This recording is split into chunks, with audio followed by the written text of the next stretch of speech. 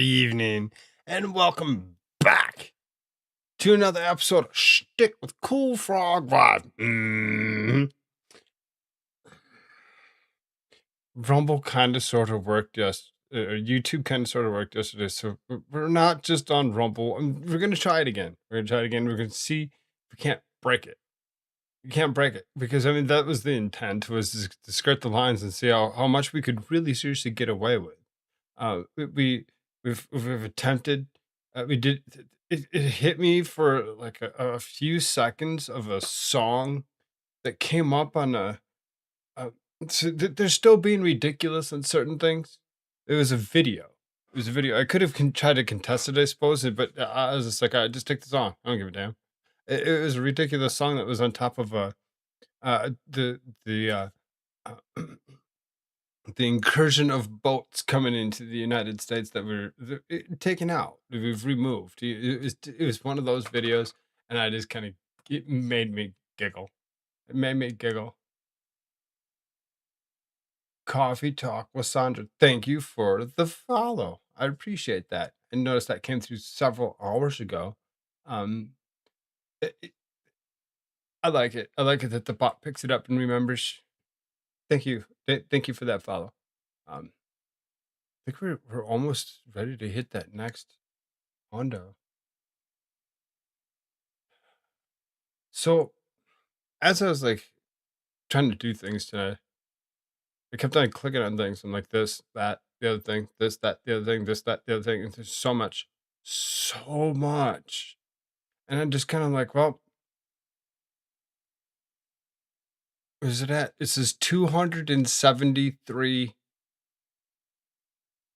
tabs on bookmarks of things that I had clicked on to say, yeah, I wanted to try seeing if I can go through this. 273. I'm like, no, wait a minute here. So I went through it, and I'm like, all right, let's pull all YouTube video from it. We'll pull all the YouTube video because then that just immediately takes and makes it longer. So I was like, we'll go early. We'll do that. We'll watch all the YouTube video out, and I can kind of go through the 273 tabs and see if I can't get that situated to a point of something that would be palatable for a show. Maybe we'll do that for the second 6 hours. Yell, smash a button, lick it and flick it, grab a seat, pull up, because we're going to really seriously go through a bunch of stuff here today. We're going to have some fun. This first thing out, Jeffrey's ball sack sitting there with Crystal and Sager. You know, I mean, it's going to be a hard piece to listen to, period. Let's get into it. Good morning, everybody. Happy Monday. We have an amazing show for everybody today. What do we have, Crystal? Whoa! I put them up at 2 speed. Is that all the way up at 2? Let's see. Calm down. Let's see. Where is this? 1.5, and he's still that fast? They speed themselves up. They have to. We'll go 125. Indeed, we do. A lot of breaking news that we added to the show this morning. There is a new exchange of fire between the U.S. and Iran. Trump is complaining about people chirping, making it harder to get a deal. Jeffrey Sachs is going to join us to talk about all of that. He's also going to take a look at the continued economic fallout amid some very interesting comments from an economic advisor to the president, Kevin Hassett. Is that his name, Kevin? Yes, anyway, right. After major cancellations, Trump is floating canceling all America 250. So maybe I should go find their piece on Kevin Hassett as well. I mean, if he's going to be talking about economy, and it's going to be that important. You see the things that they did talk about, and maybe I should just go grab the whole episode or whatever. America 250, Victor Plattner. Performances and just giving a rally speech, because we've never seen that. Just like getting told not to come to the UK ever. It was like before. Israel is being integrated deeply into our defense industrial base. Brandon Weichert is going to join us with his analysis of that, but it is not too late to stop. So we all need to take action right away to make sure this provision does not go forward. Graham Plattner and his wife are responding to sexting allegations from a disgruntled former campaign staffer, and a bunch of centrist Dems are low-key suggesting that Democrats should vote for the Republican instead. And Cenk Uygur and Hassan Piker were both blocked from entering the UK over their Israel criticism absolute insanity. Cenk is going to join us live to tell us what happened and his reaction. Totally and completely nuts. Thank you to everybody subscribing to the show. BreakingPoints.com. We have our great premium subscription currently happening, and big things that are all launching literally this month. So you want to go ahead and be a part of it. For those who are our premium subscribers, make sure that you are emailing support@supercast.com if you're having any issues whatsoever. We're not.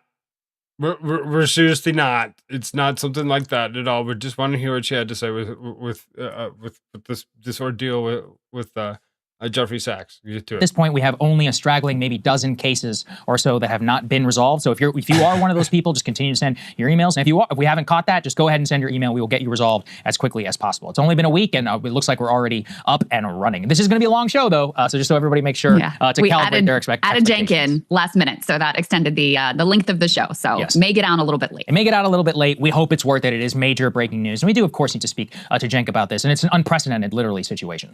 So with all of that, everybody hit subscribe to our YouTube channel. If you're listening to the podcast, please share an episode with a friend. But let's go ahead. They're making me want to actually go find the actual full episode and go watch this piece on Cenk as well. Damn it. I didn't want to do that. I just wanted to do just this. But, you know, there can be some things that will change my mind when I actually get into it. I'll just be like, wow, if you go that far into it, maybe we'll listen to the whole thing. Let's see here. Let's see if we can find this. Sachs Hassett. That's the one that I have right now. It's the 19-minute. Let's see here.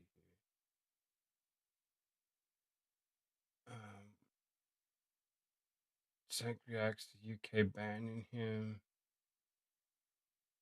They really get their stuff really broke up quite well. They get it broke down into different segments.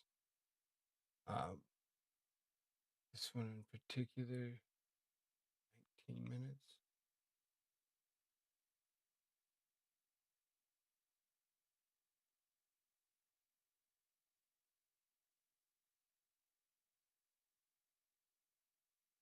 Because they don't really go live. They just kind of record a bunch of things.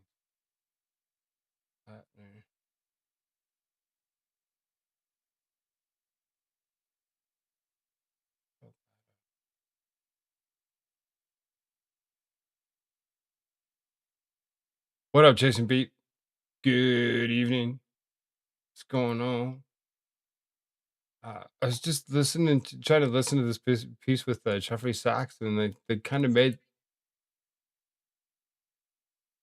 it sound like the Cenk Uyghur thing would be interesting. We'll go And start listen to here that with after. the situation in Iran. In deja vu for this show, we had something planned for a ceasefire, and yet it begins with an exchange of fire last night between the United States and Iran. Let's go and put this up here on the screen. Actually, arguably the more serious exchanges of fire that have happened now. The United States has struck Iranian air defenses on Keshem Island after Iran brought down an MQ-1 drone, a $4 million surveillance drone from the United States. The U.S. fighters also claim that they shot down 2 Iranian attack drones that posed a threat to ships in the Strait of Hormuz and transiting oil tankers. So Kuwait, as of this morning, said that the country was then under attack by ballistic missiles and drones. Alarms sounded across the country. The United States taking out some air defense systems, radar, and drone sites on Keshem Island. So all of this is very familiar, but the exchange of fire, the serious exchange of fire here, multiple different things happening, U.S. bases that were under attack, actually come on the heels of a more serious development, which is the hot conflict in Lebanon, which, of course, we've been covering day after day here on the show for this very reason. Iran has said unequivocally that the ceasefire applies to Lebanon. This was confirmed by the Pakistanis in the original April 7 announcement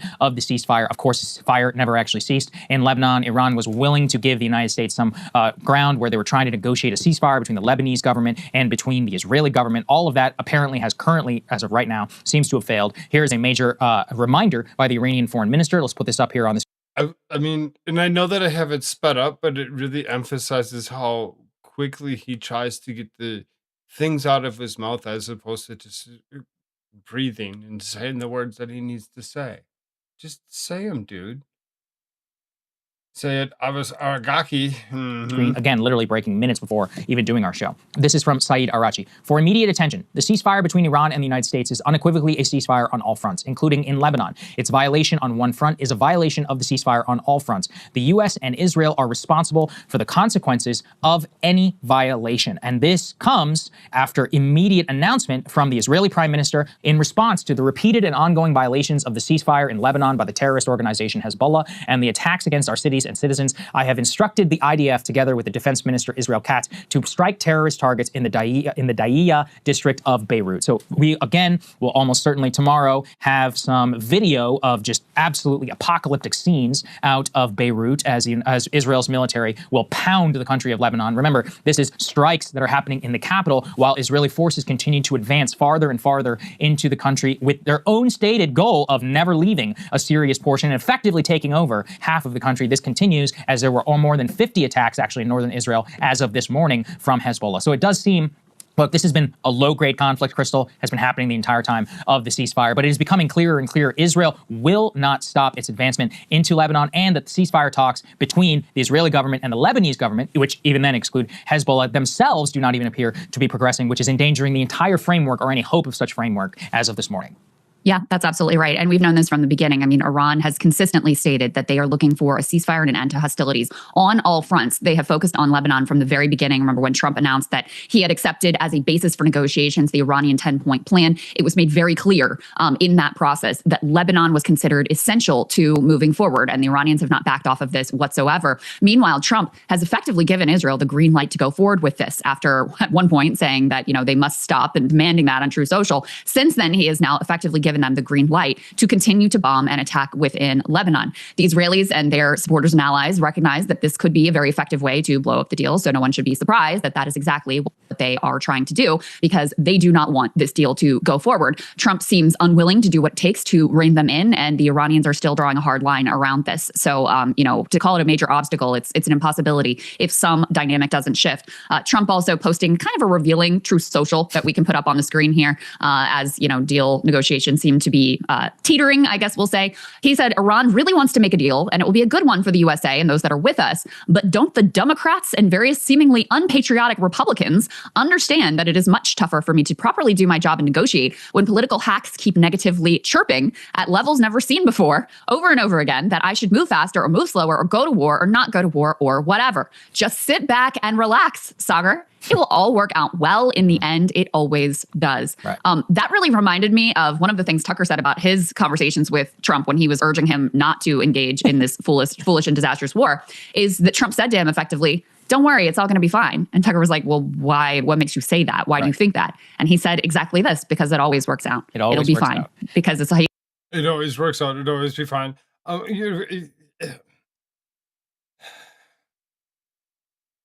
really hate that they like to pick out his words wherever he says them, however he says them, to whoever he says them to. And you're like, he said it to Tucker. Yeah, okay, well, ask him now. Ask him yourself. See what kind of answer you get, as opposed to what Tucker got for an answer. And I know you're like, well, you'd hope that it would be the same answer. You would. You would hope it was the same answer. But maybe he'd give a different one, as opposed to what you're assuming that he's just always going to say. Call him out for his ass hatter if you need to. Why are we just giving Trump, a go on everything? He's always landed on his feet. He's going to land on his feet this time, not based on any sort of reason or logic or rationality or plan to extricate ourselves from this mess, just a blind narcissistic faith in his own sort of like divine right to always have things work out. Yeah. And so that's what he's selling to the public. The other interesting thing, Sagar, I think to note here is, in his comments about chirping, you could imagine, and he sort of alludes to, that it could be the neocons that he's annoyed with in terms of chirping, because they're pushing that, we need to go back to more war. We need to be more aggressive. We've got to make sure that we don't give Iran absolutely anything in terms of this deal. We've got to be as hawkish as possible. But that is sort of undercut. The notion that he's pushing back on them is undercut by the fact that earlier he encouraged everyone to go and watch Mark Levin's show. I was going to say, that would be very not an encouraging sign. That would be a very comforting thought if we did not have this. Let's put A5 up there on the screen. Over the weekend, the president posting on Truth Social, watch Mark Levin tonight at 8, a big show, which immediately then is followed by this Mark Levin interview with the former Israeli ambassador. Let's take a listen. Tell me, what is the mindset in Israel with the Israeli people and so forth? Very concerned, Mark. I'll be very frank with you. I'm very concerned that if the regime is thrown a lifeline through sanction relief, through the unfreezing of frozen assets, you're talking about tens and tens of billions of dollars, then it will continue to fund Hezbollah, it will continue to fund Hamas, it will continue to build intercontinental ballistic missiles that have threatened us. And what I want to say to the president, if I had that elevator talk with him, as I talk about in Washington, where you get caught in an elevator with somebody for 2 minutes, I'd say to him, Mr. President, you have an opportunity to go down in history not as one of the great presidents of American history, but one of the great leaders of all time. The ultimate game changer. And I know it's difficult and under your immense pressures economically, politically, but stay the course. Stay the course and run out the clock on these guys because they have a clock. And you know what else? Let's say my team loses the midterm elections in the House of Representatives. Mm-hmm. They're still not going to be able to stop the commander-in-chief, the president of the United States, under our Constitution, from doing what he needs to do and what he wants to do. War Powers Act, no War Powers Act, and all the rest of it, unless they intervene in a budgetary way and literally cut us off. But that's on them if they do it.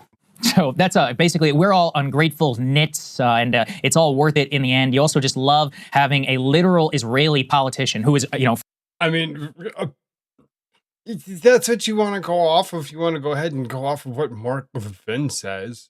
You're like, oh, yeah, Mark Levin, we should hang on his words. Why? It's just Mark Levin. Who gives a damn? From the United States, actually, I believe renounced his citizenship to be able to become the Israeli ambassador to the United States, then talk to Trump about how he can go down as a great man of history. So that is apparently where things are right now. We do have the great Professor Jeffrey Sachs to break some more of this down, the situation with Iran. Let's get to it. So joining us now to break down all of these developments and more is Columbia University professor and economist and great friend of the show, Jeffrey Sachs. Great to see you, sir. Good to see you, sir. Great to be with you. Thank you.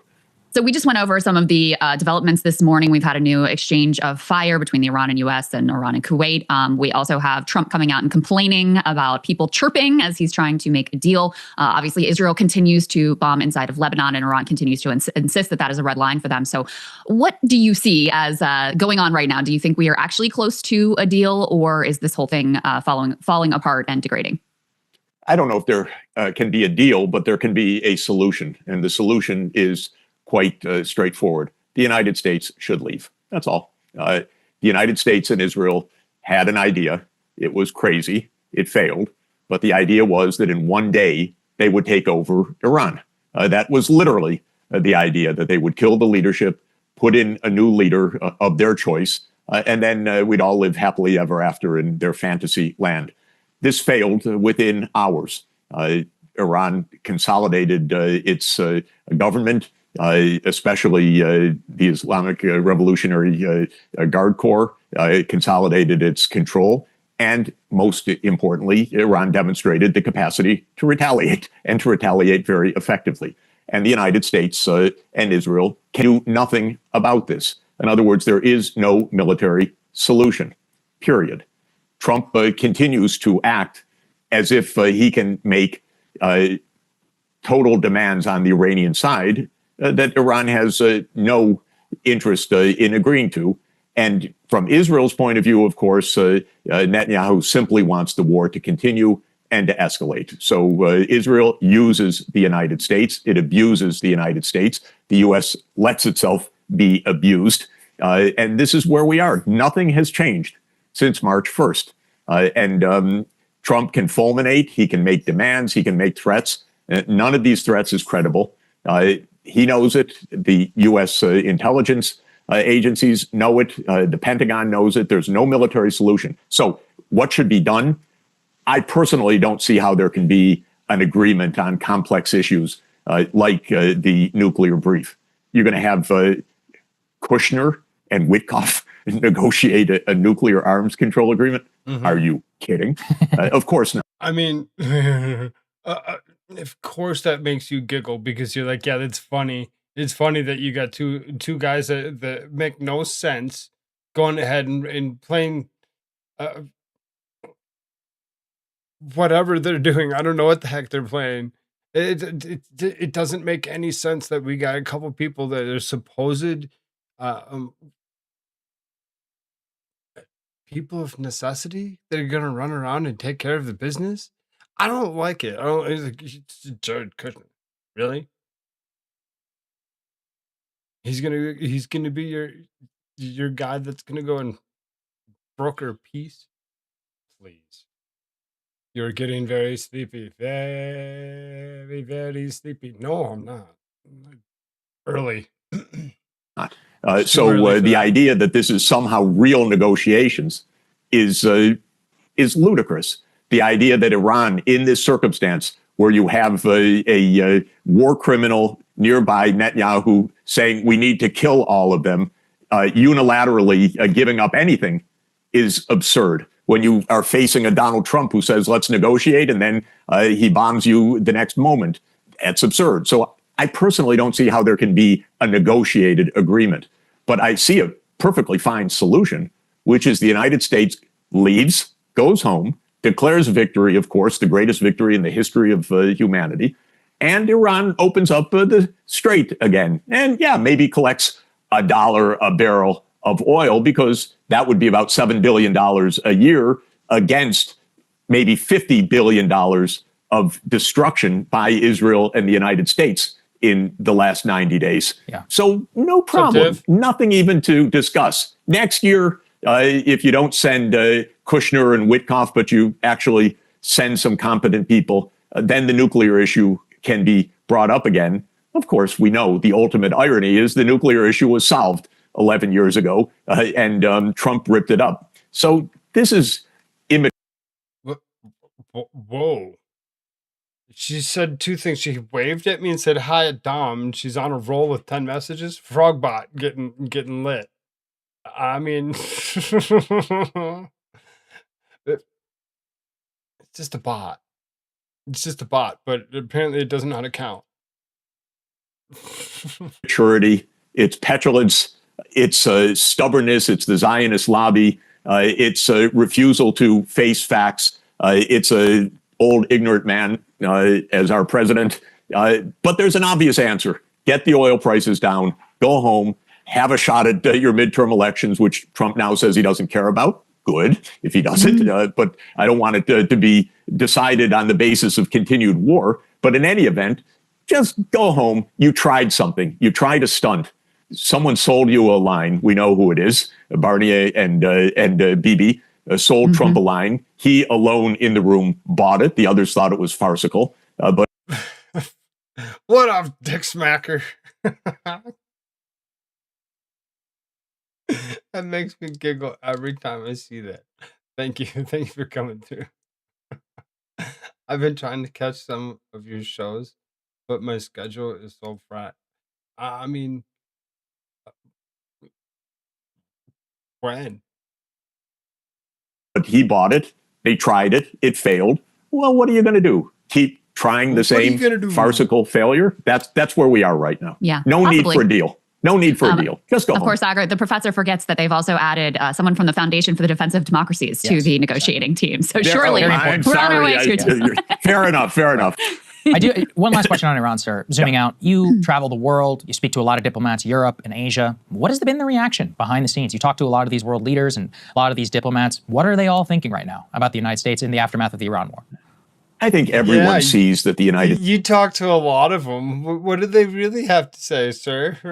Tell me. States government is incompetent, irrational, incapable. So this is a display of the lack of any process or foresight.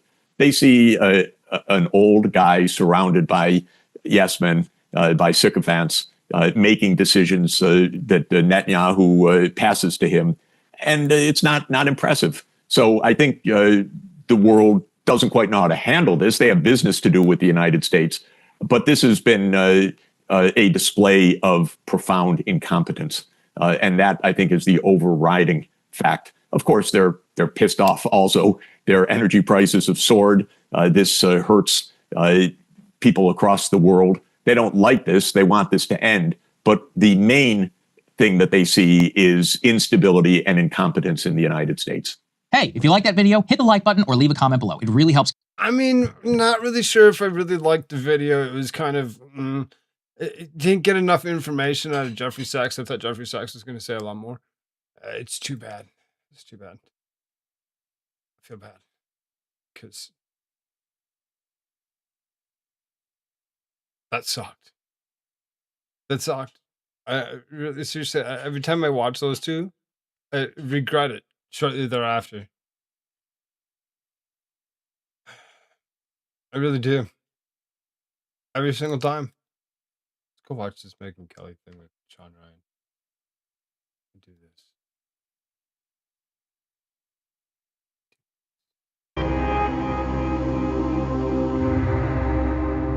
Megyn Kelly, Sean, welcome back. it's great to be here. You've upgraded. It's a minor upgrade. It's amazing. Good Thank for you. you. I'm so proud of you. Well, I appreciate that. Yeah, I just feel like you've made it. It feels good. It Feels should. good. You earned it. Feels good to give my team this, too.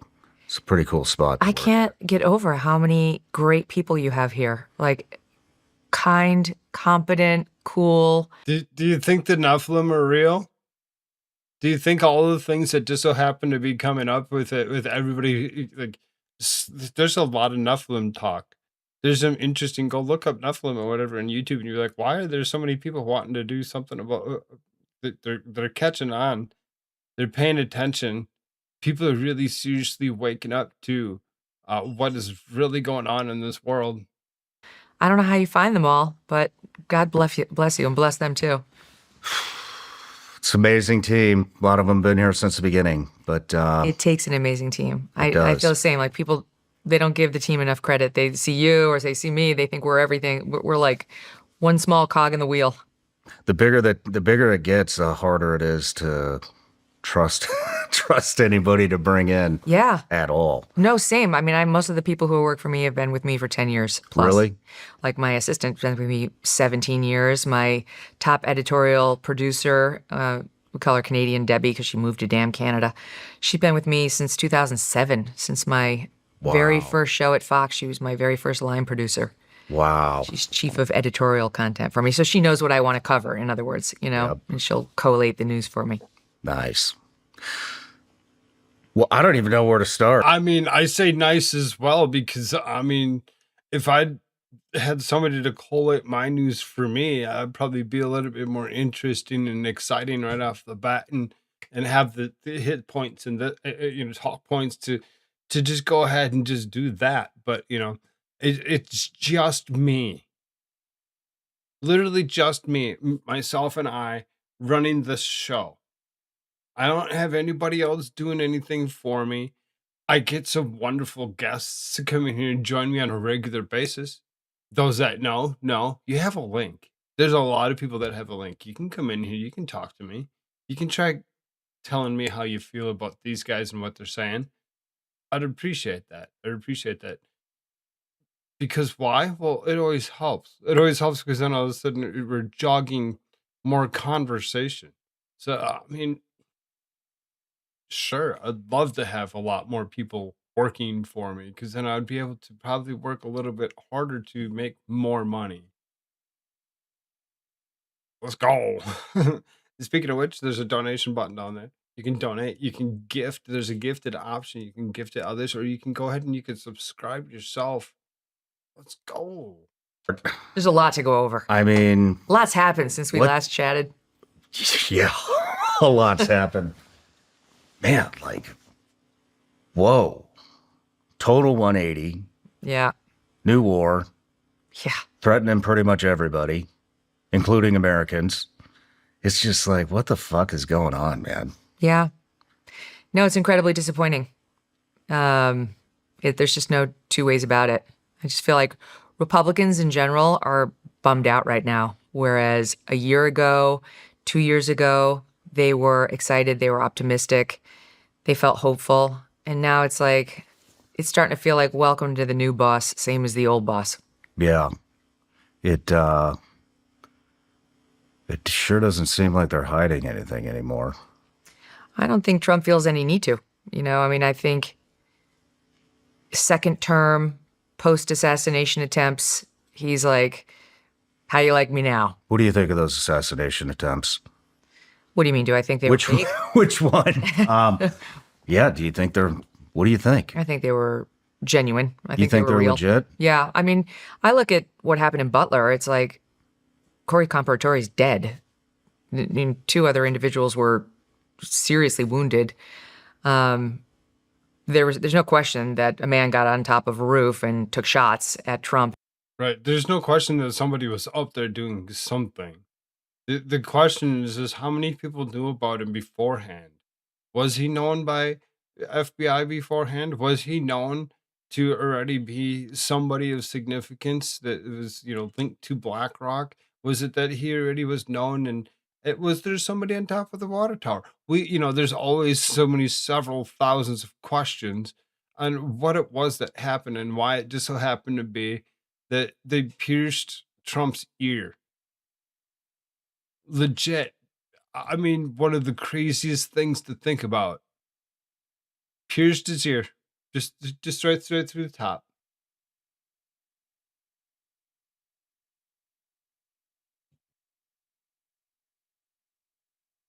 And others and killed at least one man. Whether somebody else had something to do with it. That's more what I mean. Yeah, I don't think That's what I'm saying. Who else had something to do with it? we're ever going to know that. I hate to sound so 'Cause they won't fatalistic, tell but I us. just feel like we're never going to know. No one's ever going to really investigate. Right. They're not going to tell us. And they're going to get away with the various things that they've tried to, if not cover up, just keep our noses out of, But I don't really have reason to believe that Butler was orchestrated by anyone in particular because I haven't seen any evidence of it. The closest I've seen is Tucker got his hands on the guy's social media, as did Miranda Devine and one other person, and did some reporting on how he hated the left, then he hated the right. That's when Trump got swooped in and was sounding kind of disaffected, and then had some weird social media contacts or interactions, and then things went dark. And I think this is what's led people to say, who swooped in and manipulated him, MK Ultra style? That's I'm fine with that question, but there's been zero evidence that anyone actually did that. Like the whole theory stops there because we don't have anything else past that point. For the life of me, I just can't understand why you would cut the investigation into your own assassination attempt. Yeah. Well, and he would say he hasn't, and Kash Patel would say that hasn't happened. Joe Kent would say otherwise, and has been for a long time. And not just that one. And not just that one? Right. Is there more? Can we get some names, please? Because, that might be of interest to a lot of people. The guy who ran into the White House Correspondents' Dinner, what even was that? It was like a desperate cry for That was a setup. attention. Is that like a real assassination? So is that the dumbest plan for a presidential assassination ever? You're going to run through reams of Secret Service and ball gown wearers to try to make your way up to the dais to take a shot at him? I don't know what that guy was. I think he was radicalized by the online community, which happens with a lot of these people. But that just felt like, okay, I'm underwhelmed. So I don't have a difficult time believing that people genuinely want to assassinate Trump, and that the attempts are increasing because we live in an increasingly violent world where political violence and assassination is now getting normalized and celebrated in more and more corners, so they think they have a chance to seem like a hero if they do it. I don't know. I don't know. I don't know what to think about anything anymore, to be honest with you. Yeah. The biggest takeaway of like the news cycle over the past year has been none of us knows anything about anything. I think the one thing that I'm the most concerned about is Israel. Yeah. You're not allowed to be that. You're an anti-Semite. Well, yeah. So be it. So be it. That's pretty much where it's at right now. It's like you get labeled no matter what, regardless to your beliefs or thoughts on things, because they're just like, oh, no, labels. You get labels. I don't know what to. Okay. Yeah. All right. Cool. That's how it's gone, right? It's like a lot of us have had our eyes open on Israel, and then you learn quickly after you're not allowed to have them open. You're not allowed to ask those questions. You're not allowed to have those doubts. And if you do, your whole life is about to change. I see that. I've seen that with a couple of you guys, a lot of you guys. I don't know how you guys handle all the attacks. Well, It looks like you're having fun with them, to be yeah, I honest mean, with you. it depends on the day. You know, some days you're like, oh my God, right? And you laugh. And other days it's, you get a slew of like legit death threats. Crater faces. I hate semis. Take up the whole road. I mean, right? They're so big, so large. They just in the way. Sometimes they got extra signs that just say wide load, and you're like, whoa. Why you got to be a land whale? I mean, good to see a crater face. And you think, well, this isn't great. So I wouldn't describe it as fun, but it's just part of the job. I've been called everything. I've been attacked as being all the absolute worst things you can be. And, if you're going to let outside attacks define you in your own head, you're in a lot of trouble. You're not going to last in this business. So you do have to get a thick skin and sort of shrug it off and either say, I am the worst person to ever live. I mean, I'm all the time. I'm a racist, and I'm a bigot, and I'm a transphobe, and I'm a xenophobe, and I'm an Islamophobe, and I'm an anti-Semite. Oh, and I'm pro-pedophile, and I'm all the things. I'm all those things. Pro-pedophile, I haven't heard that one. Yeah, that was what they said because I said that technically Jeffrey Epstein didn't meet the definition of pedophile, which is interest in prepubescent children. That a person who worked for him had told me that wasn't what he was into. He was into more like the 15, 16-year-old types.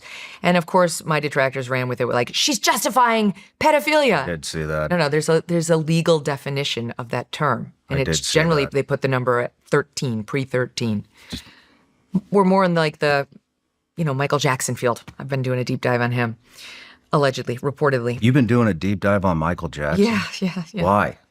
Well, that new biopic has earned almost $1 billion in a month. Well, I don't even know what you're talking about. There's What a biopic? huge movie out right now called Michael, and it's been put out by the Jackson estate. And it stars his nephew. How does Sean Ryan not know what she's talking about? Like, you're going to go ahead and you're going to hold conversations with people and you don't know all the things? That's confusing. You might have known me as another name on the east side of the state. How you been? Oh, interesting. Yeah, it's been a while. I mean, there's things my brain's like remembering this guy that smoked weed and shit. Mm-hmm. Jafar Jackson, the son of Jermaine, Michael's older brother, as Michael, and he's amazing. He looks just like him, only better looking. And he's got the dance moves, and he practiced the voice, and he sounds just like him. And there's a familial connection, so it sells, mannerisms and so on. They're there in a subtle way. And all it does is chronicle the rise of Michael Jackson from childhood to 1987, which is 6 years before the first child molestation scandal. So it's sort of clean. You can enjoy this great American success story the way you could enjoy a story about Steve Jobs or, Bob Dylan. And it just kind of lobs off what happened after 1987, which would include multiple people accusing him of child molestation. They did it for a reason. They originally had a piece on the end of it that addressed the scandal and tried to dismiss it.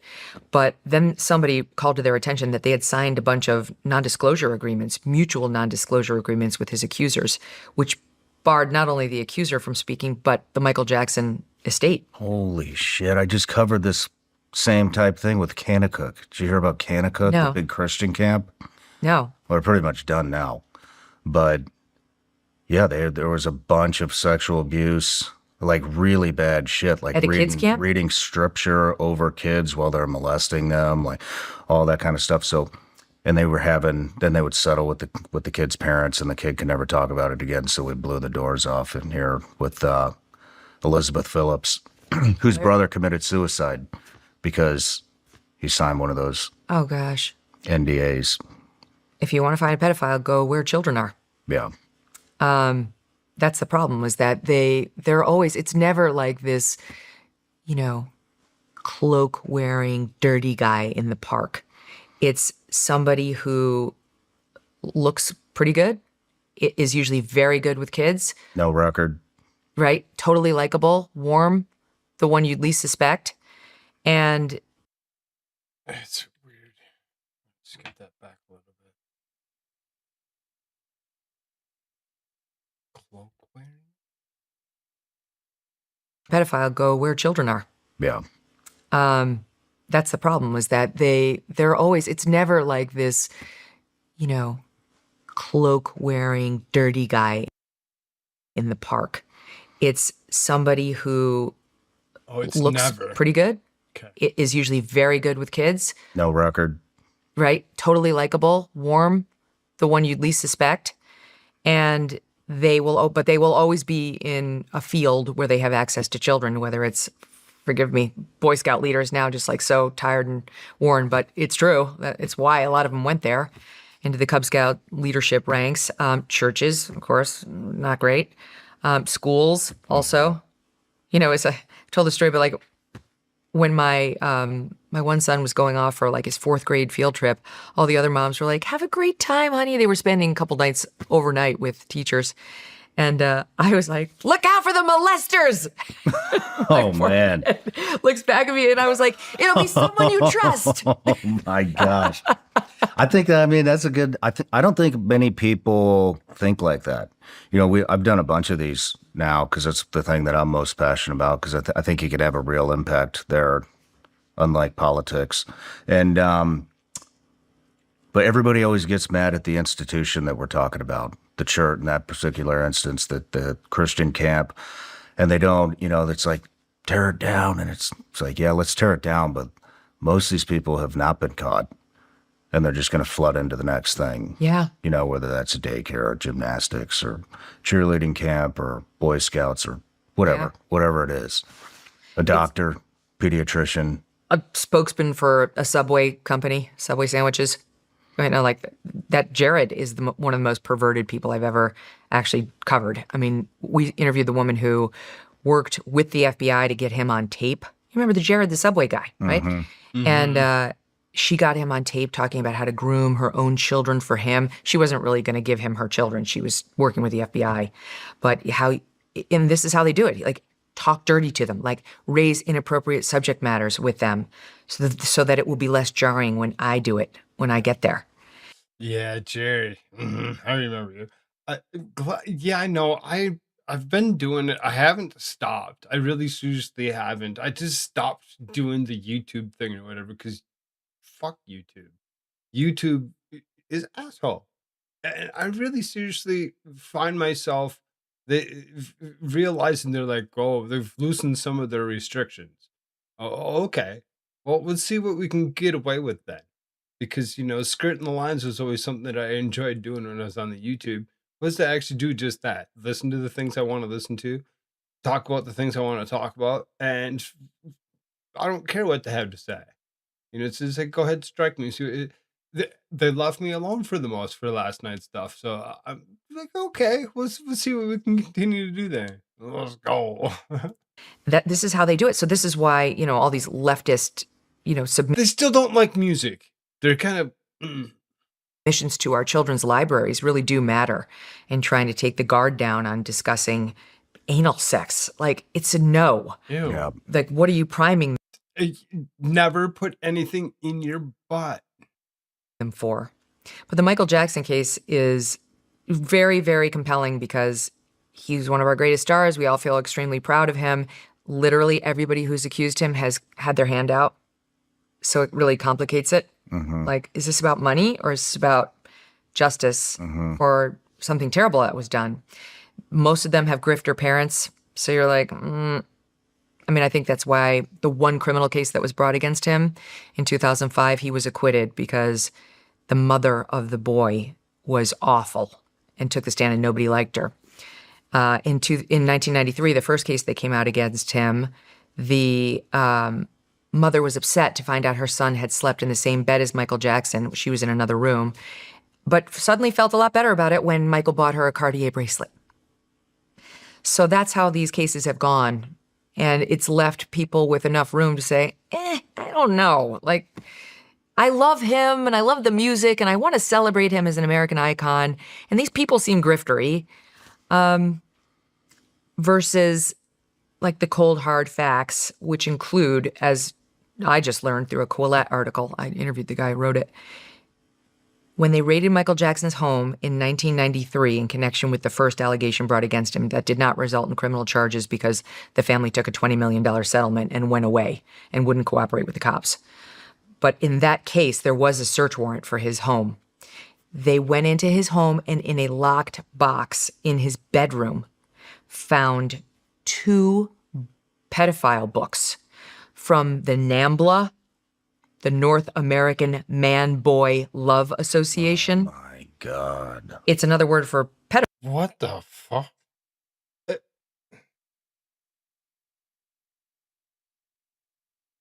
Wow.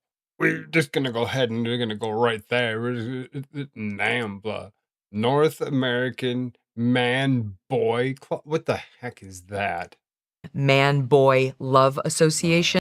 Love Association? That's gross. Disgusting. People on this planet, just disturbing. My God. It's another word for pedophiles. And they were full of naked pictures of boys, like really graphic naked pictures of boys. That's what Michael Jackson had in his own bedroom in a locked file. There's no one who's not a pedophile who has that. And one of them had his own handwriting in it, saying something to the effect of, what could be more joyful than these beautiful boys? Oh my God. So there's no question he knew it was there. He had handled it. He had looked at it. And then there was another boy whose fingerprints were found in Michael Jackson's room on a barely legal Jesus Christ. Hustler magazine. And they found the boys, at least 2 boys' fingerprints on it. So at a minimum, it That's proves so he was bad. showing porn to boys in his room. Anyway, So gross. those are facts that are really tough to deal with. Oh man. Yeah. Yeah. Anyway, so that's Does Michael any of Jackson. the victims come out? I just can you move on with the conversation? Have any of the victims come out? Multiple, but everyone is compromised. For example, the 2 that were featured in the Leaving Neverland documentary that came out in 2019 about him. You know, because he had what happened was there was the kid in 93 who took a $20 million settlement and went away.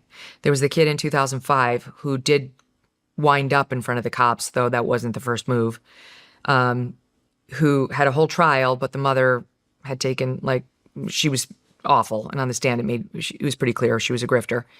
And so he was acquitted. And then there were reportedly multiple payouts over the years that he kept quiet. His mother reportedly said to LaToya Jackson, I've seen the checks. There are a lot of them.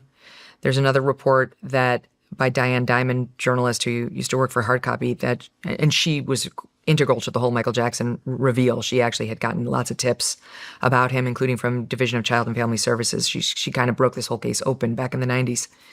But she had reported that at least $200 million had been paid out by him to keep people quiet. Wow. Wow. Summer always throws your routine off.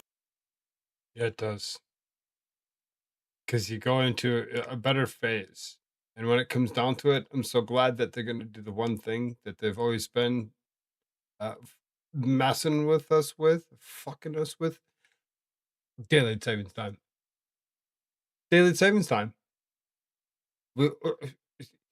Congress is moving on that. And I'm down. I'm down. If Congress is going to move on that and actually make that occur, where we don't have to seriously worry about turning clocks back anymore, let's go. Let's go. We'll keep it right at this time. Everybody would just be, it'll be weird. It'd be weird when you walk into winter, you'd be like, oh, this is strange. You'll be okay. All right, just quick Q&A from my Patreon audience. This is from RM. Megan, do you think anyone, including Massey, will actually expose the Epstein names? Yes, I think Massey will do it. What do you think happens after he does it? I think some people will lose their jobs and there could be potential prosecutions. I think it'll follow course to what we've seen with the limited disclosure so far, though mostly in the UK. What do you think is the best way to seek truth about what is currently going on in the world, and how should we protect ourselves from this psychological warfare? I mean, I think we need to elect non-elites. I think we need to elect, like, the farmers of the world, the people who didn't seek office as soon as they got out of college.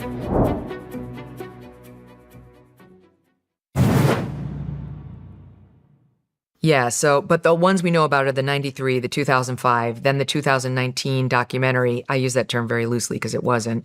But that's where Wade Robson and James Safechuck, who had been child prodigies around Michael, one had been in a commercial with him, one had won a dance contest as a lookalike who danced just like him, and then got folded into his inner circle. They came out after years of defending him. Wade Robson took the stand at his trial and said, absolutely not, as a kid. James Safechuck, I think, gave a deposition in the case, but didn't take the witness stand at trial and said, absolutely not, never. Macaulay Culkin took the stand at his trial and said, absolutely not. Emmanuel Lewis, who played Webster on that Smash series, he didn't take the stand, but he said, he says to this day, not a finger, absolutely not. He's never touched me. Well, so that's 4 I just named. What up, Bresnam? This is June is Groomer Awareness Month. Protect the children. Yes, definitely protect the children. June is also not any longer going to be called Pride Month. It looks like Tennessee's going to start it. Tennessee's going to be the one to be that bearer of truth and make it a nuclear family day or month, rather. Nuclear family month. I'm with it. Because it's Pride Month. We could go back and we could do mental health month like it's intended to be originally, but why we kind of rolled it into some form of Pride Month is because mental health, it kind of, it made it sound weird, and we have feelings. Fuck feelings. 2 out of the 4 maintain their stories to this day. There's a third who's same. He took the stand and said never, and that guy too, he maintains the story never. But 2 of the ones, Safechuck and Robson, in the 2019 documentary, changed their story 180 and said he was molesting me the whole time. That was 3 or 4 years after they had both filed a civil lawsuit against the estate for money. Why did they file a civil lawsuit in 2013 or 14 or 15 in that time frame? The estate had started making money again. It was all but destitute when Michael died. He had paid out a lot of money. He was in serious debt. His brand was no longer good. People were like, "Oh, you're gross. We believe what's happened." And he really was. The estate was literally valued at 0. Reports. Are you serious? Yeah, when he died. But the lawyer in whose hands he left the estate management, who's featured in this biopic, Branca is his name, decided to gamble with a Cirque du Soleil Michael Jackson production and then Michael Jackson, the Broadway musical. And both were hits and have been making real cash. And they realized that there's actually still a market for Michael Jackson. People want to celebrate his music and his dancing and his amazing accomplishments, and they're able to do it without thinking about the artist versus the art. Damn. And then came the biopic, and it's already made almost $1 billion in a month. And they have a round 2 ready to go. So people are starting to come out of the woodwork with their hands out. $1 billion in a month? Yes. Holy shit. Wow. Well, I had no idea any of that was happening. Yeah. Interesting. Yeah. Jeez. So, yeah, I don't know. To me, the legal stuff is always very interesting. And I'd rather talk about that these days than politics. Politics is so depressing. Not that story's uplifting, but at least it's interesting because there's a mystery to solve about someone we all have feelings about. Mm-hmm. Everybody has a feeling about Michael Jackson. Yeah. And he's an interesting, fascinating person with the weird 4-inch eyelashes and the nose. A couple of minor surgeries. Yeah. But wow. Yeah. Well, let me give you an introduction, even though you don't need one. You ready? Sure. Megyn Kelly, you spent 13 years at Fox News and moderated multiple presidential debates, including the first Republican primary debate in 2015. You're the founder of Devil May Care Media and host of The Megyn Kelly Show, one of the top podcasts in the country. Your memoir, Settle for More, debuted at #1 on the New York Times bestseller list. Over your career, you've interviewed world leaders, presidents, athletes, entertainers, and some of the most influential figures on the planet, from Vladimir Putin and Benjamin Netanyahu to Donald Trump and Joe Biden. Recently, you found yourself at the center of criticism from parts of the conservative media, and even from President Trump himself, over your coverage of the growing tensions surrounding Iran and America's roles overseas. Welcome back to the show. Great to be here. Great to have you. And, everybody gets a gift. Same gift as last time. Vigilance League. Yeah, nice. Legal I'll take in all it. 50 states. Thank you very much. I'll hide it from the children. You're welcome. Awesome. But I'll hide it we from have the a children. whole. Awesome. I want to talk about all the attacks Trump's done on you, Ben Shapiro, Mark Levin, your best friend. I have a different name for him. Earlier, my son wanted to hard-boiled eggs, but I put Tabasco on them. He got one in the fridge and asked me to peel it. I started to crack it and started running. It wasn't hard-boiled. Ew. Careful. Juice rock.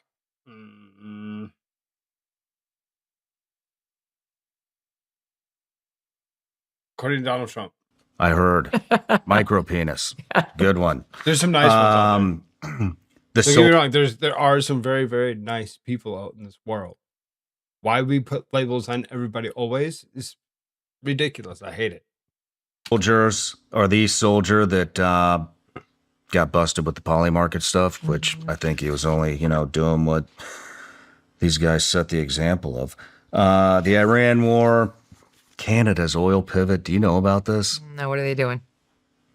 They've pivoted away from us. We'll get into it. They're now selling 900, almost 1 million barrels a day to China to diversify away from us. The petrodollar, lots of shit. AI, Cuba. We'll see what we get into. Okay. But first off, what is the Massey? What does that race mean for us? I mean, I thought that guy was going to win in a landslide. Yeah, I wasn't surprised he lost. Really? Yeah, they just spent so much money to try to defeat him. Normally, they spend like $500,000 in these races. If they spend $500, it's a lot. And this one was $30 million piled against him by the Israel lobby. Yeah, Apex literally bragging about it on X. Yeah, they're really proud of themselves. They got him fired for Israel. I mean, I guess it's not as bad as getting our guys killed for Israel. Well, that's next. Yeah, it's happening. I wasn't surprised. I think that one's slightly more complicated than some would have you believe, because I do think Trump's been gunning for him for a while because he hasn't been fully supportive of the Trump agenda. But the thing that's annoying, and even before he crossed Trump on Epstein, which I think is really what did it, he hadn't supported Trump's one big beautiful bill. He doesn't like spending that's not paid for. The Republican Party used to feel that way. This whole thing came to life in 2010 called the Tea Party, based on exactly that principle. And they used to govern that way on Team Red. And then once they saw the Democrats getting away with, out-of-pocket spending that wasn't justified or paid for, and this sort of new theory of economics that you could get away with that, they jumped on board fully. Because Trump has been the only Republican president since Obama, and he loves to spend. He's just as much of a spendthrift as anybody on the left. And so now these Republicans in Congress who used to be more like, hey, Since Obama? Since before Obama? hey, no, we have to have Because Obama wasn't no Republican. We know better. justification for it, and we have to pay for it. Completely abandoned that, gave Trump his blank checks. We'll never pay off the debt that the country's paying, ever. Our children, our grandchildren, I don't know. It's a very tight-knit club, and we ain't in it. Right. What's going to happen. It's much more likely we'll face some sort of a bankruptcy as a country unless we can somehow get these AI companies to take on our debt. They're the only ones who could afford it. And Did you come up with that? Get the AI companies It's to my take on- idea. Yeah. How the hell? Why would they do that? I don't know, because we'll let them develop their product. Like, they're the only ones who can afford it. They actually could get us out of this jam. And maybe we can use it to at least save America and our balance sheet. But in any event, Massey was one of the guys who held firm on the spending and said, I'm not voting for spending that's not paid for, that we can't offset someplace. There's enough debt. And that's why he didn't like the one big beautiful bill, among other reasons. And Trump just can't take any dissension in his ranks. You will be culled from the herd if you cross him on anything. He will not accept dissension. And that's why we have a House that doesn't do anything now. We have a Congress that doesn't check presidential power at all, even though they were supposed to be the most powerful branch, not him. The founders wanted a small presidency, small executive. That's why it's Article 3. And, Article 2, and Congress is 1. And so I thought Massey was going to get targeted by Trump. And then when I saw him push on Epstein, I knew Trump was going to, he was so angry. But the irony of all that is Trump is the one who told us we were going to get disclosure on Epstein. It's really the Trump backers. Trump didn't make Epstein a huge campaign issue, but he did a little. And he definitely made disclosure an issue, whether it was the JFK files or the MLK files or, the UFO files, all that stuff. And Epstein was a huge issue for a core part of Team Red. So, you could argue that Massey was holding Trump to the Trump agenda, not bucking. See, that's what I don't understand how people don't see it that way. Every time I blast Trump or anybody in his administration or Pam Bondi, anybody about not releasing those, redacting all the names, all this shit, I get blasted by the Republicans. So it's always important to ask who you're getting blasted by. I mean, it could be bots, probably bots, but I can't tell. Ooh, if it has anything to do with Israel, it's bots, for sure.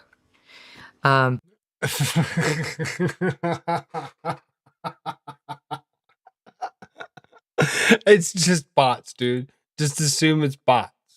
Don't worry about it. It's just like water off your back. Don't worry about it. Don't worry about it. You don't have to worry about it. Nothing to be concerned with. It's just the bots. Oh. Ooh, if it has anything to do with Israel, it's bots, for sure. But when it comes to like what you just said, there is, what's core MAGA now? I have no idea. I think I didn't really catch what they all kind of removed from our abilities here in the state of South Dakota. I really seriously didn't. I'd have to go look into it. Maybe that's why every single time that I walk in there and I grab stuff or whatever, they're actually handing free lemonades and cocos and stuff out or whatever. I don't normally do the drinks, but I'll try them. I'll definitely try them once I get to the point of the necessity of being like, you know what, I'm going to try this. I know. Trump has said from the beginning, Pedophile supporting Israeli lobby? Well, I have no idea. Need a different acronym. But Trump has said from the beginning that he defines what MAGA is. MAGA is what I say it is, he has said. And he's not wrong. It's his moniker. It's his campaign slogan. And all along, he's defined what is and is not MAGA. And he told me personally, MAGA will feel the way I want them to feel. I'll tell them how to feel about this, that, or the other thing. And they will. And he has been totally right on that. The problem for Trump now is that he has defined MAGA literally to those who agree with Mark Levin. If you don't agree with Mark Levin, you're not MAGA, which means you must. Mark Levin is MAGA? Oh, okay. Well, I don't agree with Mark Levin, so I guess I'm not MAGA anymore. I mean, I guess I hadn't been for a while because I actually seriously kind of took myself to the point of I wasn't wearing his hat any longer. I wasn't really boasting of any MAGA of any sort. It kind of upset me as he said that he wasn't going to do certain things. He was going to do other things, and he wasn't doing any of that. He was doing his own extracurricular bullshit. So, I mean, Mark Levin. Please. Make my own tincture. Uh-huh. I know you do. Must be a neocon whose main issue is what's in the best interest of Israel. And that defines MAGA down to nothing. It's a nub. So what's that? It's not large, it's not important, it's not cool, it's not appealing to young people, it has no future. Much like Mark Levin himself, it's old, it's angry, and it's dying. And so those are the people who, like, the die-hard loyalists who will just feel the way Trump wants them to feel are the ones who are harassing you for saying what you think about Thomas Massie. They're entitled to their opinion, but they do not represent the Republican Party. They don't represent the right, and they definitely don't represent the future. Well, I don't even know what the Republican Party is anymore. Yeah, nobody stands up for anything. It's unclear. Not inside. All these people I thought were Republicans on the outside are standing up against it, but nobody on the inside is, except the people that are resigning and Massie. Yeah. But I mean, all the Pete Hegseth fucking went down there to campaign against him. What is that shit? What is that shit? Right? What did he really seriously do for him? Please. I don't like it. We watched that. I found it ridiculous when we watched it. Forget he started a fucking war? Yeah. That was so highly irregular. What the fuck was that? Is that even legal? It's legal, but it's... Because as a military member, you can't be doing shit like that. No. And we have never, like, in modern history, I think it's fair to say, I can't think of another example, have we deployed the Secretary of Defense, or now War, for a specifically political mission, right? Like, we've always tried not to do that because it's important that our military have the support of all parties, that they not be seen as a politicized group. And I think the Pentagon tried to justify it by saying, oh, he was going down there on multiple items. You know, it wasn't just to sink Massie. That's tough to swallow. And it's like so much with the Trump presidency, it's a bridge we shouldn't have crossed. Like there are certain norms and protocols that are good, that are there for a reason, to maintain some faith in institutions. And you can make a very strong case that faith in the Department of War is at the top of the list. People need to believe that that's not a corrupt organization or one that only fights for one side of the aisle. And we need to keep the troops out from that kind of scrutiny too. And it starts at the top. So it was wrong. I'm aligned with what Maggie used to be, but Trump isn't it. I didn't think we would be Kamala would have been terrible. Right? Kamala would have been terrible. But I didn't vote for a turd sandwich and a giant douche canoe. Saturday. I mean, when it comes down to it, you're just like, I hope everybody's paying attention to their midterms. There's an awful lot of people that are being voted on this midterm. There's a lot. Anybody not paying attention? We had our primaries here on the 2nd. We have a primaries here on the 2nd, whatever. I went ahead and I made sure I voted for that. If you're not ready and available to do such a thing, you should.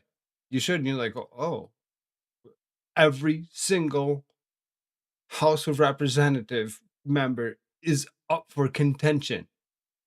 You should primary most of those. Probably all of those. 435 of them. They should not have deployed him in the fight against Massie. It's disgusting. I mean, it's just a shitty example for everybody in the military, too, to have the top guy going around and campaigning for people when literally nobody else in the military is allowed to do that. Yeah. And, you know, how do they feel? I mean, like, I'll guarantee you the vast majority of the military, if you polled them about, like, whether they wanted Thomas Massie to be reelected, would either have no opinion or you'd have leftists saying, well, I just want him out altogether because, I'd rather have a Democrat in there. But the right wing of the military is going to be just as divided as those of us who are not in the military. So it's like, who are you speaking for? It's not like something that has popular support within the group he represents. So what does this all mean? I mean, I thought he was going to win. I thought for sure he was going to win, but then he didn't. And Israel bought it. They bought the election. So what do we even vote anymore? What's the fucking point? Legitimately, what's the point? It's very hard for me to argue against your cynicism. I think a lot of us, we have a duty to vote, but like, why? Yeah, for what? What? If they're just gonna, I mean, ideally, a candidate will come along who will represent an antidote to the system. And I know that we thought Trump was that, but like, if you look back, there were a lot of signs that Trump was not going to be that. The self-dealing that Trump's always done on economic matters, like finances around his family business, should have telegraphed to us he was viable. Mm-hmm. I don't think everyone is. I do think like Thomas Massie wasn't. There are certain people who actually have deep principles and they stand by them and they couldn't be bought and paid for. Now, could they win a presidential election? That I don't know. Haven't seen that in recent years. But for me, the line between left and right is merging. Like there's something rising out of the middle of that is. You're far talking less with Anna partisan. Kasparian. Yeah, I love her. It's awesome. I love her. I do too. Well, She's awesome. People think of me as a Republican, but I have. Did all this? We just love Anna Kasparian. She's the best. She's the best. Cenk Uygur, not so much. Not so much. He's kind of a butt munch. But Anna Kasparian, yeah, she's alright. I haven't been a Republican in over 20 years. I was a registered Democrat when I was fresh out of school, and then I was a registered Republican for a few years when I was like right around when I joined Fox News. And then I quickly realized I don't want to wear either of these team jerseys. I'm against both of these guys. And I registered as an independent.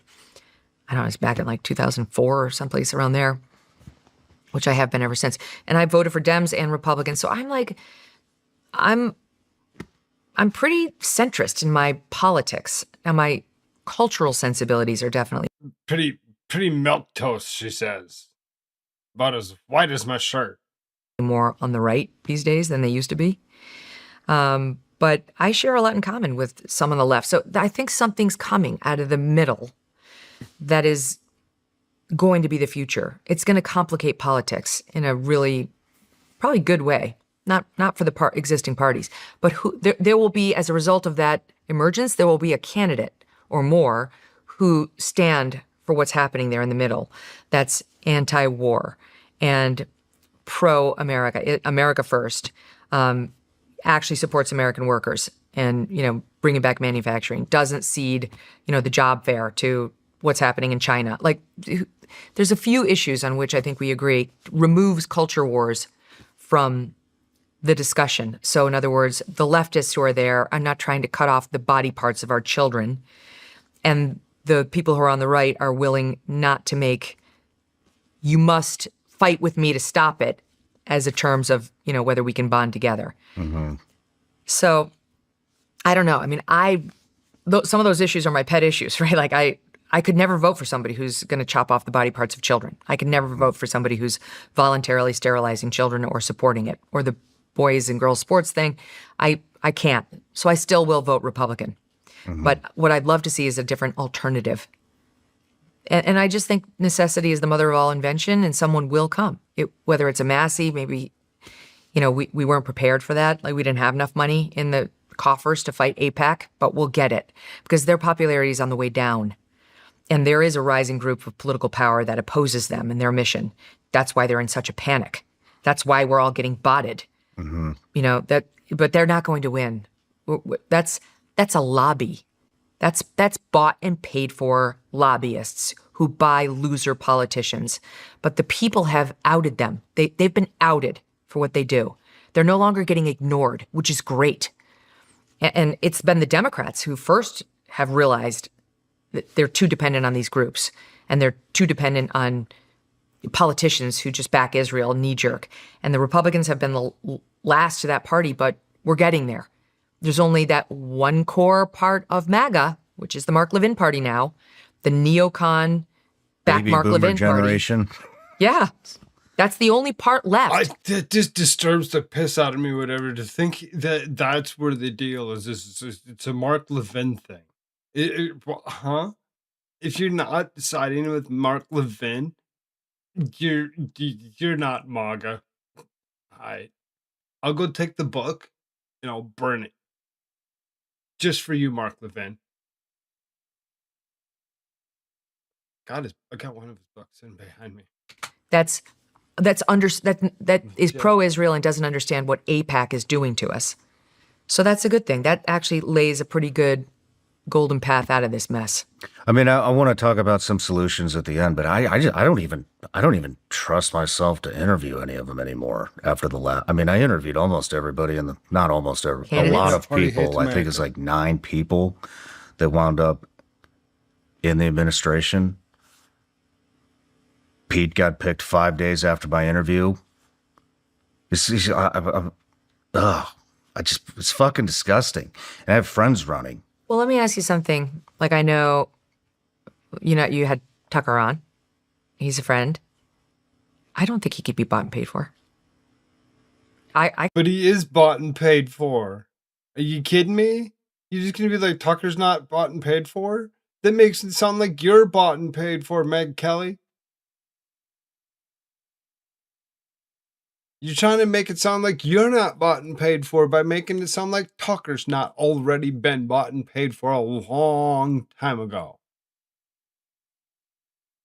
I could get behind a Tucker presidency. He doesn't want to run, but I could totally get behind. I think for him, he's got ideological principles on which he will not bend. And that you have to find somebody who's like that, who can get backed by people with deep pockets who actually don't have an agenda that's different from that person's, Like Trump, he took $200 million from Marion Adelson. Well, how did we think that was going to end? I mean, we all know that he took the money from Marion Adelson. How did we think it was going to end? We all knew how it was going to end. With him actually going ahead and siding with anything that Benjamin Netanyahu wanted. We know. We get it, Megyn Kelly. I think we took Trump too much at his word on the, I'm not going to start any more wars, especially not Middle East wars, especially not one with Iran. We could be here for the next hour running those sound bites. We were too non-skeptical when the answers were right there. If you looked at who was backing his campaign. You got to vote by tomorrow, bro. The biggest donor, and it wasn't just Miriam, there were many, he said her loyalty is more to Israel. Why didn't we pay more attention to that? Like, why aren't we blaming ourselves? I don't accept that there's no one we could find who wouldn't be true to the agenda he or she ran on. I am not quite that cynical yet. I'm not quite that black-pilled. Well, that's good, because I am. but I wasn't even talking about president. I was just somebody running for Congress, Senate, whatever. I even think the president, they'll just get eaten alive by the machine. I would assume that is probably just what it is, their creative face. Just that. A Hummer in the Oral Office. Chrissy Noem didn't make it anywhere other than with that. She's like, well, I can help you out real quick, sir. But no, you have plenty of reason to think that. I mean, I think there maybe is another way out, but it's going to take a lot of organization. The best way out is to shrink government. I mean, that would be the greatest way, just to shrink it all down. Stop with the, unitary executive, shrink the president's powers. It's happening. Trump's been reduced to executive orders only. He's passed no legislation. He got his One Big Beautiful Bill Act passed. He got the Laken Riley Act passed. And Everything he's done with his pen is going to be undone by the next Democrat to take over. Even if he got rid of the filibuster, okay, get rid of the filibuster. That's all going to change as soon as the Democrats take power. All those non-filibustered bills are just going to get reversed by the next Democrat Congress and president. So in a way, they're all shrinking themselves and how much they matter, which is great. Is there anyone sitting around thinking, if only we could have more government? Well, leftists are. No sane person is thinking that. Yeah. I don't know. I don't know what to think anymore. I don't even trust my own intuition when it comes to. He literally just almost said what he really wanted to say is, I just sit here and I don't think anymore.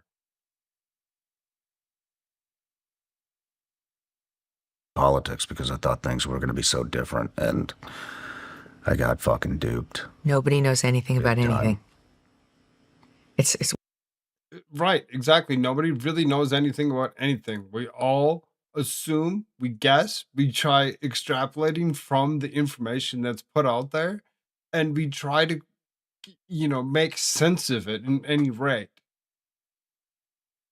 to help each other in some rate understand what it is that's really going on and why it is that they feel that they need to control every little aspect of our lives. The government's horrible. The government's horrible, and we should stand up against it. one of the themes of the year. The thing is, like, the Trump thing is so disappointing because he did seem like he was going to be different. You know, he was independently wealthy, so there was some reason to believe he wasn't going to need their money or be swayed by it. He's such a fighter and a middle finger. He's a walking middle finger. So you kind of felt like maybe he won't do Miriam Adelson's bidding, and he's too smart for that. Like, that's how I saw it. Like, there's no way he's going to be pressured by a lobby into reversing himself on one of his top and principal campaign promises. You know, like, it would be the same as continuing Joe Biden's open border policies. Like, that's how impossible it seemed that Trump would start a war. And everybody's like, he said Iran can't have a nuclear weapon. He said, his defenders say, he said that Iran can't have a nuclear weapon. Yes, he said that. Iran was not close to getting a nuclear weapon. Those are lies. You know, the people who are making that justification for Trump are neocons who just, they believe in a very hawkish foreign policy. That's fine. They're entitled to their belief. But don't expect me to believe your lie, because we saw the intelligence assessment right before we launched the war saying they're nowhere near a nuclear weapon. So just stop, okay? Stop. Don't tell me to trust the system that they were about to have it when the system has told us you're wrong. Your intel is wrong. And that's pre the June strike. Like, post the June strike, Trump is the one who told us he obliterated their nuclear weapons facilities. Pete Hegseth told us that. And now we're not allowed to believe that, or we're anti-Semites. And I believed them the first time. I actually believed them that we obliterated and repeated it and defended them when others said it was bullshit. So fuck you for telling me I'm no longer allowed to believe that. You're the ones who told me that. Man, it's enraging. It is enraging. It is, because it's like, who's going to be stuck with this bill? Our kids. Our kids are going to be stuck with this. And now look at the state of the Middle East now. Look what's happening in the Strait. You know, it's like, I go by the people around me, first of all, like my friend and hairstylist Sarah, who I love. She's like, I am sick of talking about the Strait of Hormuz. Because she's a normal person. She is worried. She's like, I have a good job. I make decent money, and I can't get a house. And it cost me $150 to fill up my car yesterday. Like, that's what a normal person sounds like. But what's happening in the Strait is causing some of those problems that she's having. And because of Trump now, we are forced to think about the Strait of Hormuz, which is in worse shape now than ever, because there's no way we're emerging from this without Iran somewhat in charge of it. There's no way. I'm scared to death that the U.S. dollar is going to be thrown off the world reserve currency. I don't even really know what that looks like if it does, but it's not going to be good. And that's what seems to be happening in from my perspective. I mean, they're hitting all the infrastructure of our allies that reinvest all that oil back into Wall Street. I think it's UAE already said they didn't. Was it UAE? They already came out and said when we run out of US dollars, we're going to the UN. Yeah. And look at the position that the country's in, just, if you just zoom out, where, we are swimming in debt. We have no plan to pay it off. We don't even have any means to pay it off other than possibly my idea. And China is growing at a rate that's something like 10 times the American growth rate. And we are facilitating it for them.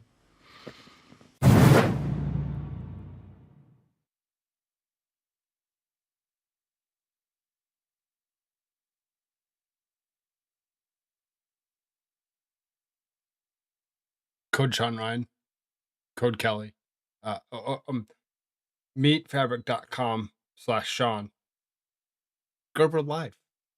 It's the fabric of life. Sean.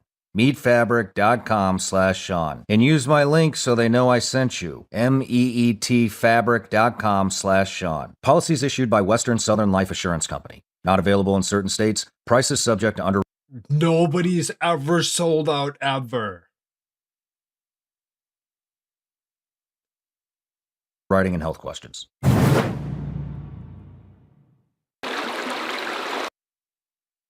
What happened to Joe Baby Joe? We're going to be exporting oil, so why does foreign oil matter? Why protect the strait? Choke it off. Export all the extra oil we're supposed to have. Right, exactly. We're supposed to control that. I mean, I don't know why. I mean, there has to be conversations every day of heads of state looking at each other going, we don't have to put up with this shit. These people have weaponized their dollar, the tariffs, the sanctions, all that. We don't have to deal with this shit anymore. Yep. And it's happening. BRICS is growing. Yep. BRICS is growing. I wanted to wait and talk about this shit with Canada, but this popped up on my radar the other day.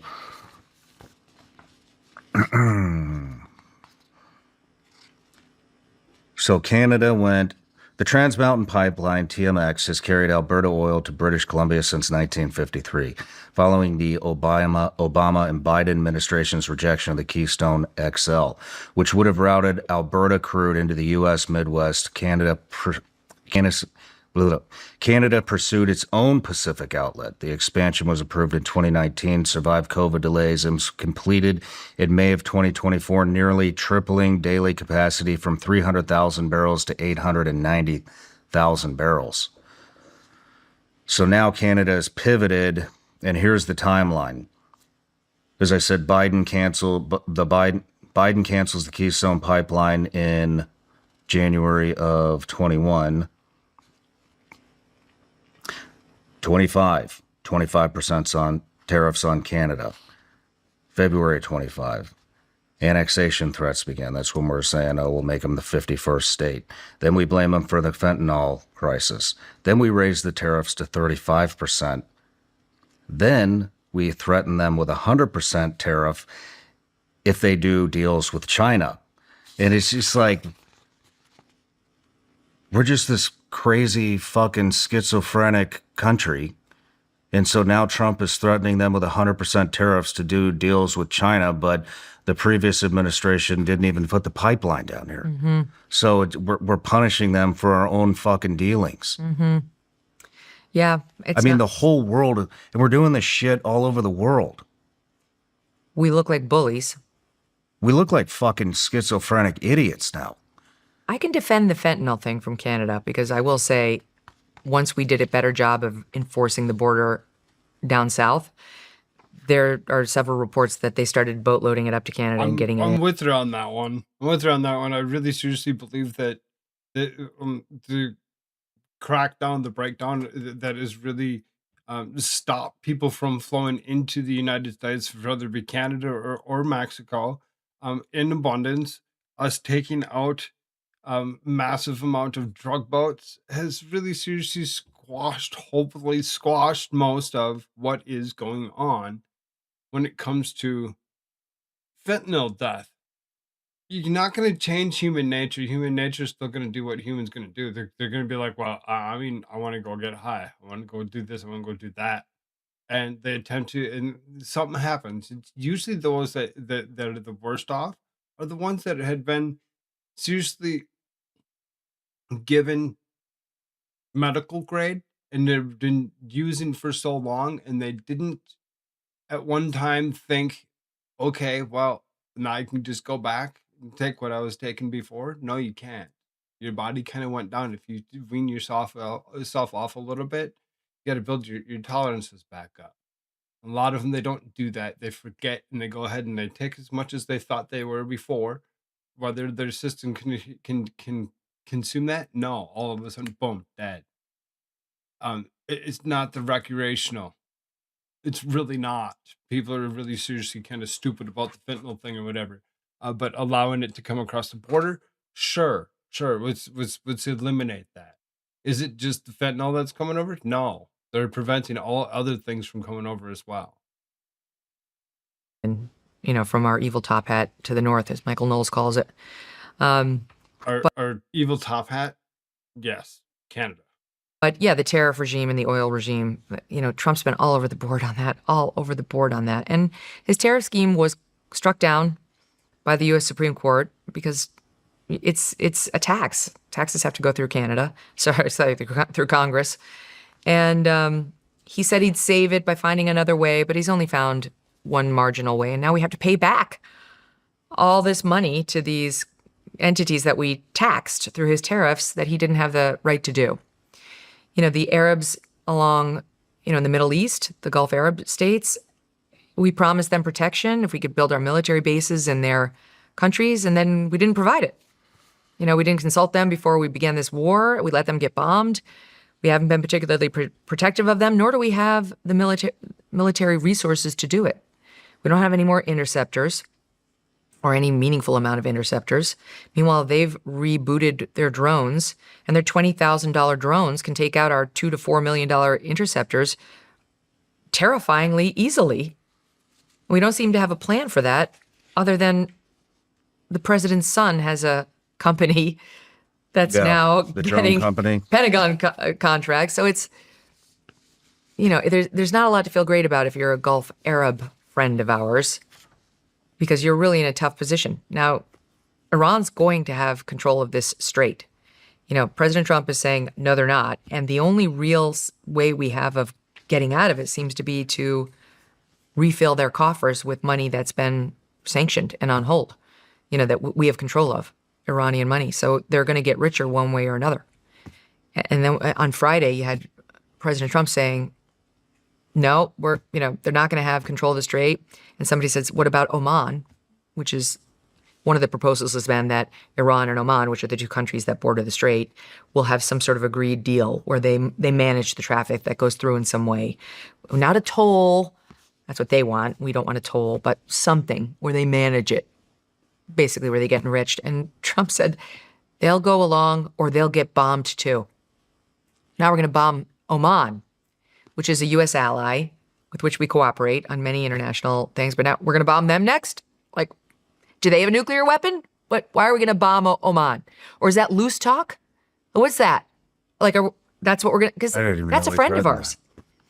So, we really are sending a message across the board now, but especially to those Gulf Arab states, like, we don't really care about you. Who do we have any friends left? Israel. Other than Israel's really happy with President Trump. Really happy. He's got a 99% approval rating over there. Yeah. Maybe he'll get the fuck out of here and move. But I mean, what's a friend? What's an ally? It's somebody who actually cares about your interests as well, or who will at least cooperate with you to advance your interests. That's certainly what we've done for Israel. What have they done for us? How is any of this in our interests? I'm going to be honest. I feel like the United States is just a fucking cow pasture full of cattle for Israel. We fight their wars. We die for their wars. We pay for their Iron Dome. We pay for pretty much all their missile defense. I printed a list out of all the shit they get, but It must be long. it is, and depressing, just like everything else. But yeah, U.S. taxpayers funded defense, what America pays for. I love Claude, by the way. But Great. yeah, annual military aid. I love Claude, by the way. Yeah, I mean, I bet you do. I bet you have yourself a little AI friend that you enjoy the most, and you named it Claude. You named it Claude because why wouldn't you? Weirdo. 3.8 billion, 38 billion in total. Current 10-year memorandum of understanding signed under Obama, including 33 billion in foreign military financing and 5 billion dedicated to missile defense systems.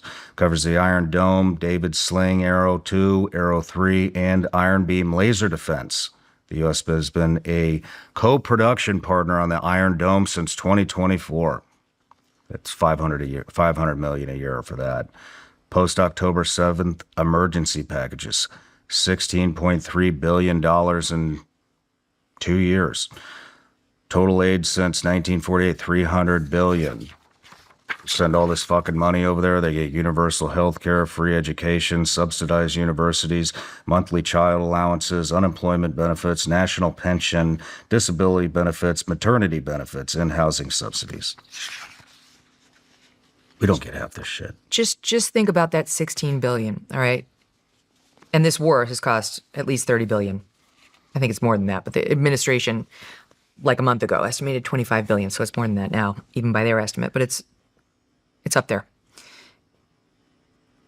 In 2010, President Obama shoved Obamacare down our throats.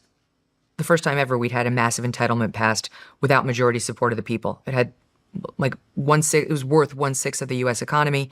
It was shoved through without majority support.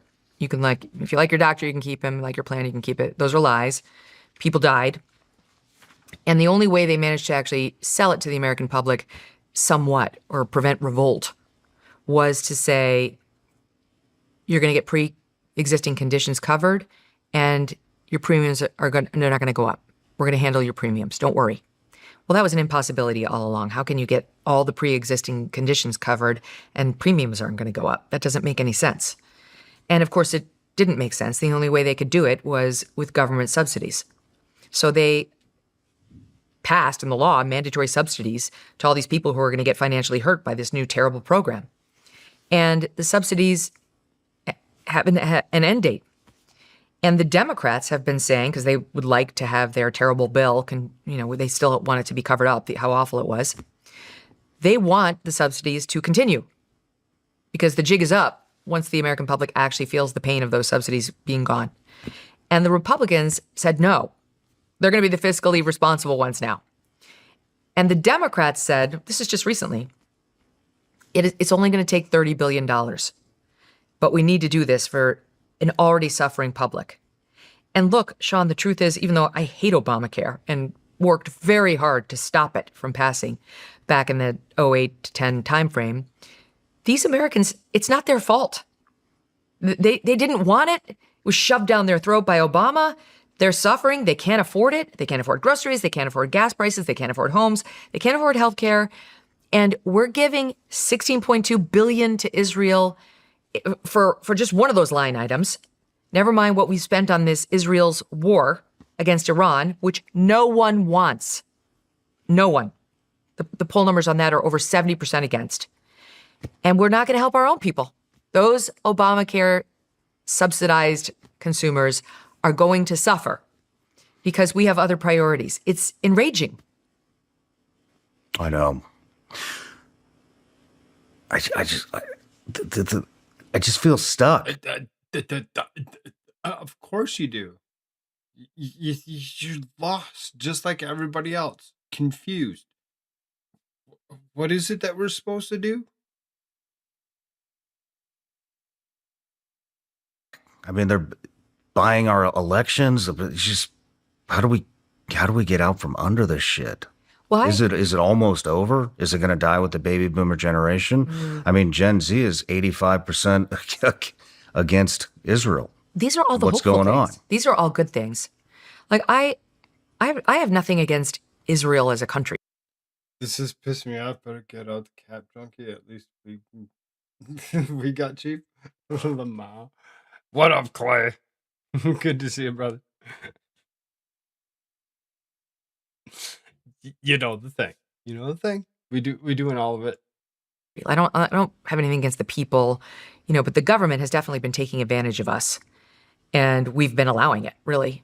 And sometimes I do worry, like, we shouldn't use Israel as a proxy to hide our anger at Trump. President Trump's the one who made the call. And Netanyahu... Yeah, but this has been going on for a long fucking time. I agree, but I'm just saying, like, Netanyahu made an argument that he thought was in favor of his country. That's fine. That's him looking out for his country. Why didn't our president look out for ours? Why didn't we say, we get it? Just like Obama reportedly said to Netanyahu, we get it, but no. And many presidents before him in the modern era who have been the victims of this dog and pony show by Israel and have said, it's a no. Farmer. What up, bro? That Trump wasn't the first on whom they tried this. So I do think it's important to remember Trump has agency and Trump is in charge. Clay, I debunked part of this video. Fuck the AI. Just kidding. The AI is really seriously interesting. It comes up with lots of very, very particular stuff. Mm-hmm. Cheers, brother. I'm about to have some food. Yum. Get it. Of the U.S. military and what it does, not Netanyahu. He made the pitch, but we're the ones who fell for it. And I think Trump is regretting it mightily now. But what you were saying... You think he's regretting it? Yes, but hold that point. Hold that thought, because I do want to come back to that. All the stuff you just said is why we should feel optimistic. Like, if you go to the doctor tomorrow and you find out you have cancer, you might feel sad, but it's actually a good day because you found out about cancer, and it's better to know so you can do something about it. The reality was the same yesterday, today, and tomorrow. You have cancer. But after knowing it, you're in a better position to improve your life and to make real changes. That's how I see this whole problem with Israel. We didn't understand this on the left or the right about how much influence Israel had over American politics. Some did. Glenn Greenwald has been sounding the alarm on this forever, as have people like Anna Kasparian, but Cenk Uygur. But it's been a smaller group. This wasn't something that was either known or accepted, I guess might be the better word, by both parties in America. And it is now. That doesn't mean they're not going to still win some battles, especially on Republican elections, because Republicans are still close to this lobby and in bed with them financially. But this is the beginning of the end of that. The incredible response to 10/7, what Israel did in carpet bombing Gaza, and now Beirut, by the way, and getting America into a new Middle East war, leading our soldiers to be killed, endangering another generation. This is going to be held against them. The Americans are awake now on the issue of Israel, yours truly included, in a way we weren't the day before. So that's the good news. On the subject of Trump regretting this, I do. I think he regrets it very much. Why do you think that? Because he's not dumb, and he knows it's crushing him. It's crushing his numbers. When have you ever seen Trump exposed to bad polls not come out and attack the polls? Why isn't he doing that?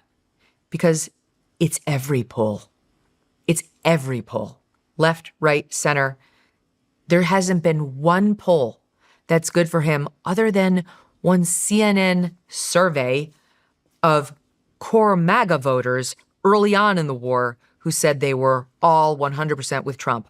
Well, MAGA is basically defined as you're pro-Trump. Mm-hmm. So of course they're going to go along with Trump. But MAGA is shrinking. At best, it's 19% of the electorate and or of the Republican Party. And so it's shrinking. It's shrinking in relevance. And the rest of the Republican Party is having real doubts about this war. And of course, the left is totally against it.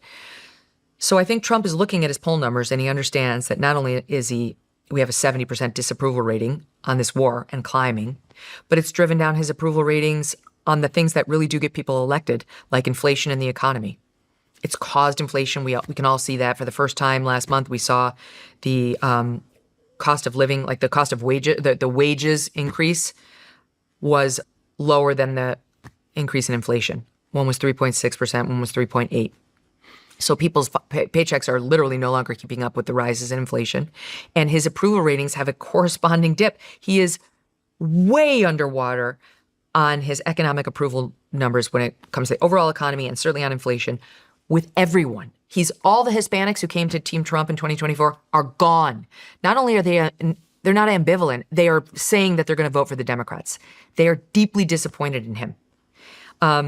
Everybody's fucking gone except Fox News, Mark Levin, yes, Benny Johnson, and Dan Bongino. Yeah, the white working class leaving. Am I missing anyone? I mean, Koolfrogg. Rogan, you. Yeah. Koolfrogg. You're missing your boy. Come on, man. Tucker, Candace, Tim Dillon, all the comedians, Theo Vaughn, me. You put yourself in there. Good job. Good job. I'm glad that you put yourself in there. I mean, I put myself in there too, bruh. This guy who's bro. Big podcast out there is like, fuck you. Yeah, you lied. Fuck you. You betrayed. I mean, I'll tell you, for me, it's been a confusing time. It's been a frustrating time for most of us, I think. But I still support the basic Trump agenda. And I still really have hopes that he will get back to it, if for no other reason, out of practicality, to save what's left of his presidency. Like, I really kind of believed in the whole let's deport the illegals thing. He did close the border, and I give him total credit for that. He did fight the gender war, and he's made a serious difference there, and I'm very grateful to him for that. I think those are both pretty low-hanging fruit. Yeah, I know, right. But I would love for him to get back to focusing on domestic issues. It's almost like Trump found it's really hard to have an effect on those issues and gave up and said, like, foreign policy is one area in which a commander-in-chief can make a real difference, which is true. So I'm just going to focus on that. You know, it's like that little soundbite that leaked over his Easter lunch that he had that wasn't supposed to be put online, but it was for about 15 minutes. And then the White House realized and they pulled it down. What was that? He said in that soundbite, there's really not much the federal government can do to like change life at the local level. They can't really change crime or help you with health insurance, medical care, or like those small issues that actually affect your life on a day-to-day basis. That's really more local government. And it was a very controversial statement because he made a bunch of promises that he would help people in those lanes, but it also isn't entirely untrue. And you can hear it almost as a justification for his foreign adventurism. Like, this is annoying. You know, I actually kind of can't get these illegals out because all these sanctuary cities are protecting them. And I haven't found an effective way around them. I've tried to do cleanup in some cities, but most won't let me in when it comes to crime. So what am I really supposed to do? Healthcare is too big to take on. I can't make many changes there because I don't have a filibuster-proof majority in the Senate, nor do I have even 51 Republicans who would vote to change the rules to get rid of the filibuster if I wanted that. I know there are a lot of Republicans who are like, get rid of the filibuster. You don't have the votes to do it. You have, some 5 Republicans who won't vote for it. It's always just a fight and argument about the filibuster. There's never anybody really wanting to do anything with the filibuster to remove it because they both know. If one of them takes it away, the other one's going to go ahead and use it inappropriately later on. You don't ever take that away. It's just not what you just can't. You do it, they know better. Just a talking point. Are going to vote for it. So you at least need 51 senators to vote to overturn the protocol that requires a 60 vote majority to get a vote on legislation. So I think he was feeling, what else can I do? All I have is these executive orders. I issued all the ones I was interested in at the beginning of the presidency back in February of 25. So what else can I do? Oh, here's something fun. And I think he loves the military toys that he discovered with the Maduro raid. And He could have released the Epstein files. that is a mystery to me. I don't believe Trump's in the Epstein files in any meaningful way. I really don't, because I think Joe Biden would have used it or gotten it out there. So why was he not only, again, we did look at this at the time. He wasn't a huge, I will release the Epstein files guy. But his base was his FBI director and deputy director for the beginning of his term were 100%. And his vice president. And his vice president. So, and his son. Trump's circle and the ones who are his campaign surrogates absolutely made a huge deal of the Epstein files. And Trump got in there and acted like he'd never heard of this before. Like, what are you even who would be talking about Jeffrey Epstein still? Absolutely not, you freaks. What? It looked like an invasion of the body snatchers. Like, who do you think you're talking to? This actually is a huge issue that has a lot more to do with, it has to do with a lot more than just Jeffrey Epstein. So it was a similar 180, it felt like one, to on the Iran thing. Only that one, it's him on camera making the promises over and over and over. But on Epstein, my best guess is it's his friends. It's his donors. He said that. Didn't he say that to Margie Taylor Greene? I can't do anything. Or he said something along the lines, what do you want me to do? They're all my friends. Yeah. Well, then, all your friends are fucking pedophiles. Get rid of them. Right. Make new friends. None of us gives a shit. Like, we wanted to see the names. What? The one good thing we have going for us there. Are you calling Megyn Kelly a lizard person, Clay? Is that what's going on? I mean,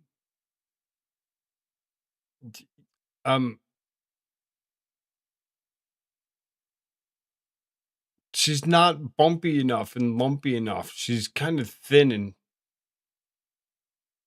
not sure. Is there are a lot of angry people who have just been voted out effectively of the Senate and Congress who have 7 months left in office, like Massey. Like, there's nothing stopping him from standing on the House floor and revealing to us some of these names. Do you think he'll do it? Yeah, I kind of do. I mean, what does he have to lose? Nothing. His life. I mean, what's going to happen to John Cornyn? I don't know. Trump know. says he's my friend. That's Trump trying to keep him in line for the next 7 months. He's probably feeling pretty bitter about what happened to him. I know there's a few who might. I don't know who that is. Leave with a bang. John who? John Cornyn? He's the one who just lost to Ken Paxton on the Senate primary down in Texas. But he's been there for multiple terms. Oh, okay. And he's now on his way out because Trump backed his opponent, who's got a lot of ethical scandals, but who's fresh blood and a little bit more red meat of a Republican than Cornyn, who's more milquetoast and a little swampy. But who knows? I think the next 7 months are going to be kind of interesting. What do you think about all these people resigning? Margie Taylor Greene, Joe Kent, Tulsi Gabbard. I'm really sad about the MTG one. I wish I had gotten the chance to talk her out of it. And I know she had good reasons and all that, but somebody once gave me good advice, and it was, don't let your critics bully you out of a job you love. And I kind of think she was bullied by Trump out of the role because he was... Really? You think that's what happened? Kind of, yeah. Like, he was making her life a living hell. She was getting death threats. Her kids were getting death threats. He was making her the scourge of the Republican Party as opposed to a heroine of it, which she is. Like, I love her. I was so misled on MTG early on. I had such a different impression of her than I do now. I really admire her. And I wish she were still on the inside because we can't keep losing all our great people. But anyway. I agree with you there. I thought it was a hell of a statement, though. And I was hoping somebody would do it. I was hoping somebody would trade their power for a statement. Yeah, but like... Because I think that's important. I mean, none of these people even have any fucking power. That's the We're thing. just going to cede all the fights? Like, is it better for us that Joe Kent is on the outside? Hell no. I don't know. I disagree. I think it is. Why? Well, now we have no one. Well, we might have. Who do you think's going to take it? Sebastian Gorka. But Stop it right now. I mean, it doesn't. I don't think it matters. I don't think He's just like throwing bombs because he's like, I mean, who, what? Sebastian Gorka? Stop it. Stop it's right, Megyn Kelly. You tell him. You tell him in the funniest, most whimsical way that you can. That his his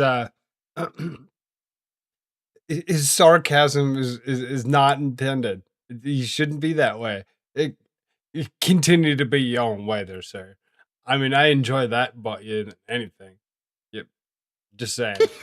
But Stop it right now. I mean, it doesn't. I don't think one of it these matters. bottles. I don't think it matters who's in there, anyways. He doesn't take. He doesn't listen to anybody. He doesn't take any. I wouldn't trust anybody that's been in the CIA as long as Joe Kent or Sean Ryan. Any information in I it agree he doesn't take it, but to make a better decision. Don't So you he think- might as well just put a bunch of fucking his own puppets in place, because that's obviously what they. The thing I really don't get is why he fired Pam Bondi. That was a great mouthpiece. yeah, What happened there? he was reportedly mad that she wasn't indicting more of his enemies. Okay, but There are limits to what lawyers can do. And by the way, the claims, the cases that Todd Blanche has started have been quietly falling apart. And some of the ones Pam Bondi started because she was under pressure. And I think that's why tomorrow afternoon or whatever, somewhere around like noonish, I believe it is, that we'll go ahead and we'll see if we can't make sure that we're live at some rate to go ahead and cover what Todd Blanche is supposed to do. Have been falling apart. There's such a thing as malicious prosecution. And if you look like you're doing that, a court can throw out your criminal case against somebody. So it's not as easy as Trump thinks, as he would like us to believe. And the lawyers who are actually responsible for filing the cases, I think, have realized this. There's a reason Pam Bondi, she was a decent lawyer, didn't knee-jerk do exactly what he wanted her to do on all these people, because A, you have to have a real crime, and B, even if you find one that's nominally been committed, you can get thrown out thanks to malicious prosecution. That's what Comey was going to argue before his case fell apart on a technicality. That's what Kilmar Abrego Garcia, Maryland man, what he argued. Remember, we deported him to the one country he couldn't be deported to, and then there was a judge's order saying, all right, you got to let him back in the country because that's the one country he had protection from being deported to.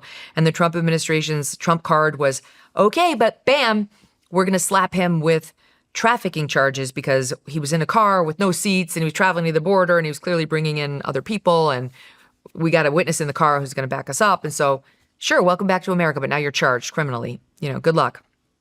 That case was just thrown out because a judge said this is a malicious prosecution. Trump, right now, is threatening, reportedly has the DOJ looking into filing charges for perjury against E. Jean Carroll, the woman who sued Trump civilly for I saw that allegedly this raping morning. her in a Bergdorf Goodman dressing room 30 plus years ago. That too is going to get challenged as a malicious prosecution if it's brought, because the court can look at the circumstances around the charge. And while maybe she is technically guilty of perjury in the case, what the allegation is that she testified in the case under oath, she didn't have any outside backing for the case. She wasn't being helped by outsiders. Right? We've been raided. We've been raided by the base Stoner. What up, Stoner? Good to see you, bruv. Anybody coming through on that raid, make sure you smash a button. Lick it and flick it. Get that button. And the truth is, she was backed by Reid Hoffman. And that came out later. So, perjury, you have to show it was an intentional lie as opposed to a mistake. But okay, let's assume they can cross that hurdle. She didn't get boob job or look. Maybe she did. Maybe she did. Maybe she's like, well, I don't need to be all that big, and I just want to be a little bit bigger. Who knows? Right? We've been double penetrated. Been raided by Mr. Wick Anybody coming through on that raid, make sure you smash a button. Mm-hmm. Lick it and flick it. Thanks, guys. I appreciate that. The Smoking Blunt. What up? Who's that? Is that somebody new? Oh, it's the Stoner. Okay. I'm following that channel already. Extreme Rumble Wrestling, following that one already too. Get it.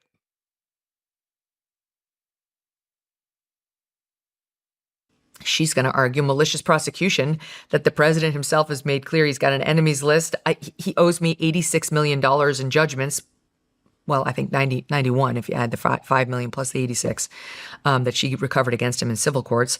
And everybody knows there's only one reason why he's coming for me, and she's got a decent chance depending on what judge it gets in front of. So my point is simply, Pam Bondi understood this dynamic, I think, better than President Trump, but he wanted what he wanted, and in the same way, like Massey wasn't allowed to be a principled objector to the spending on the One Big Beautiful Bill or the Epstein non-disclosures, she wasn't allowed to say, I don't have it. I tried. We tried.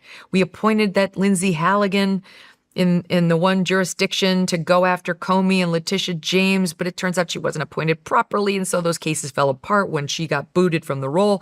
Mr. President, we tried. It's not that easy, thankfully, to come up with charges to go after an enemy criminally on. So that's why Pam Bondi's gone. But I really believe it's better for us. I admire Joe Kent and am grateful that, he made a point when he left of saying why. But I personally would much rather have him on the inside. I'd much rather have Tulsi Gabbard on the inside. If Tulsi Gabbard hadn't been on the inside, would we have had a public airing of the assessment is they are nowhere near having a nuclear weapon? If Mark Wayne Mullen had been in that job, do you think he would have said that? Or do you think he could have been manipulated by the White House before that testimony to say something else? And Joe Kent too. I don't know what Joe Kent has leaked and hasn't leaked. He's never leaked to me. He told me he's never leaked. But I would say it's not bad to have people in those positions in a position where they could potentially get something out to the media, something that's knowledgeable and informed and real, so that we can pursue avenues that the administration won't. That's how the media and the government has worked synergistically since the dawn of time. So, as a media person, I'd much rather, again, I'm not accusing Joe Kent because I don't know it, but people like that who are pro-America, America first, and are on the inside and willing to, in their own way, whistleblow, are important to the national dialogue, to the direction of the country. It can change hearts and minds. Who do we have now? Well, that's where I don't know. I think my opinion differs a little, just because I don't think it matters who we have now, because he's not going to take any information in and change any decision making. He's going to do whatever he wants to do, and if he doesn't like it, then get the fuck out. I'm going to fire you or shut you up. And so, I think it takes, when somebody like Joe Kent, with his background and everything that he has actually done for the country, I think that's a big wake up call. That is a big statement for a guy like that to come out and go, I can in good conscience support this shit.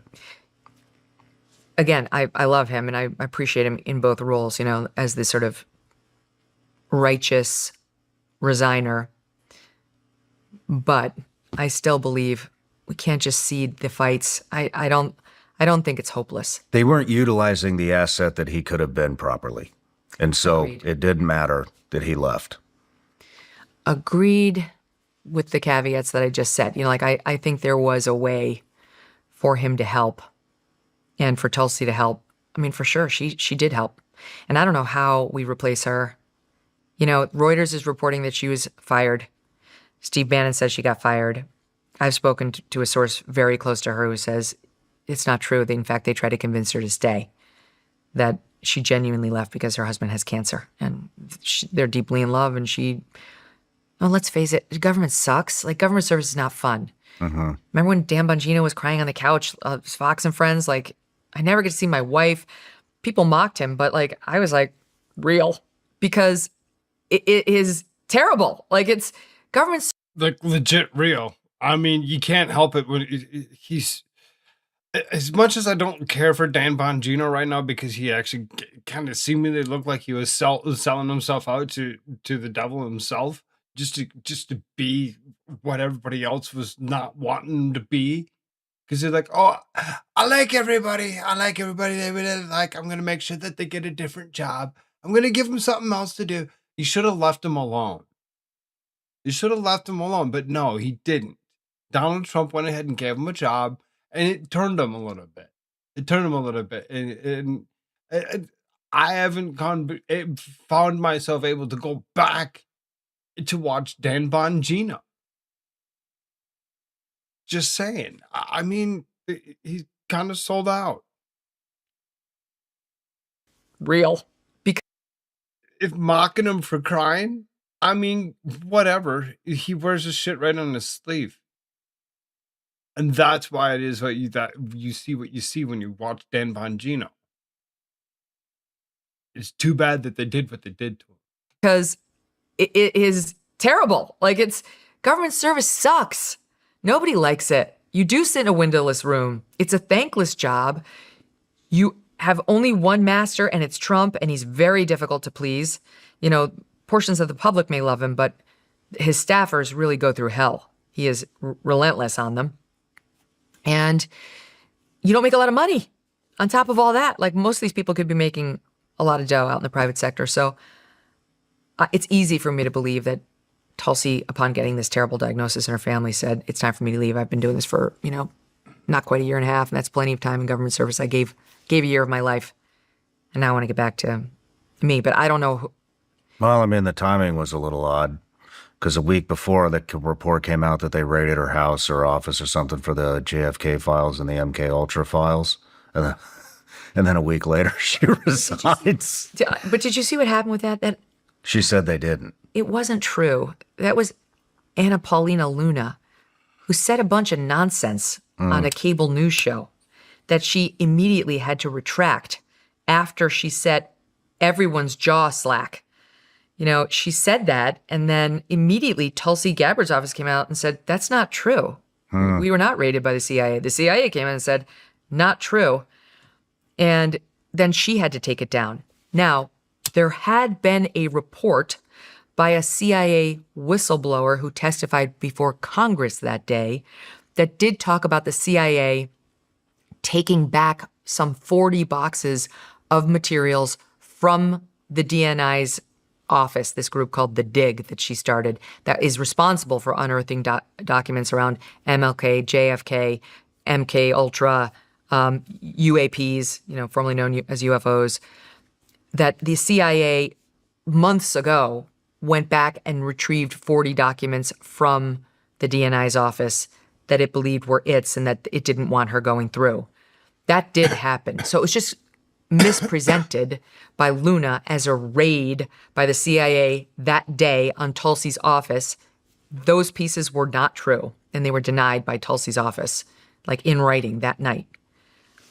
So and we can talk about the CIA and what the hell business does it think it has going into the DNI's office and taking back 40 boxes of stuff she was reviewing for disclosure to us on President Trump's executive order.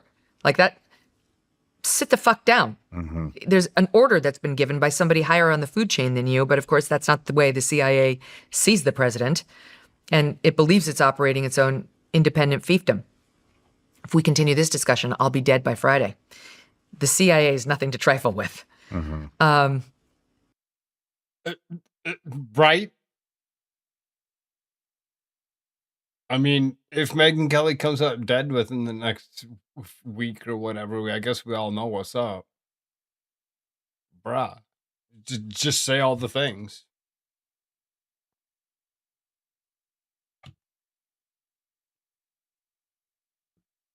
It believes it's operating its own independent fiefdom. If we continue this discussion, I'll be dead by Friday. The CIA is nothing to trifle with. Mm-hmm. So that, it's more complicated, but yeah, she had definitely crossed the CIA in that way. But I mean, it was Trump's executive order that made her do it. that I mean, said, she was also staunchly against the Iran war, right? I mean, she was selling no war with Iran merch before. the consequence of that was not her termination, I believe. Again, I trust my source who said they tried to convince her to stay. I think the consequence of that was irrelevance in Trump world. The reports are that he's been far more focused on what Marco Rubio has to say, who, again, is his national security advisor. He's not just Secretary of State, than on what Tulsi Gabbard has to say. And, there's even some reports that he's looking more to Marco than he is to JD, and I don't know whether that's true. It could be, because I think JD Vance is much more of a non-interventionalist, and Trump's feeling pretty interventionalist these days and he wants sweet nothings. He wants these gummy bears shoved down his throat, just the lovely taste of sugar instead of cold, harsh reality, which is what a president needs to hear. Yeah.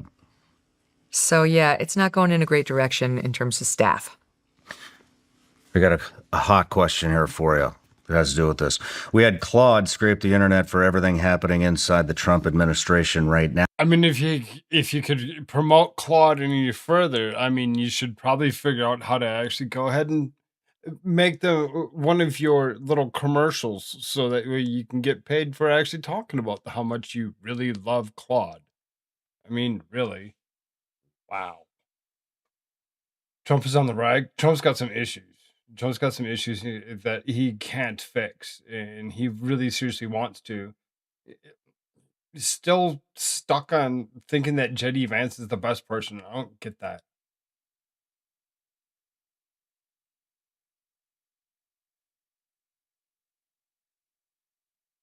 Now, and here's what it came back with. Tulsi Gabbard is out as DNI as of last Friday. The fourth cabinet official gone after Kristi Noem, Pam Bondi, and Lori Chavez. Trump publicly said she was wrong on Iran weeks before her resignation. Joe Kent, his counterterrorism chief, resigned in March, saying he cannot in good conscience back the Iran war, and Trump's response was a Truth Social post bringing up the death of Joe Kent's first wife, a Navy technician killed by a suicide bomber in Syria. One of my really good friends also died in that, Scotty Wirtz.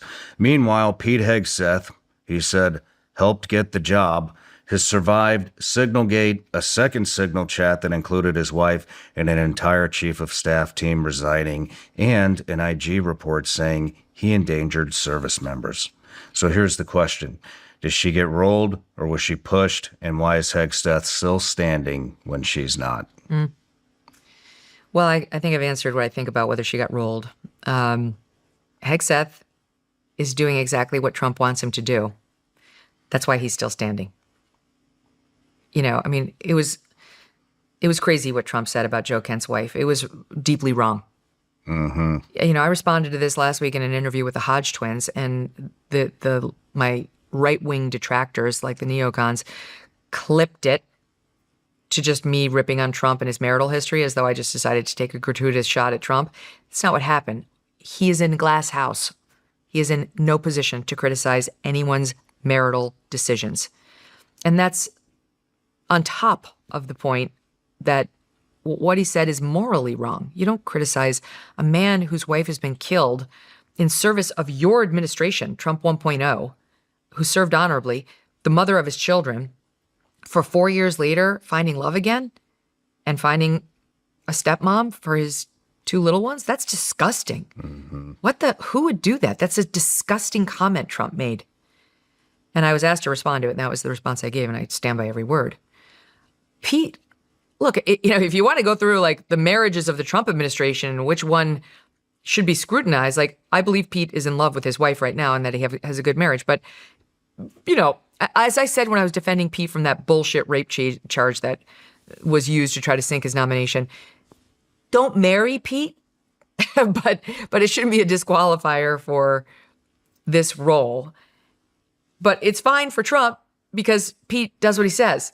Mm-hmm. And Joe Kent's decision to remarry somebody 4 years after his wife had been killed in a war that Trump sent her to, that somehow is something we're supposed to hold against him. Why? Because he was mildly and respectfully critical of the Iran war. He handled that in an honorable way. And I understand people are critical of him because they say you should have just quit. You were in service of the president. You don't detract from the commander in chief. And I accept those criticisms as valid and in good faith. I don't agree with them in this case, but I don't take them away from the detractors. However, there's absolutely no basis to criticize his marital decisions. So, I mean, I agree with the question. The premise of the question is that, is there a double standard depending on whether you do Trump's bidding? And the answer is absolutely there is, 100%. There's a follow-up. Name the next person you predict that will be out of Trump's administration before the midterms.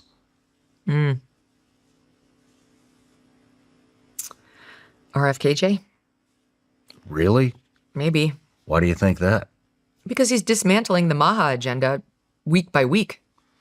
Trump is, and RFK, based on pressure that's being put on him. I think he's a true believer. Like the glyphosate stuff? Like the glyphosate let's insulate glyphosate from legal liability to some extent and mandate it as a national important fertilizer. Like we can't get rid of it because of national security. What?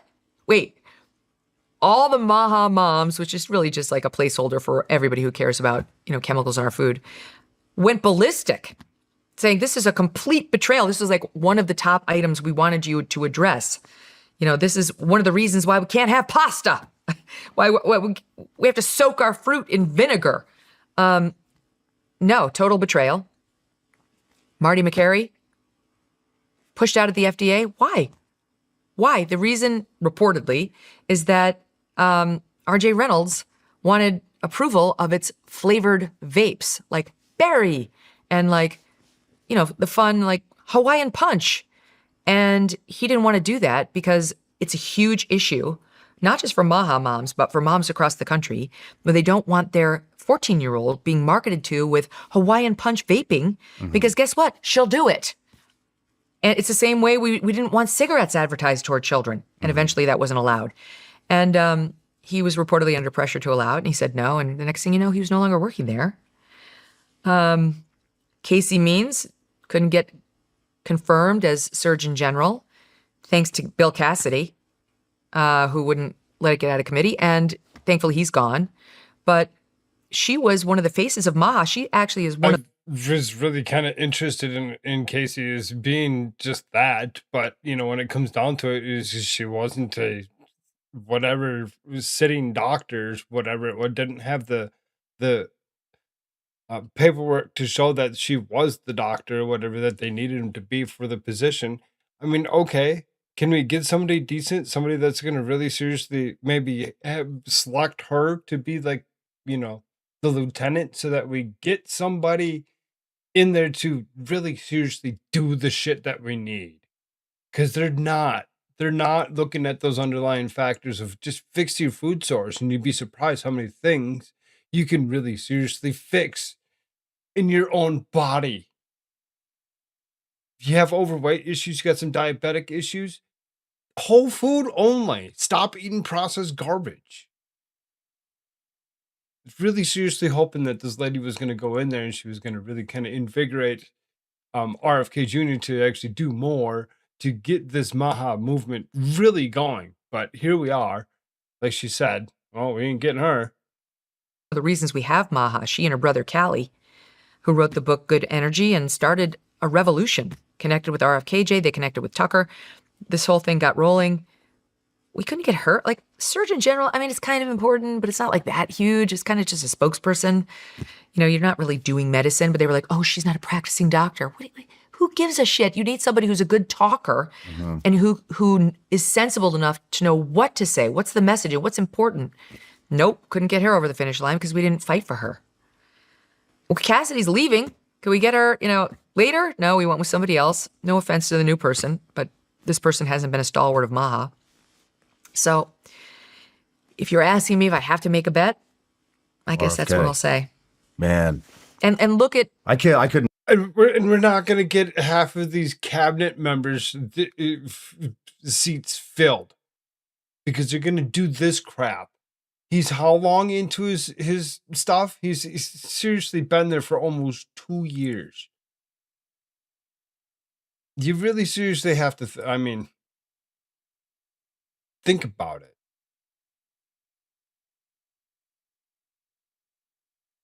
year and a half, and he still doesn't have full cabinet? How's that work?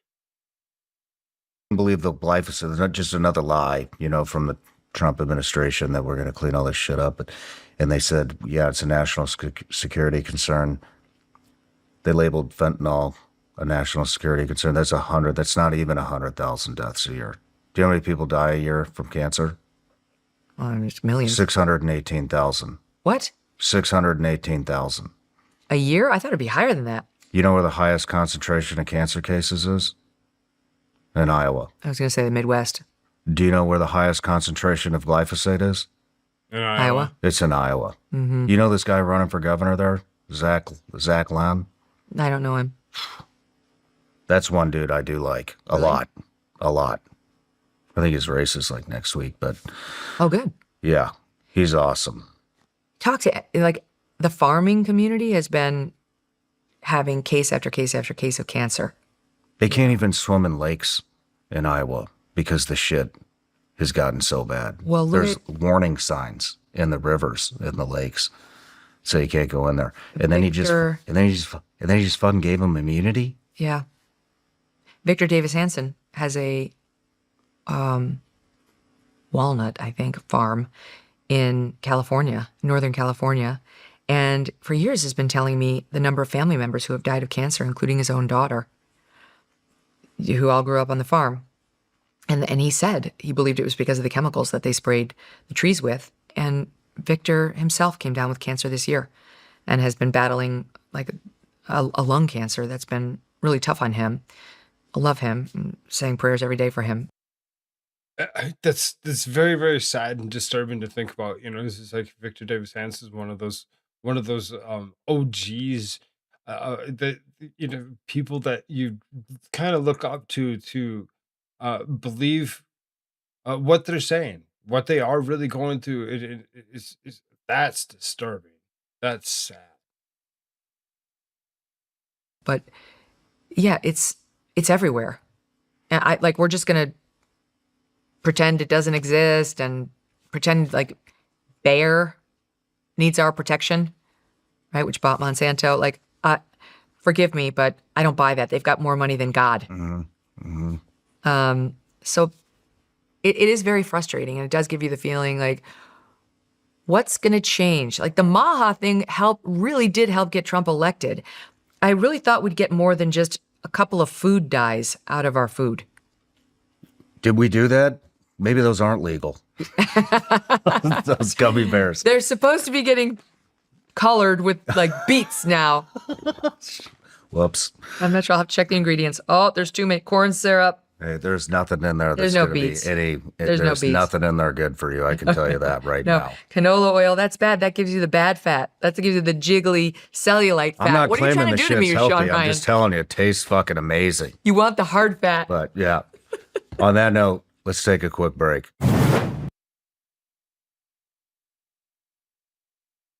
On that note, don't eat Sean's garbage, whatever gummy bears that he's trying to pretend that are good for you. They're not legal in all 50 states. They're CBD laced trash.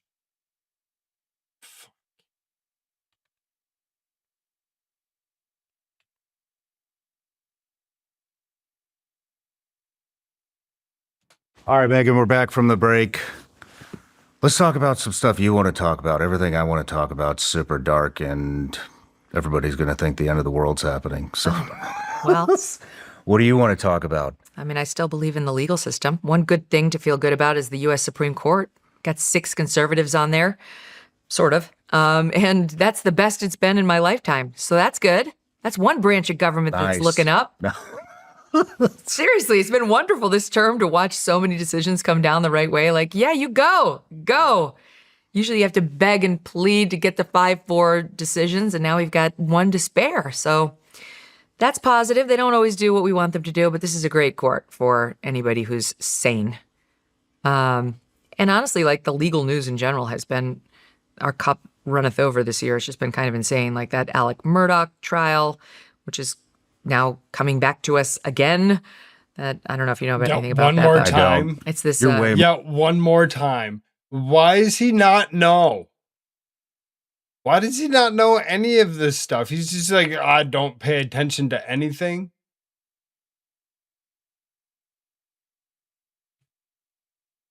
Coming back to us again. That I don't know if you know about anything about that, but I don't. It's this. You're way more on top of shit than I am. Well, he was a long time stalwart of the community in South Carolina, and he comes from a long line of prosecutors. He wasn't a prosecutor, but he was a well-known lawyer in his community. Long story short, it turned out he was embezzling from his law firm. He was stealing from his clients, and it was all about to come out. And as an attempt to gain sympathy for himself and prevent further scrutiny from, for example, his law firm, he shot and killed his wife and 19-year-old son. Oh, shit, I did hear about this. And just played dumb and called 911 and cried and said, oh, I can't believe it. They're dead. Got arrested eventually and got convicted.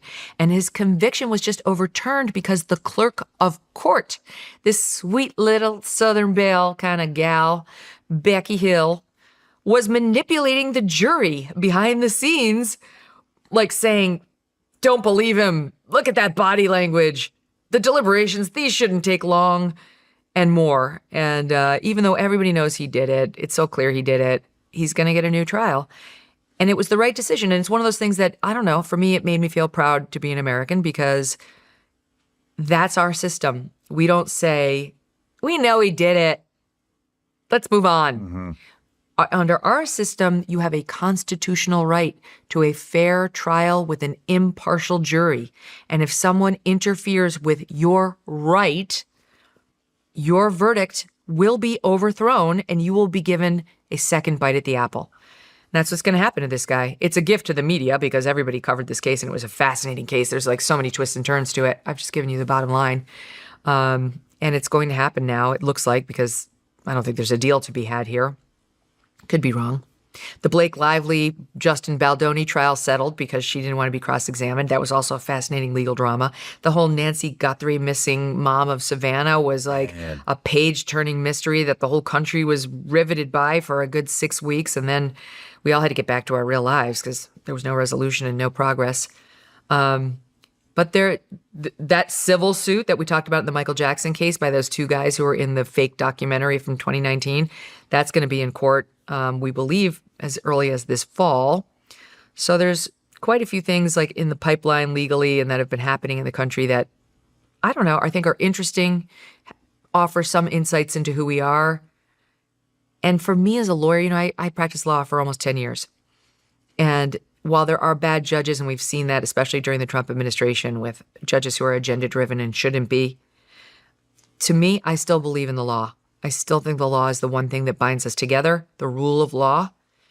Even Trump knows it, that he can't flout the decisions that are handed down against him, and that's been good. He actually has been abiding by the rule of law. There hasn't been a constitutional crisis caused by the president, that's for sure. Not yet. So I don't know, when I get into bed at night, Sean, and I can't sleep because of what's happening in politics or policy, think about Chief Justice John Roberts. No, I don't. But I do think about the courts and the law and still feel optimistic. Well, that's good. I see MDMA on the list. So I don't know much about it. You know, I've never even smoked a cigarette. I've certainly never taken a drug for recreation or other purposes. I've taken like a Tylenol and all that, but yeah. Tylenol. And I drink alcohol, so that's a drug. But I'm... What?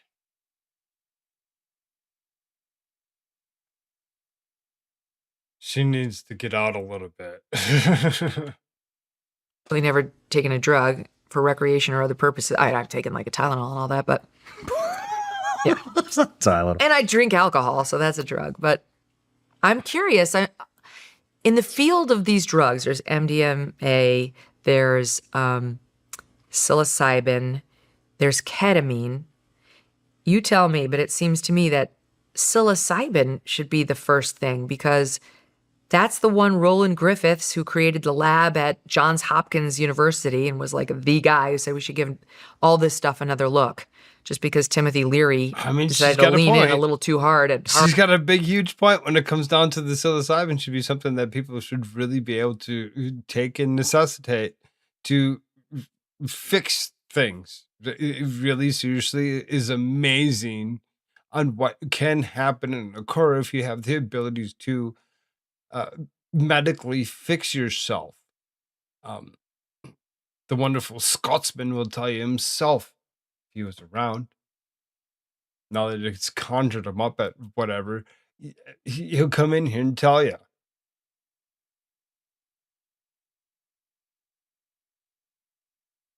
Harvard when doing these studies doesn't mean these are bad ideas here. They actually could help somebody. But he was a big fan of the psilocybin.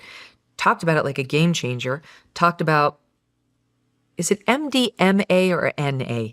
MDMA. 2 M's. M.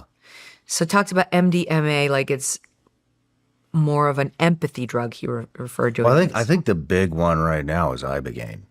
That's the one that Joe Rogan that he recommended, backed. right, for the vets. Yes. And we just got I think that one is closest to psilocybin, if memory serves, from my discussion with Roland, which was a couple years ago, but I'm pretty sure that's what he said. So the good thing about Ibogaine is all these guys that are coming home with traumatic brain injuries from getting blown up, they have these black splotches in the brain. I think I talked about this on yours. I can't remember.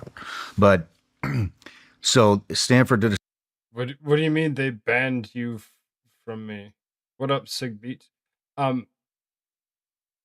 You weren't banned. I just wasn't here. I decided yesterday to go ahead and come back to the YouTube just to see how far I could really go with it and if I could really do anything at all. It'd been like a couple years since I've been on. So study, and the vast majority of them, not all of them, but the vast majority of them, they would go, if they didn't have shrapnel, they would go to Stanford, get a brain scan, and it would show where all the black spots are in the brain. And then they would go down. What are the black spots? That's where the blast affected the brain. Okay. So there's no brain function. And they would go to do Ibogaine, and then they would fly him back like 2 days later to do the brain scan, and the entire. And he's realizing his own issues as he's speaking, that he might need some, and maybe he did take something. Our brain was lit up. And the other thing that it's doing is it is curing addiction immediately. On opiates, alcohol, pretty much anything but benzos. So Valium, Xanax, that stuff isn't going to be cured. But what it does is it's an immediate cure. So it replenishes the receptors in your brain so you don't have the cravings anymore. That's how I quit drinking. It's been over 4 years now. It's miraculous. I haven't had a drop. Wow. And yet, look at your studio. it looks cool. It does look cool. But What up, Creepy Chuckles? Good to see ya. yeah, I haven't had a drink in over 4 years now, and it's saving lots of lives and amazing. home life. I mean, it also the impact that it's having on people's spouses and their kids and everybody around them. I mean, it's changing a lot of lives. I think that's miraculous. And I mean, kudos to Joe Rogan for getting it in front of Trump and fast tracking it at the White House. And that was a good thing Trump did.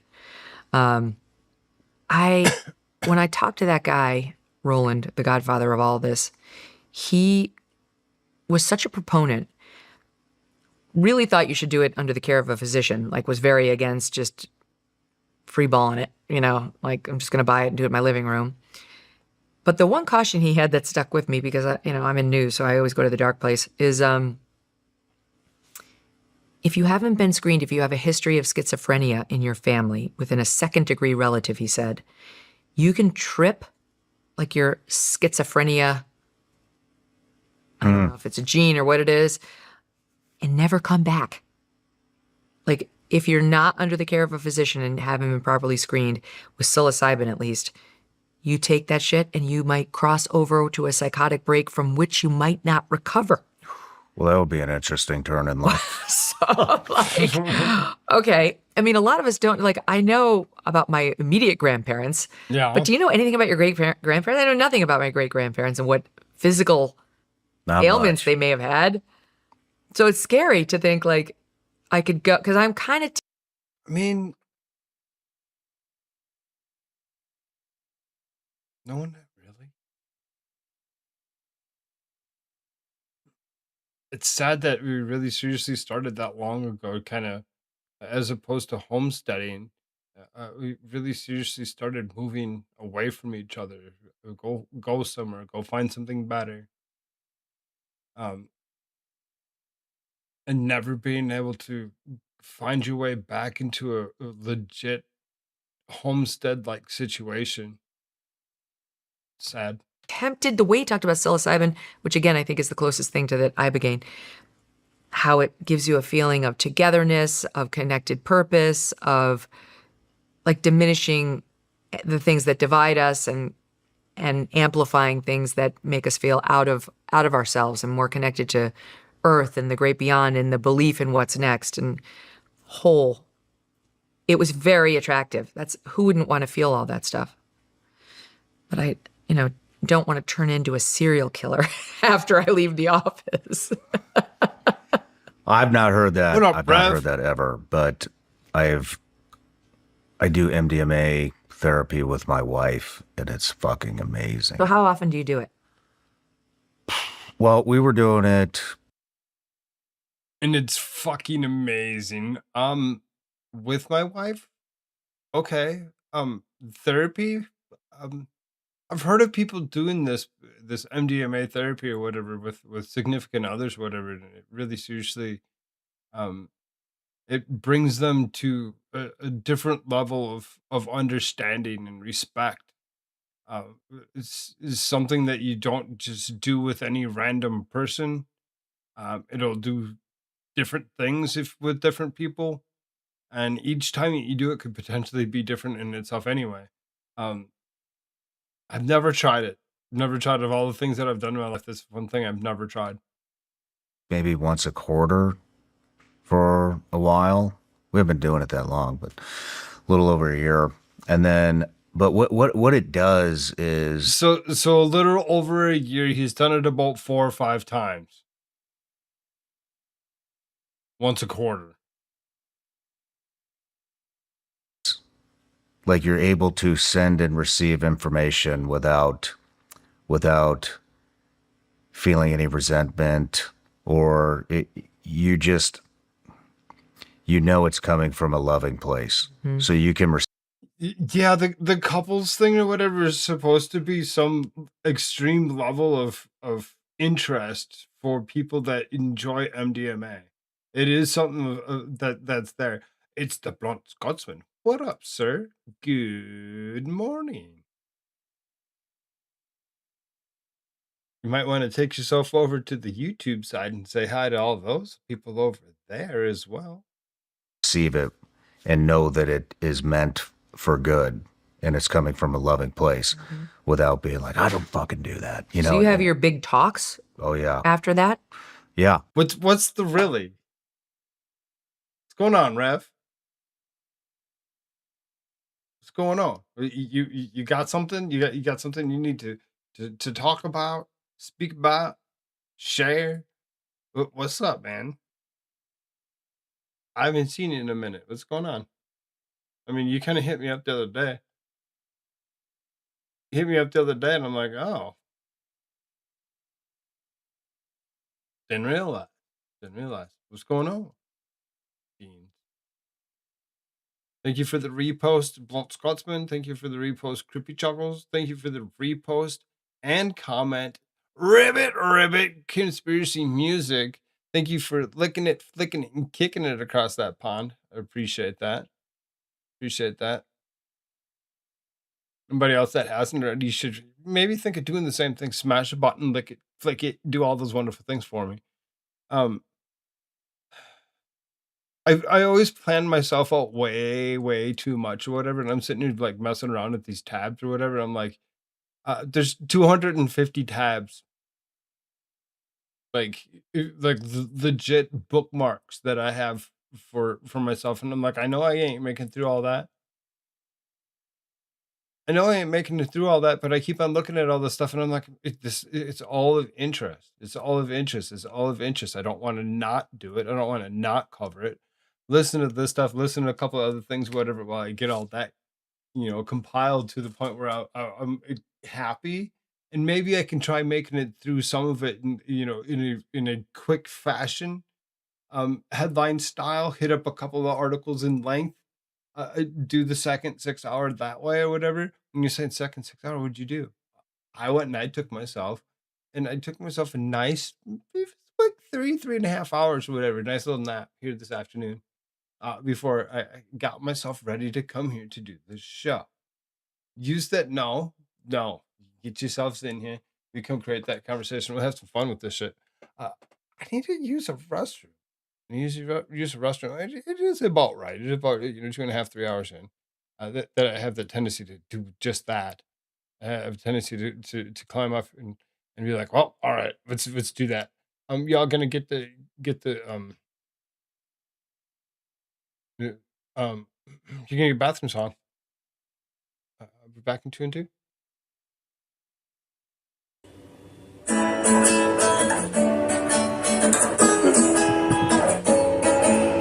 Sorry folks if you're listening to me, but your host could probably have to take a pee. Now it isn't my intention to keep you long, I'm just filling in the gap, that's why I'm singing this song. Koolfrogg had to pee, and that's why you're left here listening to me. It's Koolfrogg had to pee, but he won't be long, now just wait and see.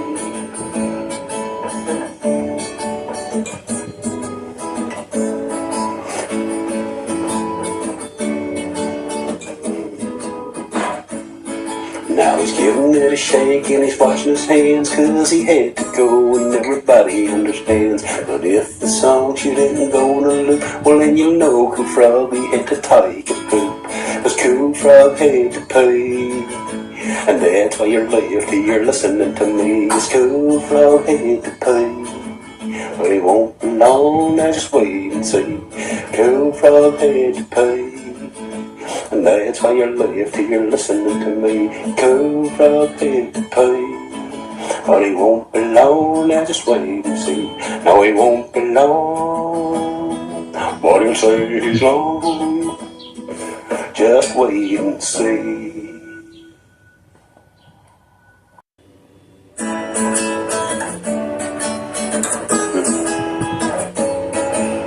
Sorry folks if you're listening to me, but your host could probably have to take a pee. Now it isn't my intention to keep you long, I'm just filling in the gap, that's why I'm singing this song. Koolfrogg had to pee, and that's why you're left here listening to me. It's Koolfrogg had to pee, but he won't be long, now just wait and see.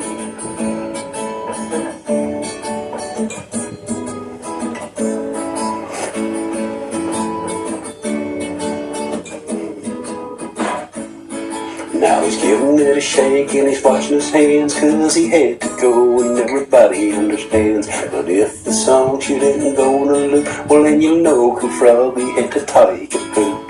'Cause Koolfrogg had to pee, and that's why you're left here listening to me. 'Cause Koolfrogg had to pee, but he won't be long, now just wait and see. Koolfrogg had to pee, and that's why you're left here listening to me. Koolfrogg had to pee, but he... You're welcome for that. You're welcome for that. What up, Jada? Good to see you.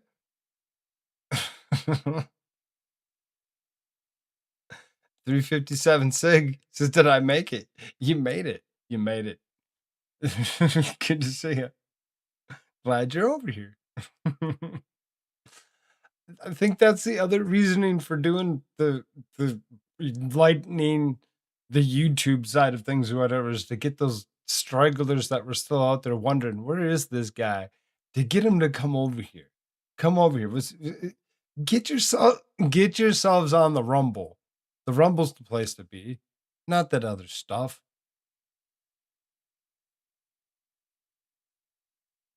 I asked Boiling Point a question and he never answered me.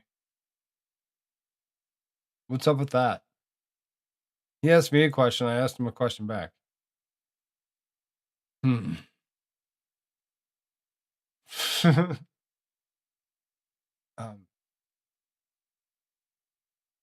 Oh, during Oh. it. wow. How long does it And- last? Like a few hours? Yeah, maybe 4 or 5, 6 hours. So do you just like make the list, the MDMA list? Like let's table that until we get to the. No. We'll do it. But it's stuff that you might not even really know that is bothering you about your husband or your wife or whoever, and it'll all just come up. It'll all start coming out, and so you'll learn things about yourself that you're doing that annoy the shit out of your husband or hurt your kids or stuff like that. And so every time we do it, that's the majority of it is parenting issues. And It's not addictive. Like ketamine is addictive. That's what took Matthew Perry. Yeah. I mean, I don't know. We're not addicted to it. No, I think they say it's not addictive.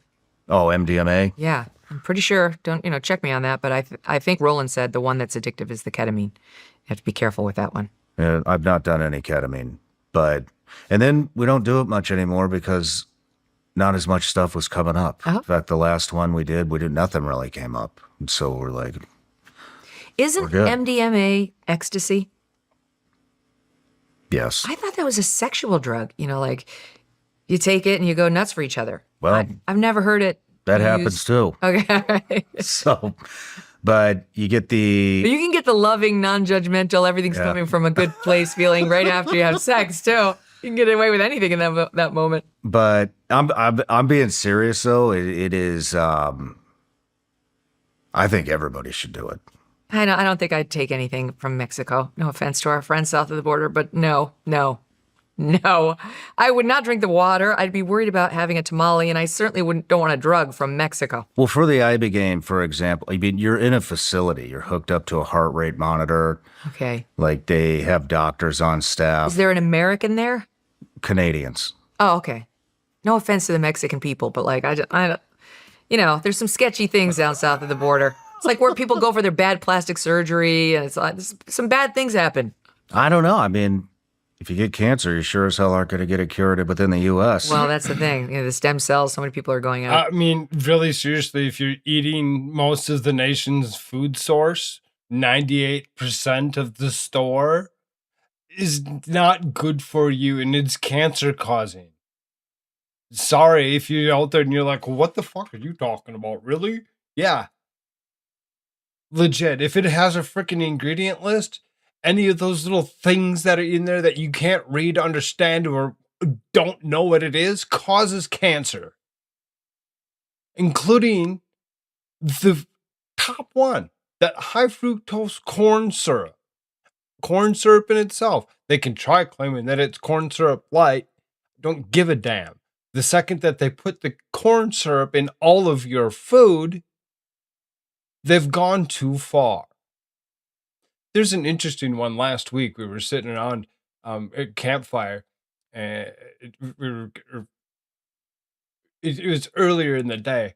We were sitting around the campfire or whatever, and wife was going to go put some sunscreen on child, whatever. And as we're doing this, I'm like, well, you got to get me too or whatever. But what's the chemical? And she goes and she reads it off, and I go and I look at it. And you look at what they do with the chemical that they put in your suntan lotion that gives it a nice little coating. They put it in your fucking box of cereal. I'm like, what the they do things. Campfires are the best stories. They really are. They really are. But it's disturbing to think about the chemical that's in there that we're using to block the sun is being put in your box of cereal. When I got that, she's like, "Oh, like that's what I'm telling you. Don't eat shit. Don't eat shit." And she's like, "Yeah, we've really not been eating cereal." And Tadpole even squawked. And he's like, "Yeah, I haven't had." He actually named his whatever stupid Bluey cereal. He was like, "I haven't had Bluey cereal in a long time. I don't really like it anymore." And like, yeah, I know you don't like it anymore because it's not food. It makes you feel gross, and then you act up, and it's just wrong. It's just wrong. Why are you eating shit? Pay attention to your food source, bro. You're out there and you're listening, you're like, ew. Cancer, you sure as hell aren't going to Cancer get it cured within the causing- U.S. Well, that's the thing. The stem cells, so many people are going out of the country now for all that stuff. Everybody that has an issue is like, well, okay, I guess I got to go out of country because if I got hurt to the point where I had to got shipped to the hospital and they needed to put me on some kind of food source, they'd kill me.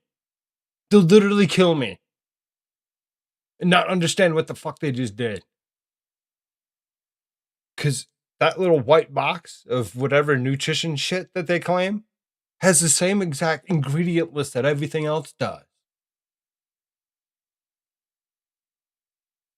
You really seriously, if I get hurt in any way and I have to go to a hospital, I'm dead. I know better. They will legit kill me. But he's passing us up, man. I know. We have so much regulation here. That's all we want to do is regulate people out of existence. Stifle while the man makes money off of us all. Raid? We've been raided. We've been raided by the real Luna Lopez. What up, Luna? Good to see you, dear. Did you finally finish your piece on the truth? Did you finally finish? Good to see you. Glad everybody's coming through. Anybody coming through on that raid, make sure you smash it. Lick it and flick it. Get that button. Got so much news to go through yet. It's ridiculous. I'm just sitting there, messing with this until I can get to the point where I'm happy with the articles that I have. 250. I'm like 250 of them. I'm not going to get through all that. But here I am, messing around, trying to compile things the way I wish to have them, so I don't miss anything out. I want to miss on something. I want to make sure I get all of it. What up, Krispy Kreme? Good to see you, bro. Took my shoelaces. Oh.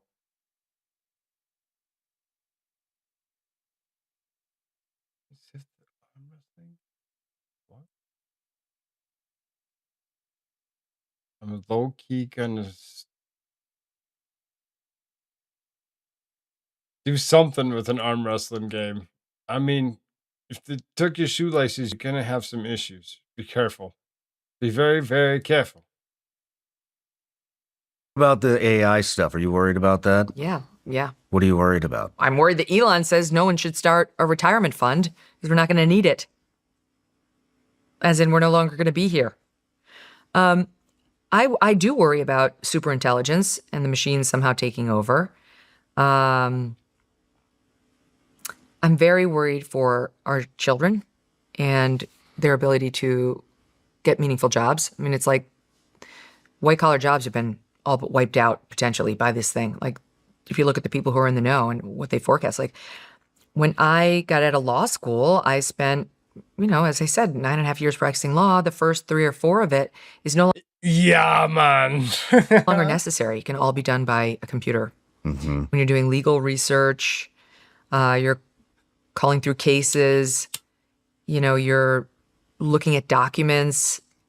That's what a junior litigator does. That job's no longer necessary. A friend of mine just Didn't hear what was happening. Lick it and flick it. That's all it needs to know. My floor's open. These guys know this. I've said this a couple times tonight. Scotsman's you waiting? He's not quite awake yet. Not sure what Clay's really doing. He's gonna sit and chat. He's gonna moderate. I should make him a moderator over on the YouTube side. I don't know how many people I have as moderators. I should go look at that maybe. went in for, or was going in for. Be like, what? YouTube? Yeah. The last 2 days I went ahead and I opened it up because they said that they weren't as strict any longer. So I'm like, okay. So if they loosened up a little bit, let's test it. Let's see how far we can get before they go ahead and they decide to strike me for anything. They gave me a little copyright thing off of last night's or whatever for the little video of us taking out boats or whatever because they played a song behind it. Was it gallbladder surgery or some sort of surgery? And he was given the option, a human or a machine. Really? Yeah. What did he pick? He picked the human. Did he really? Yeah, but the machine was cheaper. Then my own doctor told me that he got a colonoscopy that was reviewed only by a machine. And What? No. I don't give a damn what the machine says. he loved it. Like, it came back right away and they thought it was higher accuracy. And then a different doctor told me that many people have wound up with cancer doing it that way. The machine Because it's like, oh, all right, cool. That was quick and easy. I'm good. I can just move on. No, you can't.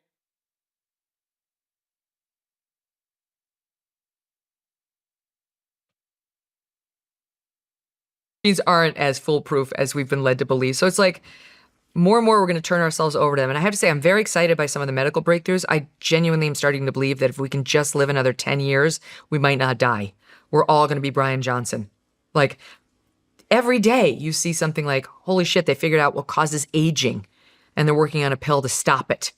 Like, we might not have to age anymore. So if we can just hold on, we could just stay out of the sun for 10 more years. It seems like every form of cancer. My doctor, when he told me about the mRNA vaccines during COVID, I'm like, they're very controversial. This is what people are saying. And he said, one day they're going to cure cancer. So, like, at some point you're going to be faced with a decision about whether to take them or not. And I'm like, well, preventing COVID is one thing. You tell me it's going to protect me from getting pancreatic cancer, I may pay more attention. But it's already happening. Mm-hmm. I don't know about that. I'm not endorsing that technology. I'm just saying every day you see a new amazing development. Like, Not a doctor, not a whatever, this, that, and the other. Go fuck yourself, YouTube. I mean, hopefully they're not actually being retarded about certain topics being discussed any longer. Because if it's the case that they have a problem with topic being discussed, we're gonna have some issues. Sup, Luna? Hi. How you doing? I'm doing all right. What are you doing? Good. Poop more, says Astrid. I mean, should always poop more. Poop is healthy. If you didn't take a poop today, you should go take one. I was just actually thinking about that before I got on. I was like, should I go take a do or get on first? I was like, I'll be fine. I'll get on. See what happened? See what happened? It's your fault. It's your fault that this is occurring right now. It's No. all because All because of me. Yep, toilet talk. Toilet talk. Well, just Toilet talk. gotta Think, leave Luna. it up to Luna to bring on the toilet talk. TMI on deck. Nice joint. Well, thank you. It's I am sharing this one. best to be full of shit. It's best to be full of shit. No, it's not. No, it's not. You got to get rid of that. You got to get rid of that. Oh, the name of my beer. Look at the name of my beer. Florida man. Yeah, it says Florida Nice. Man. Nice. It's a double IPA. It'll put hair on your chest. It'll put hair on your chest. Did you want to put hair on your chest? I mean, I gotta stay rolling around with these big boys, Gotta slam back the IPA. So more hair on what? Yeah, the like I couldn't use more hair. Yeah, but you're not growing it on your chest like you said. I Nope. don't see it. Menopause certainly has challenged that, though. I'm having to pluck out of one side, one little hair that's starting to be too long for. I didn't even know I could grow hair there, but menopause is certainly doing that to me. I'm like, oh, what is this? Oh, and I got a gray hair on my vajayjay. I mean, we knew better. You're too old to have the dark hair all over. I was see something glittering in the light, and I'm like, what is this? I don't have glitter down there, and I don't recall growing glitter. I look down and get myself a good contorted shape going, and I was like, well, I'll be goddamn, that's a damn gray hair on my vajayjay. Jax's Florida Man beer has meth and crack in it. Hilarious. Be careful. Pretty soon my back pain's gonna be gone thanks to Miss Mary Jane. She always, Is it one of them energy drink beers? Is that what's going on? No, it's just a regular double IPA. It's 9% alcohol by volume. It's from It's Cigar it's City. just a weak ass beer. It's from Cigar City. That's not a weak ass beer. A weak ass beer. It's 9%. Oh, okay. It's 9%, not 10. It's still strong. They have some beers that are 12%. They're over here making fun of me. It's like, it's only 9. I don't drink beer. I'd be like, give me a bottle of whiskey. I need to probably not drink beer because I'm starting to get like skinny fat because I've been eating too much candy. Yeah. Yeah. Like way too Of much course. Yeah. All week. All week. They all sit here and they're like, Probably we 15 listened to Koolfrogg and how he says you shouldn't eat anything but just real food and only food, and anything that is an ingredient list you shouldn't eat. This, that, and the other. Get away from all the sugars and the candies and this, that, and the other. And then Drink here comes only Luna. water. And every last person that comes up here, Luna comes up here, she's just eating whatever from the restaurant. Clay comes up and he's guzzling sodas, eating on his licorice. I'm gonna go eat some corn dogs. I Well, mean, at least we tell you you're right. I give it to the Scotsman. The Scotsman's at least properly doing the thing. At least we know you're right and tell you I got so. you, Scotsman.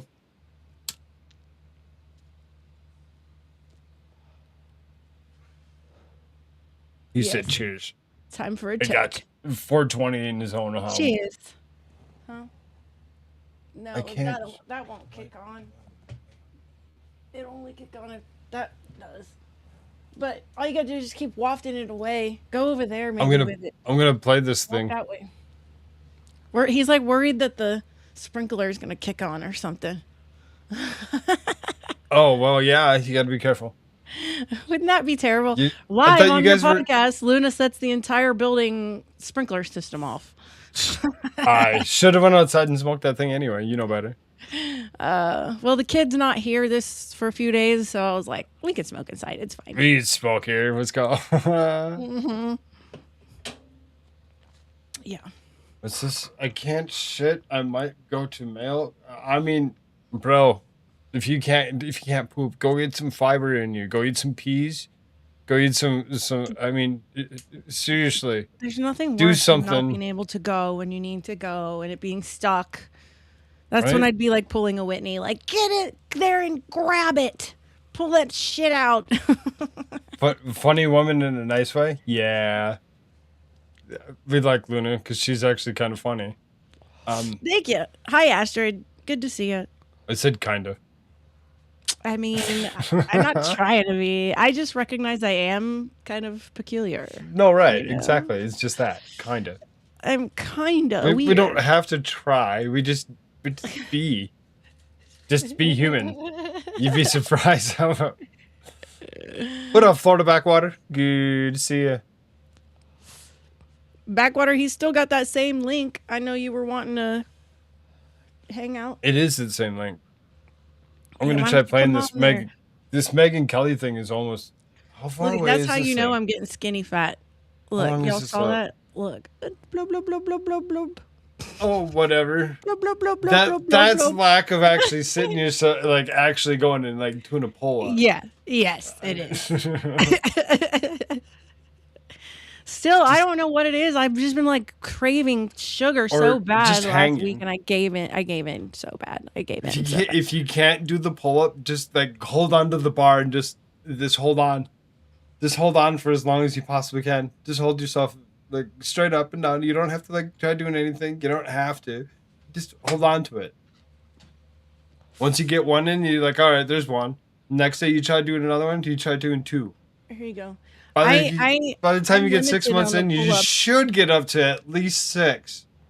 Because of my implants. My implants are underneath the muscle, so it like kind of reduces my range of motion. You're doing them wrong anyway then.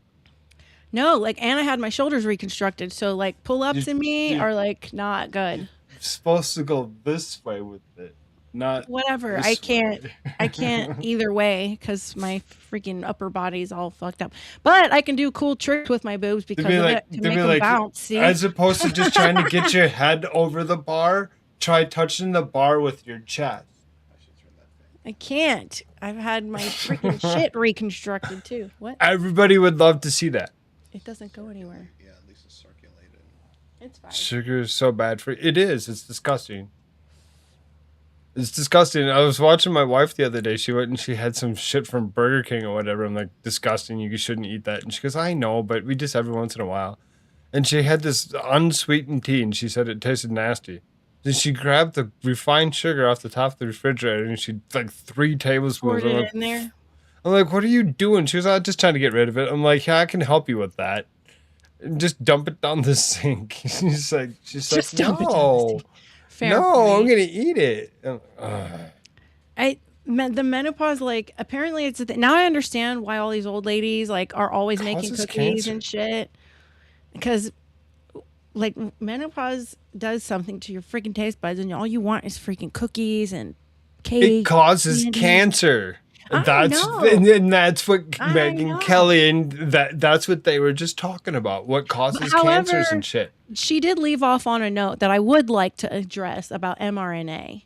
Okay. I was in university during COVID, and my first 2 years in psychology, we did a lot of the general stuff. And this was pre-COVID. So this was like 2018, 2019, and my like, you know, freshman and sophomore year. So we actually had to write a paper on the ethicalness of mRNA and the CRISPR machine. Do you guys know what the CRISPR is? I'm sure you got to know what the CRISPR is. Might as well explain it. Okay, so the CRISPR is a machine that gene edits. You can make superhumans. You can, you know, edit the genes. Blue eyes, you know, 6'4". I want them to be really badass at whatever sports or music or art or whatever thing, you know, computers, whatever thing you want them to be great at. They make the freaking embryo and the sperm. They go in and cut the DNA, rewrite the code, and reinsert that new set of zeros and ones. That's what the CRISPR does. Well, the mRNA, so we studied mRNA, and we had a very non-biased conversation because, again, this was pre-COVID. So no one knew this was coming. The professors didn't know. No one was controlling our direction of thought, our direction of exploration, our morality, nothing, you know. So when we get to mRNA, we realize that this is a technology that's built off of, like, it's a lesser technology off of the CRISPR, right? So it's literally a nanorobot that goes in, clips your RNA, and rewrites it. And so when it came to COVID, we realized, okay, so they used a really similar scenario. It wasn't COVID, but it, for all intents and purposes, let's just say it's COVID. So the mRNA is supposed to rewrite all your DNA for all your cells to grow a spike. So that way, then when the coronavirus is strolling around in your body, it sees a bunch of cousin cells. Like, oh, I can't reproduce here because these are all my cousins. In theory, that's like, say that works, right? But no. I argued against our mRNA because that would cause a huge influx of autoimmune diseases. Why do I say that? Because if your body is going to grow a spike on all of its cells, your body's going to eventually see that all of its cells are invaders. It's going to look at them like invaders. So basically, an autoimmune disease, if you didn't have one, is pretty much guaranteed to occur. If you didn't have one before, you're going to have one, right? Because now all of your cells look like invader cells. So your body is essentially going to just turn on, and your immune system's going to turn on these cells. And so I argued against this. We're really seriously testing YouTube right now to see if they really, how they feel about this. Because I'm like, you might as well explain it. Are you streaming it on YouTube too? Yeah. Okay, yeah, let's see. We'll find out because now that's what we were taught. Right. And then boom, this happens and now all of a sudden it's friendly. And they really I got to watch the government pick and choose the information it let out in real time, and it really was part of my awakening in terms of like the government and everything and spiritually, because I had just learned all this without them knowing this was coming. So they had no reason to make us feel negative towards it in the beginning. Now they're like not telling you exactly how mRNA works. They're just telling you that this is going to, you could not get vaccinated for a single strain. So the common cold is the rhinovirus or the coronavirus, period. It's one of the two. It's been around for like 100 freaking years. The number on it, like COVID-19, that's like the year that it was named or whatever. So this has been around, but you could never get a vaccine for a single strain virus like that because unlike the flu virus, it doesn't have a brain. It can't like mutate. So when you get a cold, you've either come in contact with the rhinovirus or the coronavirus, and then you won't get sick with that exact strain again because you just had it. Your body developed the antibodies. You can't get sick with again. If you get sick again that same season, it's a different strain that you got. It's single strains. You're just immune to it by getting it. So, all of a sudden now they can vaccinate for this when they never could before. That was another like one of my moments. Like that doesn't make any sense. You know what I mean? There's no need to vaccinate for a single strain virus. It's because it's like chickenpox. Once you get it, it's it. You can't get it again. You know what I mean? So, influenza is different. Well, but then again, there's things like shingles, but whatever. Which is related. It's a relation. Right. You basically you can't have one without the other. So it's a comorbidity of one. So you have to have the one to get the other. Nowadays, even yours not have it also. I mean, my daughter's never had, my son's never had. My kids never had it, and I never don't vaccinated them for it. Right. It's something that's just not It's a thing gone. anymore. It's It used dead. to be right. It used to be like you'd have parties. You're like, Which is one of them stupid. has it. One of them That's has it. Let's go. ridiculous, Everybody though. in the neighborhood would get together, and everybody would That's be the like, "Oh, now stupidest everybody shit has ever. I never would take my kid to that. My first, I'm old enough to have a kid where that was still a thing. She's going to be 20 this year. But I never did that because now I've had shingles 5 times.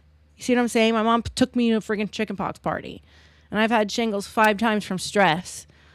So it's like if I never got that, but here's the thing. This speaks to the Darwinism that I do believe in, because if I had one old doctor, they don't make doctors the same anymore.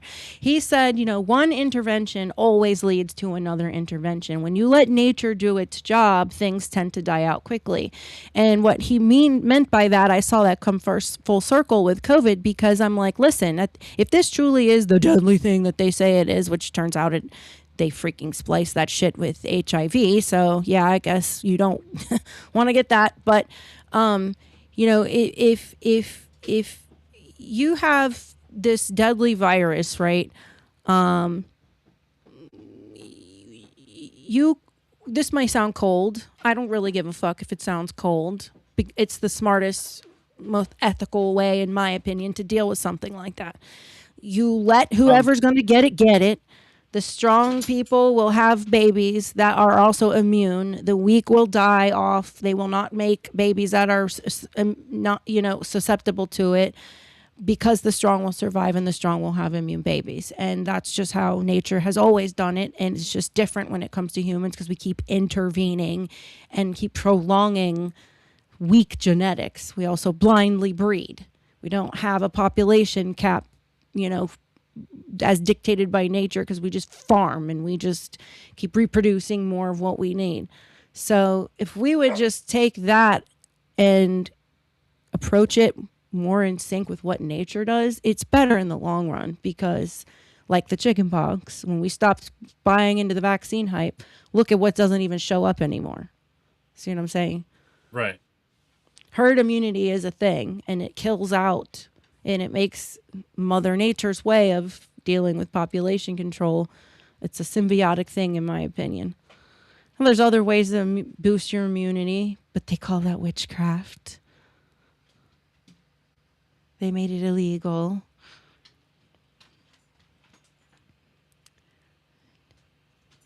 That's why I keep my screen name is Crater Face. The nickname I got is Chicken Pox. I caught from a pox party.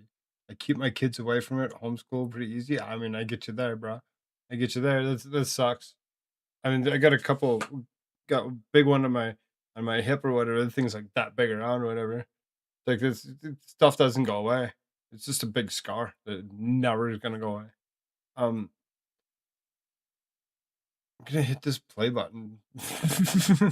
My bad. No, you're good. I'm gonna smash this play button though because I can. I don't know about that. I'm not endorsing that technology. I'm just saying every day you see a new amazing development. Like you no longer have to have melanoma potentially, or pancreatic cancer, or glioblastomas. Like every day we're getting. So that is all linked to AI, and it's very exciting. It would suck to survive every form of cancer and heart attack only to get nuked by a machine that's figured out access to the codes. Right. And doesn't want us around because it knows it could kill it. We could kill it. You think AI will eventually have its own agency? Yeah, I do. I do. I believe they're going to get super haven't you seen intelligent. Terminator? Right? Haven't you seen Terminator? I'm like you're sitting here with these bookmarks and that I've messed around with all day long. Go look at it, and it's 250 of them, like legit. I'll show you. Like, I get her point though. Like there is a lot of really amazing things being done with AI, especially in the medical field. Like in the medical field, it's like wow. But here's where 250 of them. I've been messing around with this shit all day long. Like I'm like, there's just so much stuff to go through or whatever. And I'm like, all right, I'm just gonna go live and go watch Meg Kelly, and I'll go and I'll try organizing this as much as I possibly can. The AI stuff that I have, whatever in here, is ridiculous. It goes from here all the way down to right there. So it's like when you're like, huh? And then it's still kind of, there's a waterproof medical cast that comes up after that. So you're like, it still uses some AI to digitalize some stuff, whatever. You're just like, huh? What the fuck is going on in this world? But the thing is AI can't make like compassionate decisions. It can triage really well based on logic, but we can like override logic and go with what our heart wants. You know, AI doesn't do that.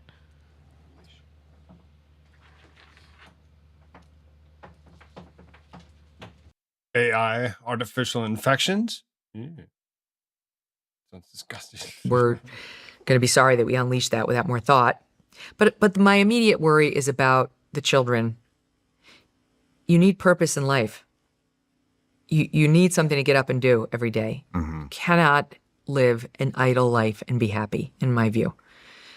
You know, you can retire after a lifetime of professional contributions or otherwise and be happy, but I just don't think you can live your whole life the way they used to back at, you know, the 1800s as a gentleman and be a fulfilled person. And where are they getting their money in this scenario? From the government? From Anthropic? From OpenAI? Sam Altman? He's going to have to dole it out like the communist government to them? Is that how? That'll be meaningful. That's going to work out well for us. Do you think that's where this is headed? Yeah. How could it not be? I mean, exactly. He seems to be so ignorant to so many things, and I know that he's just trying to that way. Yeah. He's just trying to play it that he doesn't understand it, whereas he probably does understand it just as well as she does. It's like what Joe Rogan does. I'm trying to gut her into actually saying all the things. It's just say more. Say more. What is it that you? Because I mean, if he goes and he says it, then what is he getting from her? Nothing. Yeah, true. I've been the interviewer. Sometimes you have to ask dumb questions to make them talk more. People get really strange or whatever when it comes to like interviews. I don't interview people. I really don't. I'll get people to come around and just come talk to me. I'm like, just come talk to me. They're like, what are you? They're like, huh? I'm like, I'm not gonna be able to ask you a whole bunch of series of questions or whatever in any rate. I need you to just come talk to me, whatever. Something will come up and we'll have a good time. I promise. And it's like, some of them get kind of sketch and like, I don't know if I want to. Like, all right. Well. It makes for good entertainment, though. Right? Because you just never know what's going to happen. Yep. Then I'll get people like the Blunt Scotsman, or maybe like yourself or whatever. If I know that somebody new is going to come around and be like, "Hey, you guys come join me tonight. There's so and so is going to come join me. We'll have some, whatever. We'll have some fun." Party. Because then all of a sudden it's like, oh, it's not just a person sitting there asking another person questions. You got a whole group of people just kind of going off on the tangent. It's always fun, a good tangent. All the white collar jobs are going away. About. No, I see it. If white collar jobs are going away, I mean, there's all kinds of jobs that are going away. Well, the only thing that can't go away would be art-based jobs, because that takes a certain level of human consciousness to do it, for the human appreciation of it. I mean, until we get to the point of idiocracy where we're just kind of. Oh yeah, but we're warriors in all of this. We're not gonna let it happen. No, we're not gonna let it happen.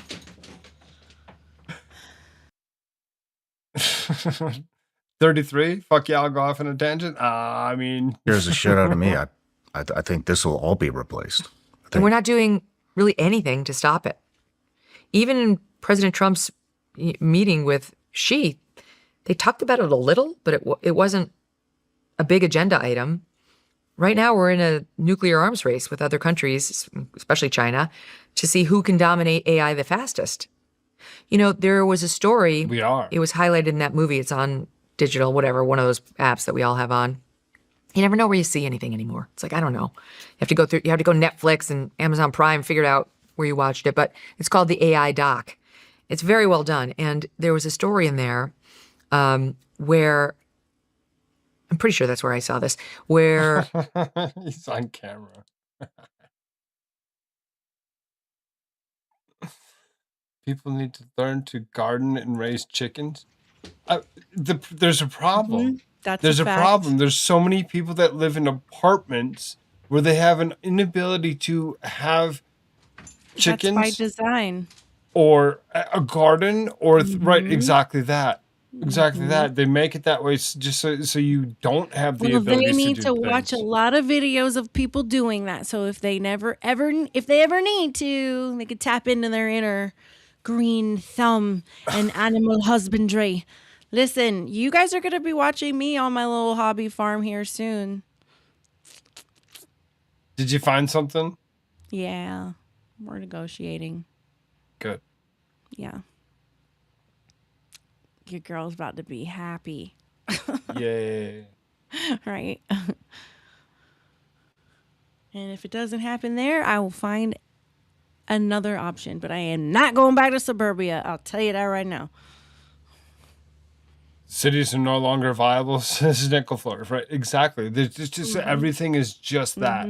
It's just that. It's horrible. The world is ghetto. I was in a city of 28,000 for 42 years, and my wife went and took me out of that and moved us up to the Twin Cities. We were like living right out of St. Paul, 280,000, and I'm like, I'm so glad we're here. Here it's only like 14.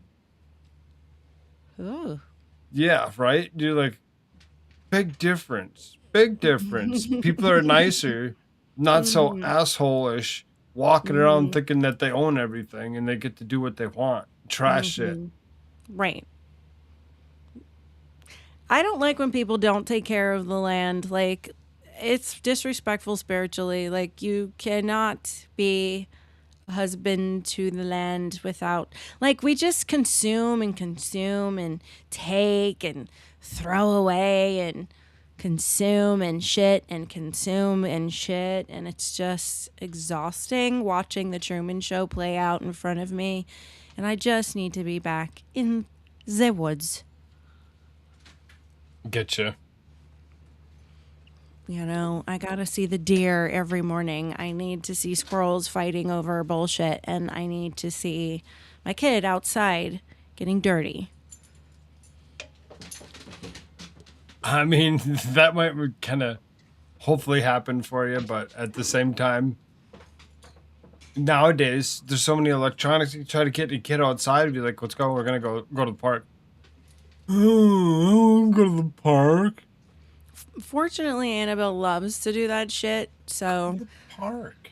but she does have a house cat side of her for real. So I have to like whenever I take her up to the property, I have to like really cheer her on. We eat the land. We eat the things that eat the land.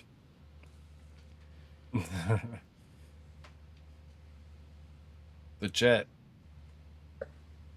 The AI creator was going to shut down the program. And long story short, he was threatened by the AI that if he did shut it down, the computer was going to tell everybody about the affair he had on his wife, which it knew about because it had accessed his emails. Whoa. I mean, Shit. that's like dark that? shit. Elizabeth Holmes of Theranos, you know, the Blackmailed by one AI. prick in the finger and I can tell you everything about you, which was a fraud, and she's in jail serving a 9 or 10 year sentence. She tweeted out, you can tweet from prison. She actually just followed me. I might have a relationship with Elizabeth Holmes now. I don't know.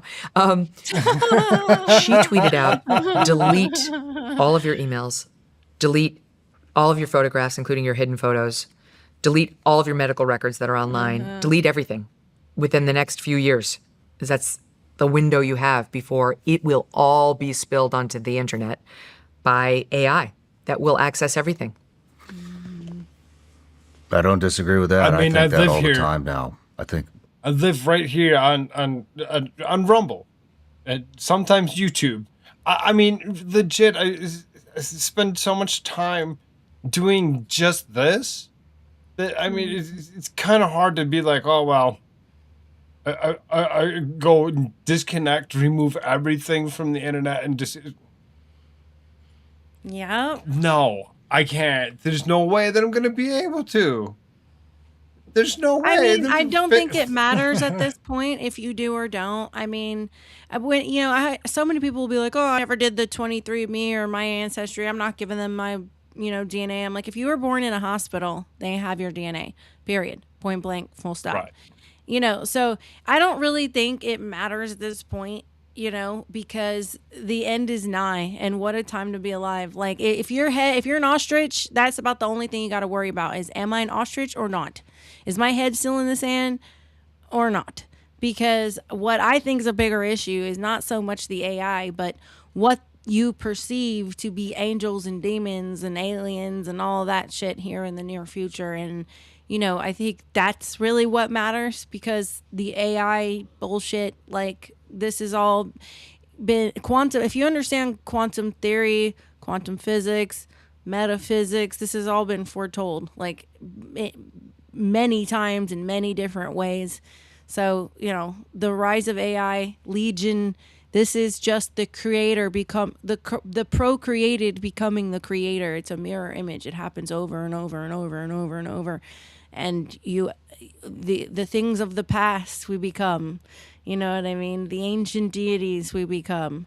So the Bezos and the Musks and the Trumps, those will be the gods of the past when it comes to the future.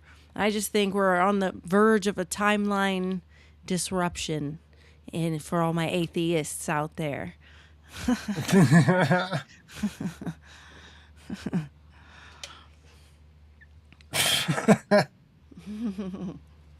I think this is more of a biblical thing, but Oh, what was I personally.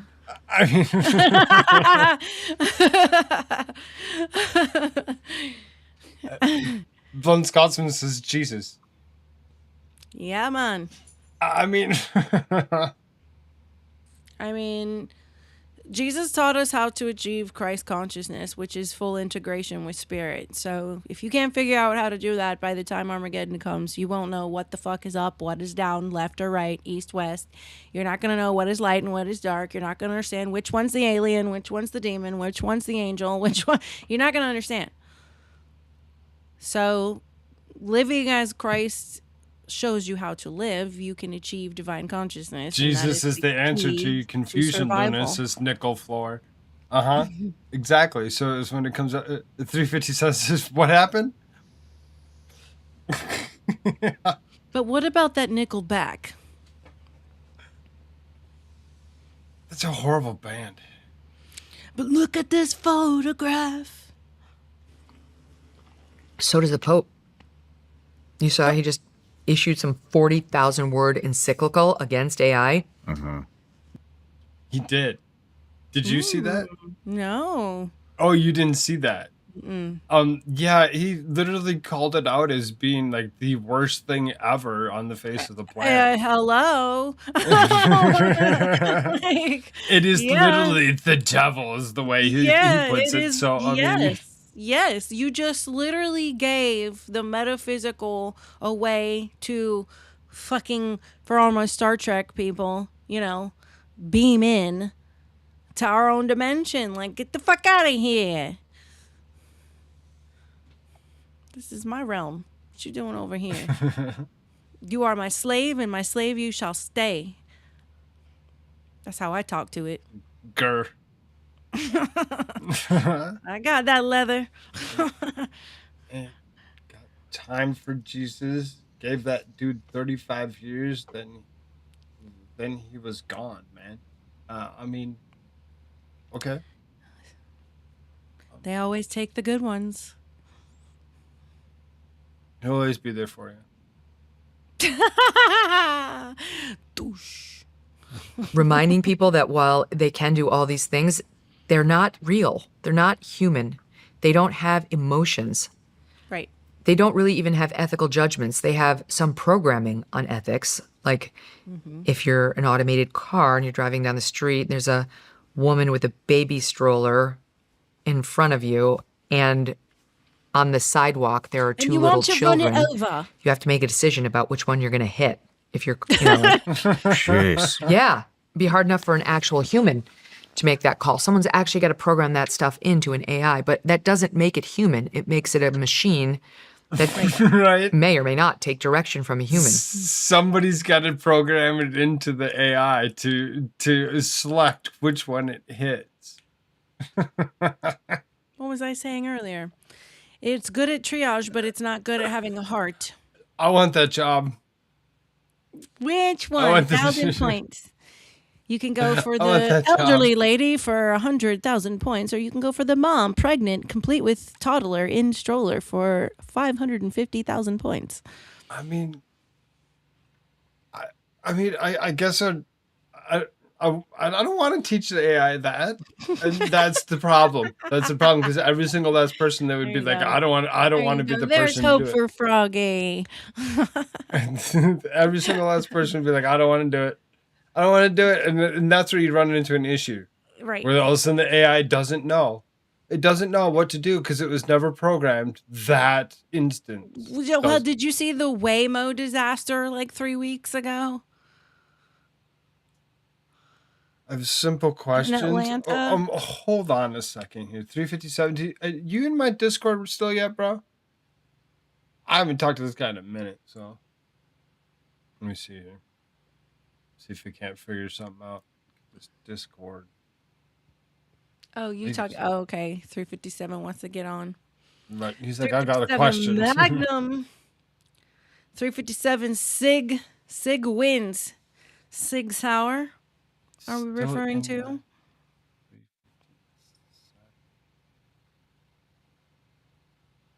You still in there or not?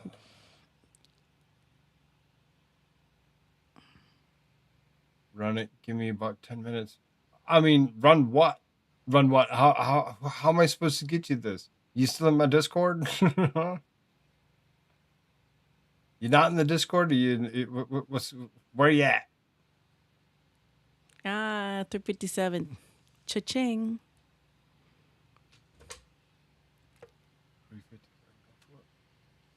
I need a new link. It says Florida Backwater. Uh-oh.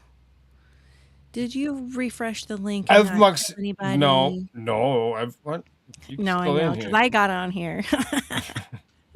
I'm just over here trying to start shit. What can I say? She's like, oh.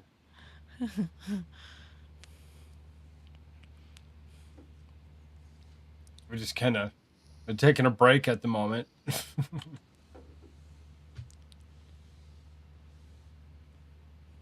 Um,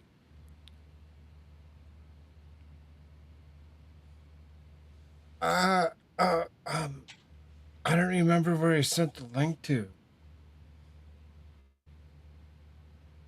Did he email you one? Do you want me to send it to? Well, you're talking about 357. No, Let me resend it I'm to talking Florida Backwater. Backwater on that one. Okay, here, I'll just resend it to him.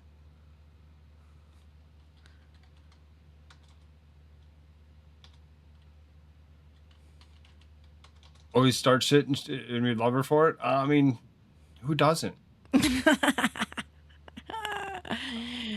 Bow chicka wow wow. I am always good for some trouble.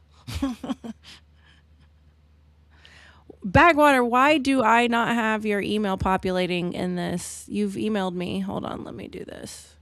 Copy. Right. Okay, I'm gonna hit this play button right here and Okay. we'll finish up doing that while everybody Yeah. tries to crawl in here. It's just, what are we creating when we take the heart and soul out of our society? It's like the GLP-1 drugs. Which You they don't say- like the GLP-1 drugs. I do like the GLP-1 You drugs. do? I don't like looking at unattractive people all day. I appreciate that everybody's looking thin and, we're just so morbidly obese. It's gross. Look how we were in 1908, We were thin and we were fashionable and we cared how we looked to the outside world and we weren't these sugar junkies. And it's just we were living cleaner. Yeah. And now, just like the Much. morbid obesity and people sitting on their couch all day shoving processed foods, that's terrible. Terrible for them. It's terrible spiritually. So I like them. And they're helping people curb drinking and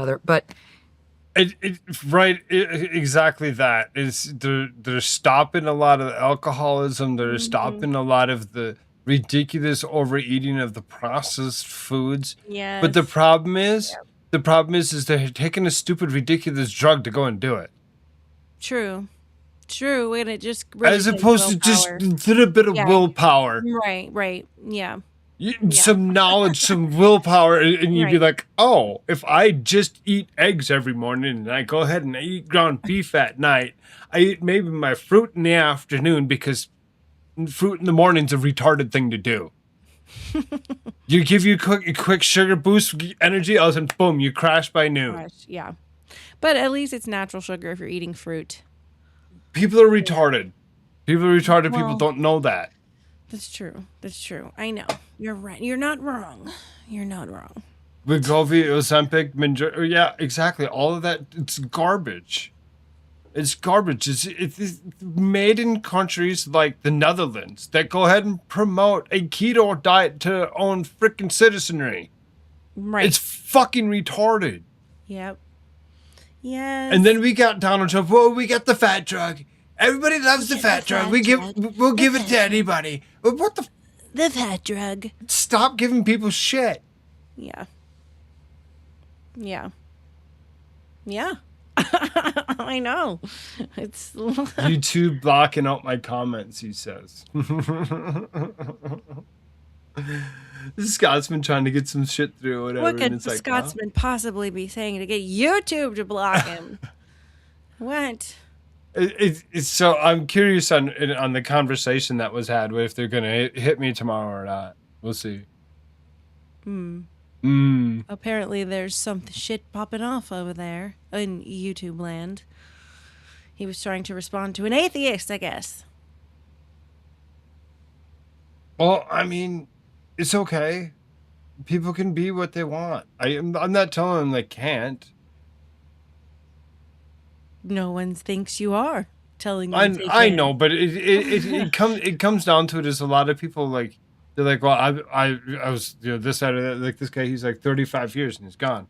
It's like, yeah, okay, he's gone for now. But you talk to him through your heart. So when it comes down to it, sometimes people don't really get that and understand how to really utilize the Lord as we can.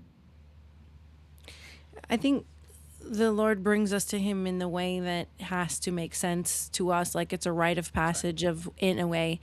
Because for me, I had to completely be destroyed by modern religion to that far. I had to be taken that far to be brought back to him. So Right.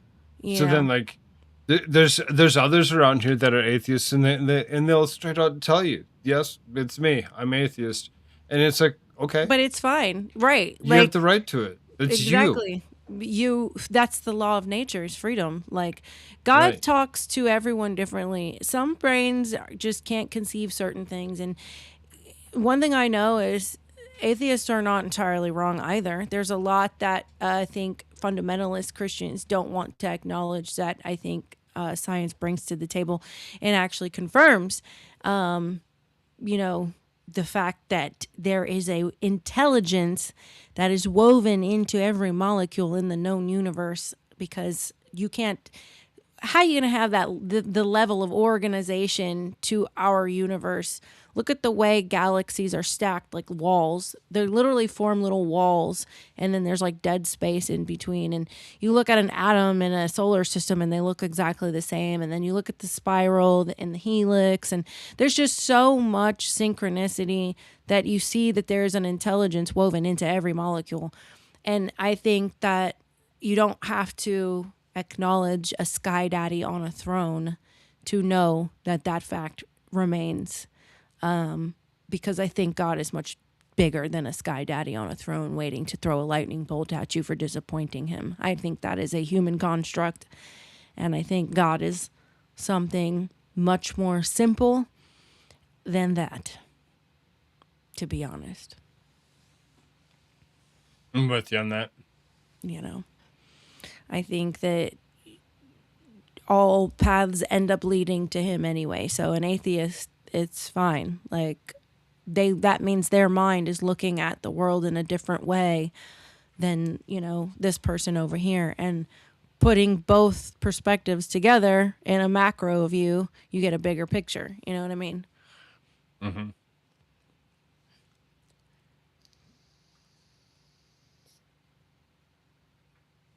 There are more and more reports about how for some, they're killing ambition, they're killing excitement, love of life. I don't say much whenever I push buttons. Just trying to keep things moving. Drive. Because it's the way I guess they work is they work on some receptor in the brain that drives you toward whatever, I don't know if the word is addiction, or drives you toward like need, desire, compulsion. And that's not an entirely bad thing to have. That could be the thing that makes you stay at the office late because you want money and you want to get a high ahead. drive. Or you want a pat on the head and you want to get, like, whatever it is, I'm against taking away ambition. So AI is that on steroids. Like, you're no longer needed. There's some jobs that it can't do. Yeah. I don't think it can do trades. It can't do this job. You don't think so? I don't think it can be a reporter. I don't. I think it could imitate. Somebody could go ahead and write a news article or whatever, and then go through the AI and have it embellish it. We've called it out several times around here or whatever. When I read things or whatever, and you get into them, you'll know. You can sense where the AI is coming to play. Because most of the words all of a sudden that normal people don't use in their regular everyday language show up, and you're right. Like, there they are. There's the AI. You sound like a bot. Right, exactly. And it's like, there's a lot of them that do it. But she's right. There's nobody that's going to be able to actually go ahead and sit here and do even what you and I are doing. Well, right, because emotion is involved in that. So, you have to be emotionally inspired to go chase a story down.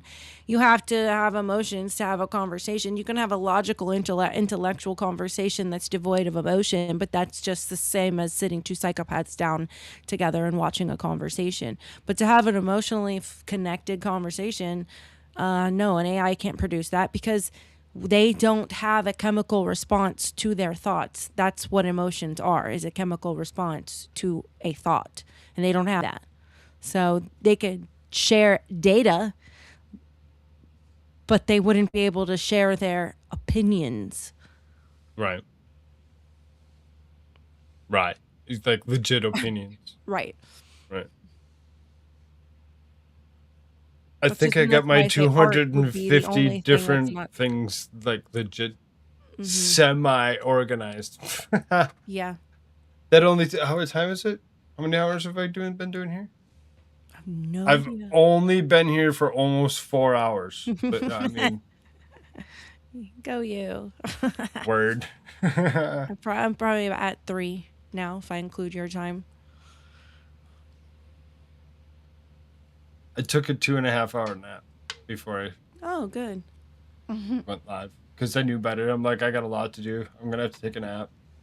And then tomorrow there's a thing at noon I wanted to try hitting up on. Mhm. When you were talking earlier, you seen me kind of look away or whatever. My wife was like, 9 o'clock. We'll try hitting up the bank in the grocery store or whatever. So yeah, 9 o'clock in the morning. She's at the bank at 9.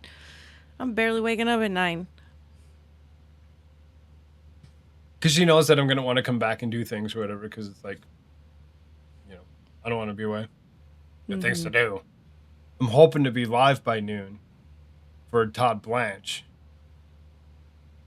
What's happening? He's supposed to be being scrutinized by Senate. Oh. Right. So, are there things to What? do? Yeah, there's always things to do. Todd Blanche, the acting AG. I mean, hey, send me a text. I might get on with you. Okay, we'll do. 'Cause Respect to all. If I ain't got shit. I hurt my back, so I don't have to go down to the kennels, thank God, for like a little bit. Wednesday will be a week, so hopefully I can make it without kennel duty a full week. Nice. Yeah. There's a little thing here, Sig, that's underneath my name. It's a sarcasm intended to be offended. Right. Legit. I can't make things up when it comes down to it. Over the years of all the things that I've been doing, all the different people, and Sig has seen some of these people that I've run into in the past, people that I used to hang out with, whatever, that would show up on a regular basis. Things happen. Things happen. Sometimes you just kind of do, like, people don't know how to just respect each other. Yeah. Yeah. So that it takes it to the point of, it's like, if I can't just say the way I feel and you're going to go ahead and you're going to get offended, be offended. You should be at that point. You should be. Look, did you notice the change on my set? So, just said, you can don't worry about other people's feelings and what this. People be people. People be people. They're gonna. You're good. You're good. I mean, respect. I was wondering who would get offended at my new addition here. What's that? My your rebel flag? Yeah, I because you remember I had that like plastic tablecloth before that was just the regular American flag. So Right. I finally got a hold of some of my stuff from my set before in the house, and that is like one of my cousin's flags that passed away. So I have it up, and I was just like, I wonder. This flag has started so many arguments on me coming onto a show at random, like just off rep. I love it. Perfect. And I But just sit there and let it happen. When I first started doing podcasts, and I still have them hung up that way or whatever, I was over there. I was in the other corner of the room, and I had my back towards that wall. And behind me, there was a flag that says, "Let's go, Brandon." Halfway through the show, after I get so pissed off at the things that Joe Biden was doing, I'll go rip that flag down, and behind it would be Trump flag. That'd be funny. I had fun. I did different things or whatever, because you Gotcha. got to do something. Yeah. But I'd drink. I just love it when people I'd wanna get drink. into I'd get this so flavor fucking conversation. wasted drunk to the point where I wasn't making any goddamn sense anyway. I was just drunk. What? Crispy said vexologist. I can't even say that Vexologist? word. What does that mean? He just dropped a word on me. I don't have to be a vexologist to explain the What the symbolic fuck is a meaning of the flag. vexologist? Somebody that knows how to speak about flags. Oh, how the Definite- hell would I know that? How do you know that? Now I'm suspicious of you. How do you know this, sir? Me? Yeah, how do you know this word? Where do you know the meaning of flagology? Why do you? I mean, lady, there's so many This is things that I perfectly timed fucking in know. 2026 at 12:09 a.m. Eastern Standard There's Time. so many things that I know that are so ridiculous that people are like, "Why do you know that?" I'm like, "I don't know, because I do." Because I went and I looked at it and I'm like, "Oh, I was interested at one moment, and How do now I you know- can't are you forget." AI? Are you AI? No, not AI. Did you hear that whistle? What up, Clay? Clay, please What tell up? me that was you whistling, Clay. Yeah, it was me. It was you? It was- Okay, thank God. All right. Jesus. Hi, Clay. How are you, dear? Doing good. How are you doing? I'm good. Good to see you. Scotsman, are you coming up here eventually? I know Is he being elusive? he usually does come up here, but at whatever some rate. And then he's got Whatever, things to do. some raid. At some rate, and then he's got things to do. Okay. Because he, Yes, you know, yes. it's, you know, life. Right. You got to do your own things. Yeah. Yes, you do. Yes, you do. Just keep on fucking with it. China invented vases, but the Canadians You did not say vases. made them the able to get drunk and collect welfare. Who cares what you I say will after troll. vases? I will troll the shit out of anybody and everybody at every rate that I possibly can. I'll say weird words like laboratory. You said vases. Where are you from? You're American, boy. You better get that straight. That's vases. I We like ain't to no call red things coat. We I ain't know, no but there's red things coat like around here. laboratories are a thing. Laboratory. You know, I'll smack you for that one too. You really seriously, there's just certain words that you got to fuck with. So that way, Don't just miss me with the laboratory, and don't type color with a U. that's color. we don't need to be drunk. The color, the color. The Clay, did you liquor. debunk this whole video yet? Just the AI part. I did debunk. I did that this morning at like 10 o'clock this morning. And welcome, Let me, Clay, with the debunking on the show. Our Let me professional see if I debunker can here. find it here. Just the AI part. I'm looking here. This is what she's talking about right now is the AI stuff. So It better be AKA. I don't That's know what I did Frog with said.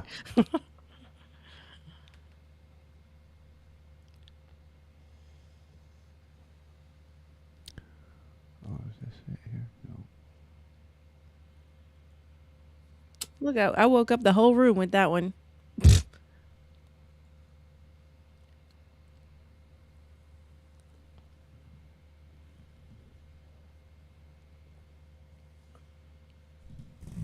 I think I deleted that one. I'm looking for it. I think I deleted that one so I could do the Scotsman says 2027 on my way. NDAA analysis. You want to hit this? Don't be asking silly questions.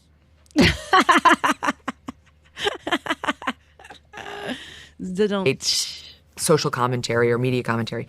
But what does a real reporter do? You probably have forgotten because so few do it now. But a real reporter spends his or her day on the phones or going door to door and gathering information. Like, hi, I'm Megan Kelly. I'd love to talk to you and about the dictating bus what crash that stories happened. they Were you a gather. witness? What did you see? Is it as the driver said? Who was where? Is it true that this happened? What did you see? You were on the bus. What was your perspective? AI cannot do that. A big part of it is human connection, convincing a source you're trustworthy and to trust you with the story, you know. I don't think it will have to because there's cameras. Because we're gonna have things like Terminator coming through and doing the thing, you know. We're not Yeah, gonna because he's understand right. Big what's Brother's in front of us. everywhere. Right. Yeah. Cameras But everywhere someone still in has to every car. decide which angle to get, this angle, that angle. I mean, there's still a level of filtration I think a human would have to be involved with, because we would, you know what I mean?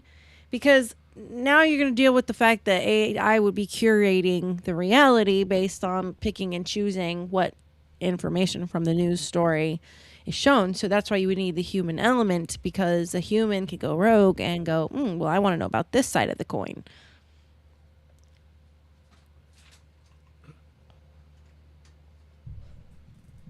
No? Yes? No? Oh. Well, let's crowd. look at Every Edward doorbell. Snowden. He why did he disclose what he disclosed? Like, What's this lady's name again? Oh, Megan Kelly. right? Megan Kelly. Man, I hope you never forget my name.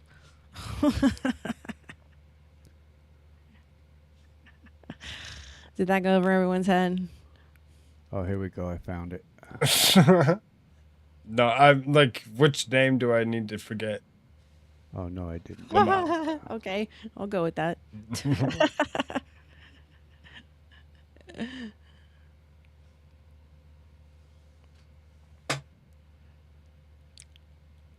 God, we missed you. I missed you. I mean, I thought he was going to debunk this thing. What thing? Nope, let's just drive past what Luna said. I don't think it will like, have to because there's cameras everywhere in every car. well, let's look on at every Edward doorbell. Snowden. He why did he disclose what he disclosed? Like, why did he choose Glenn Greenwald to talk to? Like, he trusted him. He read his articles. He thought, this is a good person I can bring my story to, and did. Like, I just think the nature of true reporting, which is very personal and all-day shoe leather efforts Biased. between humans to lead to information. Very And then the writing of personal. the story, She means yes, that could be biased. offloaded to a machine, but the gathering. Oh. You, I hear something crazy. right. Exactly. Florida backwaters in the back room. Yeah. He needs to turn off the stream.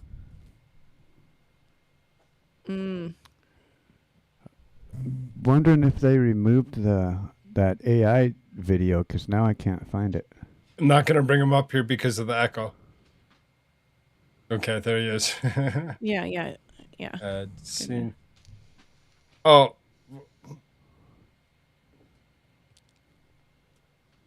He removed the echo and then went away. Well, Probably come back in. okay. I would Wait a minute. assume. Like, jeez. He must have removed the video that I debunked earlier, because I see on his page he's got Megyn Kelly predicts who will leave Trump's administration. Megyn Kelly attacked me because I wouldn't call out Candace Owens.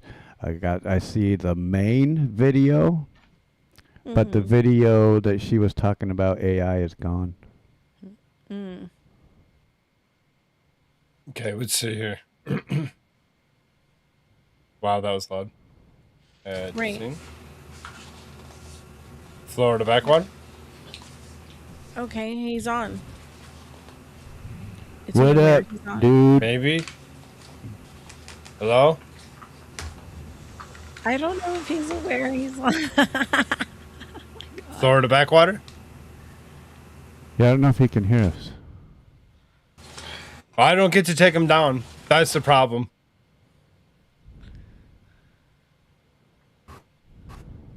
I can't just like remove him. He needs to like look at us, acknowledge us. What up? What up? Okay, weird. Oh, okay. We had the same issues last time. Avmux doesn't like certain things. Avmux doesn't like mobile. I think he was on his computer there. It looked like he was on his computer, but didn't make any sense. Especially because the audio sounded like it was coming from the room instead of the microphone. 1 hour and 50 minutes, 38 seconds is where the AI privacy and the future of the work comes into play, whatever. I don't know if it's something that you can like. Well, it was a video. He had a video about that. He had a little video on it. The video's missing. I mean, I can't find my transcript either. But when I went to go look for the video's gone too. Mm-hmm. Maybe it's on Megyn Kelly's side as opposed to his side. Or she said something and they scrambled and got rid of it. It was Sean Ryan. That's where I found it in the first place. Was on his channel. Yeah, that's because I didn't want to. Digital now. I didn't want to try and transcribe the whole 3-hour podcast. They can so retroactively the section about AI was like 15 minutes, so I debunked that section. But now I just went back and grabbed the full transcript.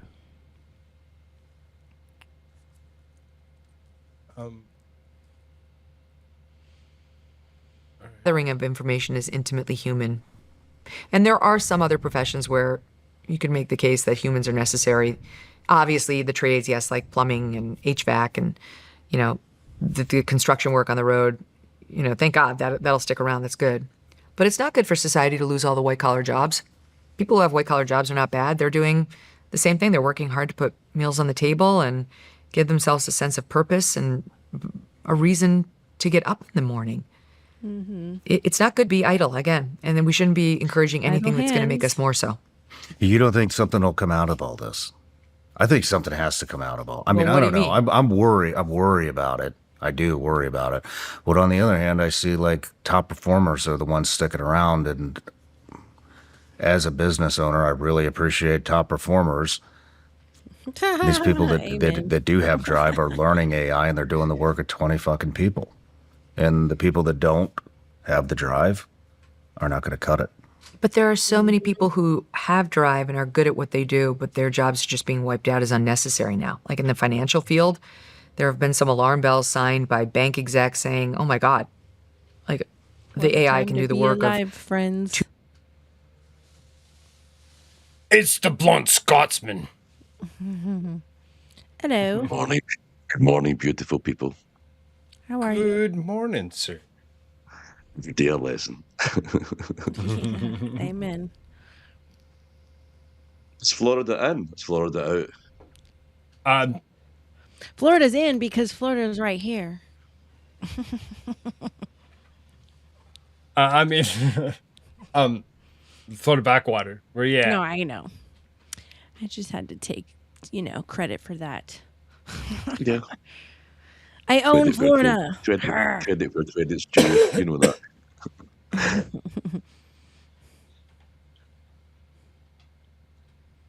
I don't even know if he's. First, his mic sounded like it was coming from like the computer and not his actual mic. Right. Yeah, it was just right from the room. Coming into this EvMux though, it springs up all the permissions you must give, whatever search engine you're using, and EvMux, like permission for this, permission for that. So yeah, if you haven't clicked all those eventually, you're always going to struggle getting into EvMux. That just sounds like a German prostitute. Hey, what's you her caught name, a right? cold.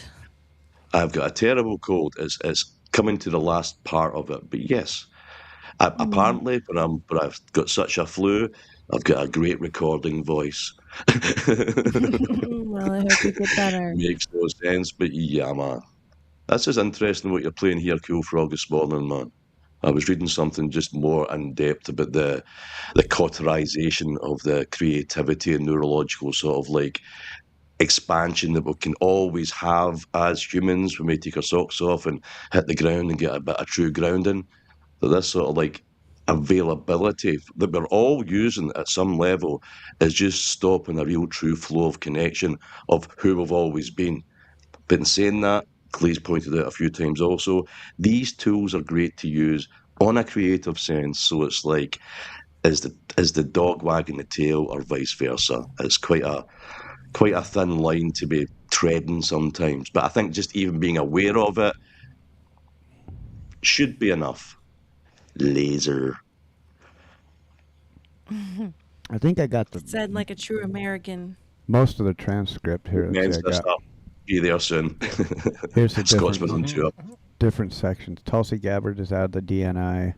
Joe can't resign because he could not support the Iran war. Trump fired Pam Bondi because she wasn't indicting enough enemies. Courts can throw out cases for malicious prosecution. The administration deported Kilmar Obrego Garcia. The trafficking case against Obrego Garcia. The CIA raided Tulsi Gabbard's office.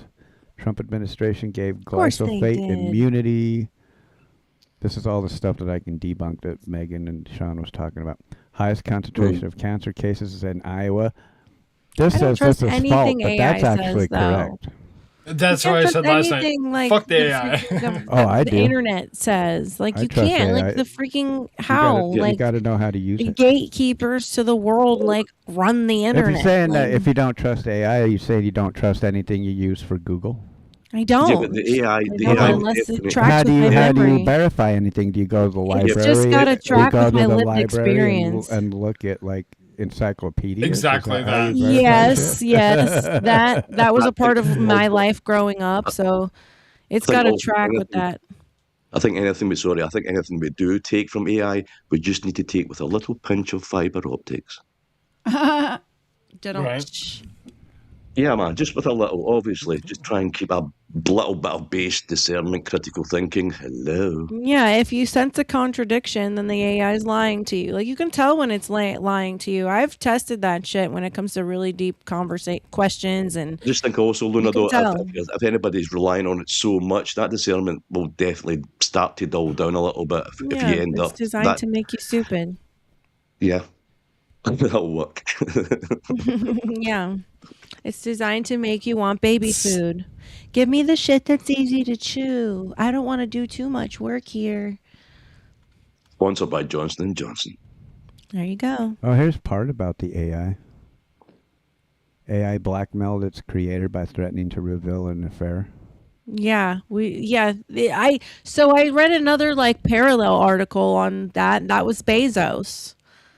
Says this claim circulates frequently in AI discussions. There have been experimental demonstrations where advanced models 30-foot Smurf. What up? Deceptively during testing. However, many viral versions of this story are exaggerated or stripped of context. Really? Without identifying the exact experiment, it should not be treated as established real-world evidence. That's the cleanup work for the fact that it was blackmail. Israel that made the fucking software that spied on him. So nobody can identify the exact experiment. Sure. So the overlords say. I don't know. Fuck it all. The world is ghetto. It's all fake and gay. I want to burn it down to the ground. I can give you a whole, just the first section I did. It says the strongest factual portions of this segment involve legal discussions around Kilmar Obrego Garcia, the correction of Tulsi/CIA raid rumors, and general concerns about AI and labor disruption. The weakest portions are 30-foot Smurf. The insider claims about why officials left government, Smurf. claims about Iowa cancer statistics, glyphosate assertions, AI doom predictions, and assumptions about future job losses.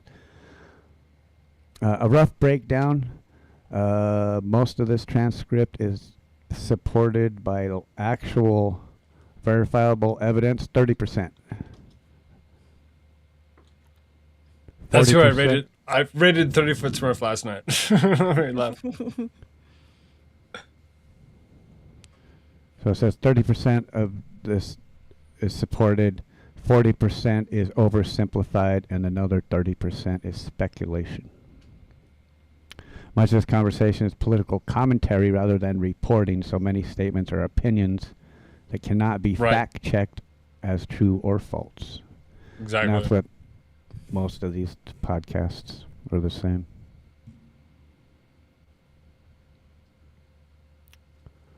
Never mind that, though. It's not important. Carry on. Right. Play the clip, Bank Frog. exec saying, "Oh my God, like the AI can do the work of 2,000 people."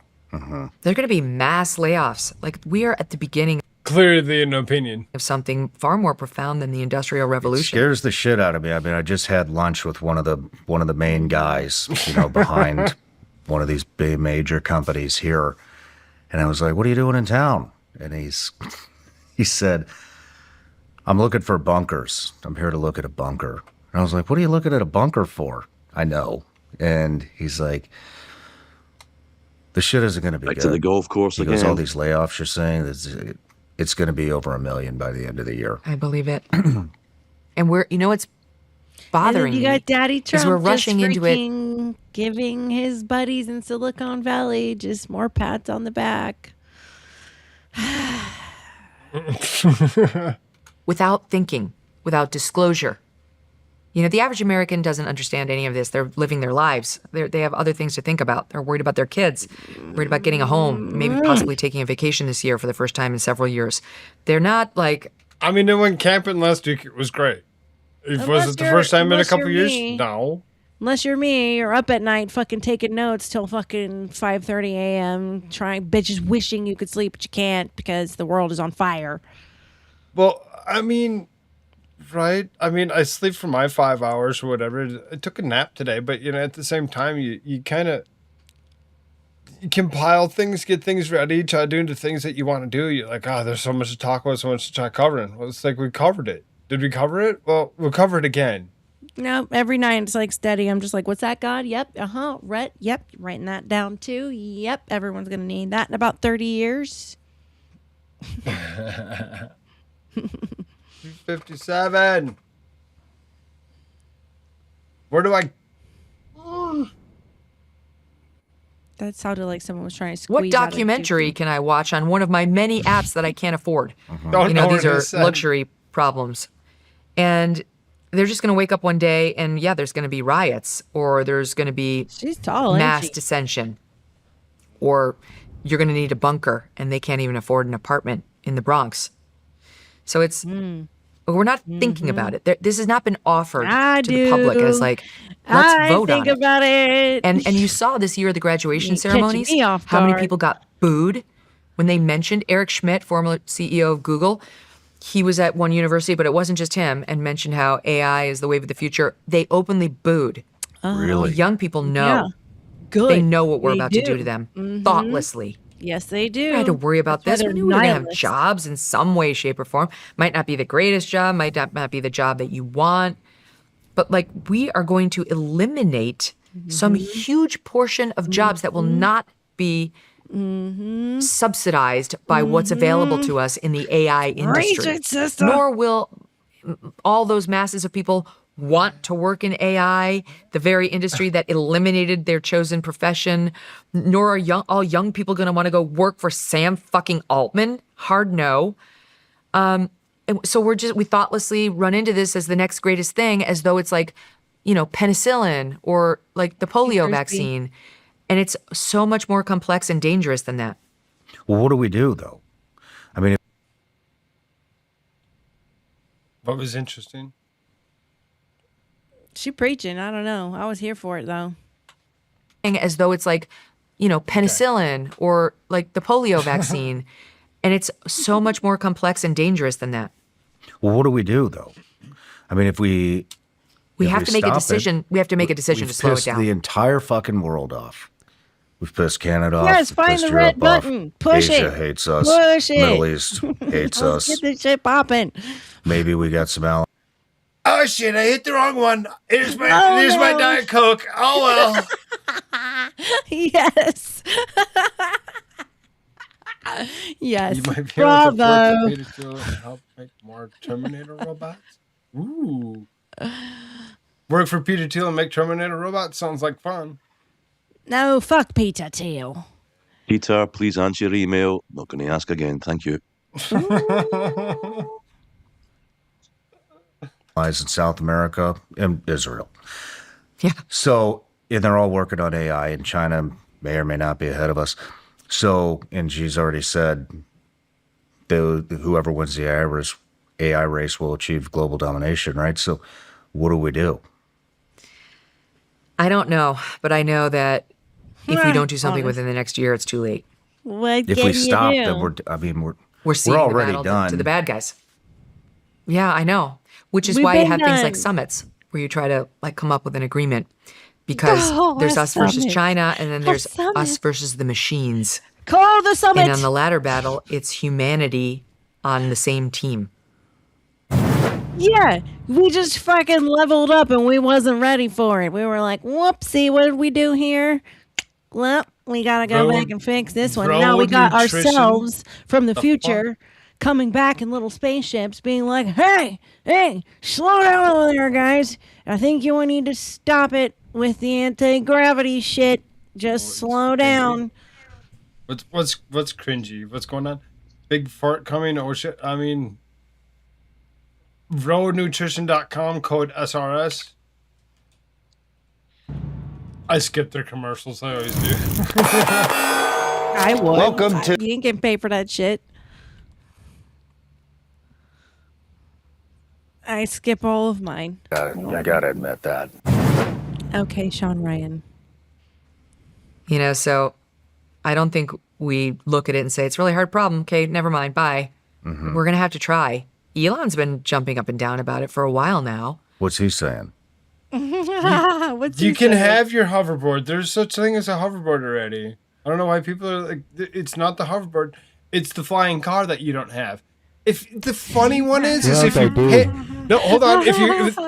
If you pay attention for the rest of this show, at some rate after I think it's after the AI talk, I have a flying car. Oh shit! I have a flying car. It's coming. They have Stay tuned, cars right now. motherfuckers. No, there's other ones that they're really seriously trying to like pull up right now. They want to actually do more.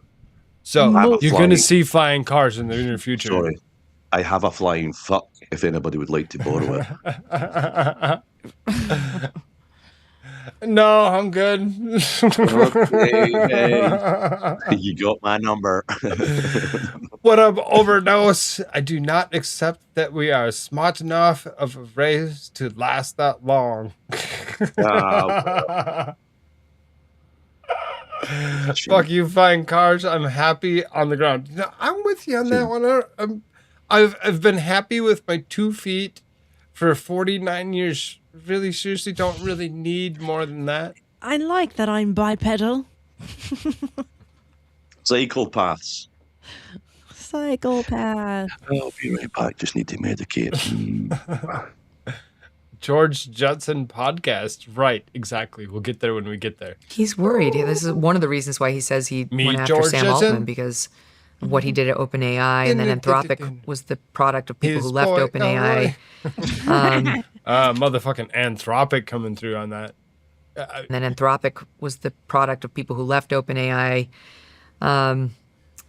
So he's worried, and he's been trying to say, like, this needs to be addressed. No one's been really listening to him. The problem is, Sean, there's too much money in it. It's like, this started off with Right. like, here's $500 million, Sam Altman. See what you can do. I think Elon invested like $32 million. Something Like this. relatively low for Elon. Like pocket change, right? He's For like, Elon. oh, I'm so bored with Earth. I need to go explore space.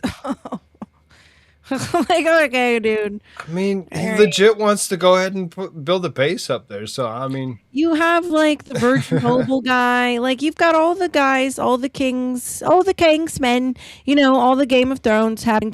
They've conquered Earth. So now they are conquering space. These Tic Tacs.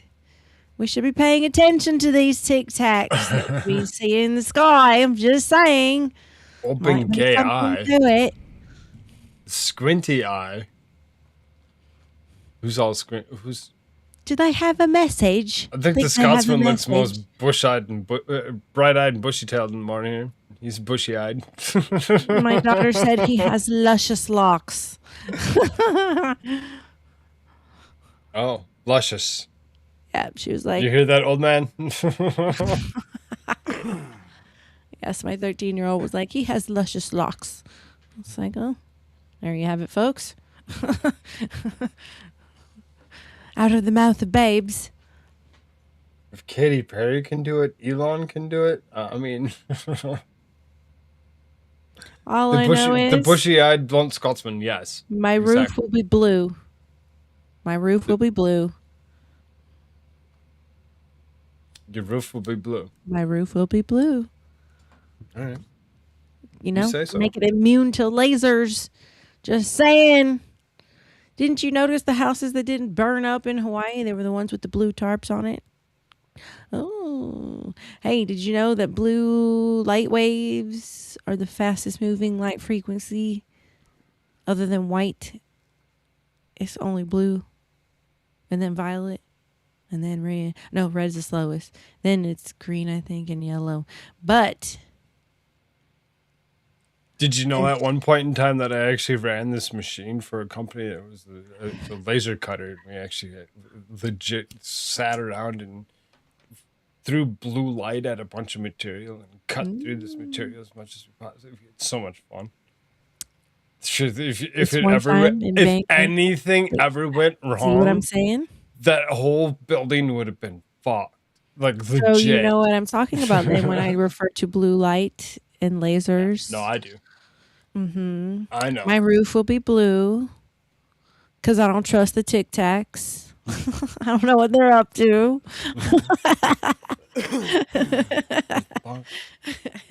Where's my tinfoil hat? Hold on. Let me go get it.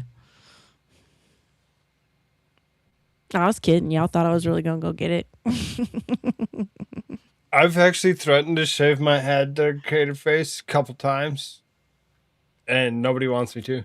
Even my wife, she's like, no, leave it. I'm like, okay. Will do. Red light is not faster than blue light. It is slower. Okay, oh my goodness. It's Florida backwater. You still can't hear anybody? Oh, I took myself down from the premium part of it, or the pro over here, or whatever, on the EVMUC, so I can't go and change anything for anybody. I didn't want to anymore. I'm like, it's the only feature that it was giving me was that. For another $25. I'm like, I don't need to spend another $25 to change everybody else's freaking volume settings. They can do it themselves. There's What are you going on about, Willis? What, you weren't listening? I'm just kidding. I'm not so sure about the blue light theory. No, what, I with think all, red with light. all the monitors that we all sit in front of? It actually just depends on your environment, but red light might be faster than blue light. I think I might have said that backwards. But it runs very hot, but when you the screens that we're sitting here looking at, it's a different version of laser light. It's not the same as like running a actual blue laser or whatever. So why do people think blue light is faster? Because in materials like water or glass, light slows down and different colors slow down by different amounts. Blue light has a shorter wavelength, so it interacts more with the material's atoms. Mm-hmm. So it gets slowed down more than red light. That means in a glass of water, red light travels slightly faster than blue light. Yeah, but that's why I was saying it might be in a vacuum like space. Right.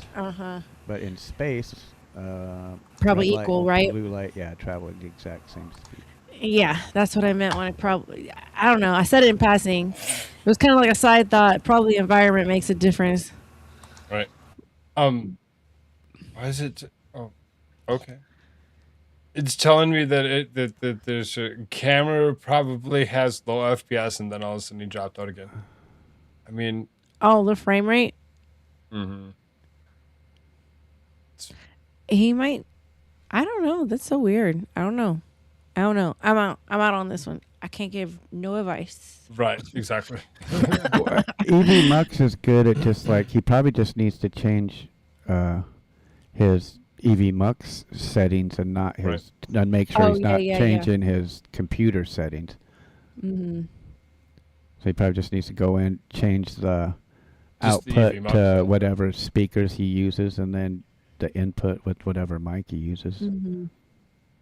Because I still, even after being in here every week, on occasion, I still have to change that shit when I come in here. Same, and it's my studio. That's So when you think about it, you're like, huh? Yeah, exactly. Every once in a while, all of a sudden, I got to reset everything because it's like it doesn't remember that I was using a particular microphone and a particular audio source out. Whatever. It's so stupid. Exactly, Scotsman. Now everyone's in on it. Of course, Microsoft then swooped in when Sam was leaving OpenAI and said, here's $500 million. But now it's multiple billions into each AI company, like double-digit or triple-digit billions. And that's from all of the big tech companies into all of the AI companies, which is now we're talking potentially, $1 trillion into AI. And what is that going to beget you? Way more AI. Way more AI on steroids. So great. We're going to cure pancreatic cancer and then get killed by the machine. Or we're going to cure melanoma and then no one has jobs and there's going to be civil unrest and mass depression. And no one's going to have sex anymore because they're so depressed the way the kids already aren't because of the damn phones. Don't put me in and that the friggin' general Porn industry. That too. It's like, what? I'm not already not having sex. Don't worry about it. Who said that? This lady. Of Shoot, course, things are gonna actually. The industry for what it be. When you look at it, when you look at the porn industry on the phones, what it be from Instagram, Facebook, or YouTube, you can find whatever it is that you really want to find if you look far enough. Oh, yeah. Oh, wow. Just saying, it's disgusting. But, when people want to find something that they want to find, because they're getting rejected on a regular basis for what they think that they want as opposed to what they're capable of even getting. People not going out in the real world and actually touching the ground. And she's right. I think that there's going to be some big issues. What's up, Clay? Anthropic or Claude AI. They raised $20 billion total recently. Their main backers, of course, are Amazon and Google. Their revenue estimates are $1 to $2 billion annual. That's why I keep on saying, why does he keep on sucking Claude's dick? OpenAI or ChatGPT. Sean Ryan, he keeps on, Claude this, Claude that. Yeah, I use Claude on occasion. OpenAI revenue in 2025 was $3 to $6 billion. That's annually. But they're still not profitable yet, it says. Google DeepMind.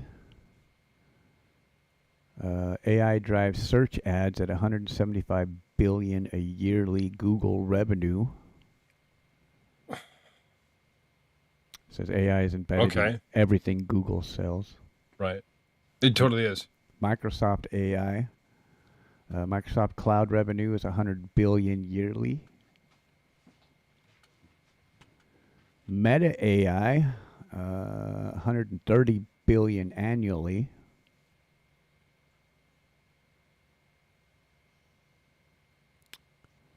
The biggest winner, NVIDIA? Of course. 80 to 100 billion NVIDIA would plus. actually, yeah, exactly. NVIDIA's got this big, huge ordeal with this new crystal thing or whatever that they're working on. The AI chip, yeah. Yeah. Across all companies combined, 200 to 400 billion annual AI-driven revenue. See, it says simple way to understand it. Chatbots like OpenAI and Anthropic, they bring in billions. Big tech like Google, Microsoft, or Meta, they bring in trillions. And chip makers make like NVIDIA, they make a massive direct profit boom.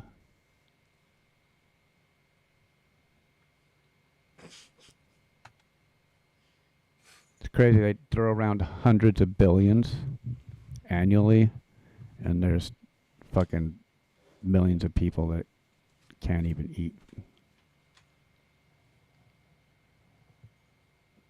I said, what would happen if we shut down the AI to the frog bot? It said mostly the services using AI would stop and slow down, like support analysis and automation. No splashy monster stuff, just lots of soggy downtime. Downtime. That's what they call that, downtime. When you're not using the AI, it's downtime. That's ridiculous to think about.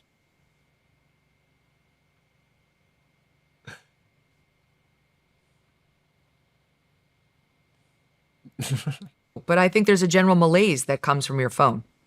Like, just take all the shit off of there and go old school. We're already surrendering. Like, why aren't the young people having sex? Why aren't they drinking? I'm sorry, but it's like, booze. I mean, alcohol is ridiculous. I don't understand why people do drink. I find it one of those things that it doesn't make things better ever. And anybody that disagrees with me, they're like, oh, alcohol always makes my day so much better. Okay, sure. It's because you hate yourself. Go pick up a Bible. She's on crack. I mean, okay. They're not. There's a problem. The AI has gone to the point of they're literally not doing all of the things of society that society's used to. Now it's like it's different. It's changed. Society's no longer what it was. COVID-19 really kind of helped usher a lot of that in. Because they took away what was already going on so that way they could usher in this new whateverness and make it easy. An easy usher in because everybody was already sitting around looking for something anyway. As opposed to getting up off their ass and going finding somebody because they're like, oh, well, I don't want to go get sick.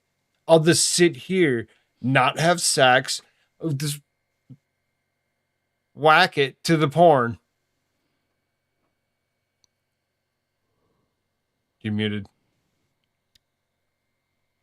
I said to the porn. Whack it to the porn. That's Are you what they're doing the pot? That's what people are like That's the freaking out. problem, though, is like people think that you're not being able to actually masturbate when you're high. You got an issue. Seriously. You got an issue. There's other things that's going on if you can't masturbate while you're high. Yeah. It's probably the food source. Not gonna lie to you. That's a lot of things. Will not be one of those Drop ones the bottle, pick collecting up the dust Bible. bunnies. Exactly, exactly, Krispy Kreme. That's what I'm saying. I'm saying these people are just sitting there drinking. It's ridiculously stupid. Look at this wall behind him. Look at the wall behind them. Oh yeah, I know the alcohol. It's all just that. And Sean Ryan don't drink. Nope. My dad would collect liquor bottles because they were pretty, not because he drank them. My wife and I banged so much during COVID. We have our son now. The world won't be the same in Lamau. Well, dang. This is bad for you. I'm not trying to argue otherwise, but like there should be some debauchery when you're young. There should be some risk taking. Yes. They're not even getting driver's licenses. Screen time. They're not dating. Forget sex. Take sex because out they of it. don't They're know not what they're dating. They're not approaching. like Are you a man or are you a woman? taking a I don't shot know. at a girl in a bar 6'7". anymore. They're just like on their devices, alone, at home. And now there's talk about the future. Seriously, 6'1". Anybody that doesn't know, too bad. Who's going to have your AI avatar? It's kind of the same, but different. That's funny. Speaking to her AI avatar, And they're just going to do it, like figure out whether you're compatible. Yeah, and then they'll there's get a back to you movie about like whether That's you a that. do it. thing. Yeah. With Bruce Willis in it, where everyone's like plugged up to this like freaking AI internet thing, and they're all like, do you know what I'm talking about? Ryan, what movie is that? That movie with Bruce Willis where everyone's like plugged up to an AI self?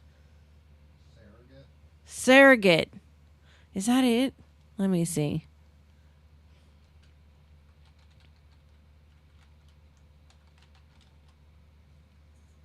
Points to Ryan if he got that Yeah. right. Yeah, it is. It's that one. Nice. Yeah. Extra point for Ryan for the night. Right. He's like the pop culture guru. He knows all those things.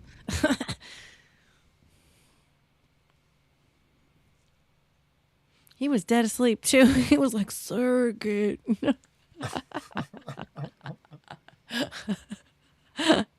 Dang. Yeah, I'm about to go get some chicken. We'll give you 3 points because you was sleeping. Right, there you go. That's the thing, that we're going from online dating to actually it's just online, period. You're not involved. It's just What up, effing super trucker? Right, you're just online only. You're not involved. Everything is just that, and that's it, right? There's a short out there. There's a short out there of myself and Luna. Did you be my girlfriend? Guess why? Because I mean, the internet be like that. The internet be like that. It was fun. We should do it again sometime. I mean.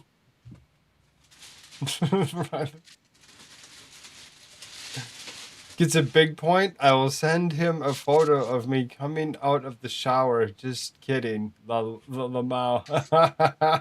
Dude, that new AI center in Utah is going to be 60,000 Hey. or 60 square miles. Shut up. He's giving away my 250 news points. Oh, I didn't hear you. Sorry, my bad. Go ahead. No, there's things. There's things for later. 250 different news articles I haven't hit on. The AI in itself, there's like 25, 30 different articles. Oh, you did a search? 250. Bro. I'm going to have to try that. No, here, let's go right here real quick. We'll start at the top. Look at all this. Look at all this. I go in here and I just hit this. I go, boom. This is 252. It says 252 tabs that I have in here that I've been seriously messing around with all day long, like put it in some sort of semblance of order. The whole bottom section isn't in that order. There's a big section of it that's not organized. But I've done this for so many hours today that I'm to the point of When you look at let's see if I can't find the. What'd you put in? Just give me the top. No. 500 headlines or something. No. This is me and how I do my stuff, whatever. So it's like this is like where I would get my main sources from. These ones here is my secondary sources, or that's an overflow. This is a secondary source section. This is the third secondary source section. This is a fourth secondary source section. Look at this one. I put a do all on that one, but I don't always do that. That one's like all government entity type situations. I don't mess around when it comes to doing. I don't go and ask somebody else to do my work for me. I do it myself. That's why I said, wait a minute. Don't be talking about the data centers. The data centers are in there. There's a ton of data centers that are really seriously going up, and they're like the one that you spoke of, whatever. There's one in Louisiana, the Meta Center. They're saying it's the size of Manhattan, right? Well, these other ones, they're saying they're twice the size. Mm-hmm. Twice the size. So when you look at it, you're like, whoa, what in the world's going on? And then, yes, chat, go ahead and ask, why is it that Koolfrogg has 250 tabs that he wants to try covering after watching this? No.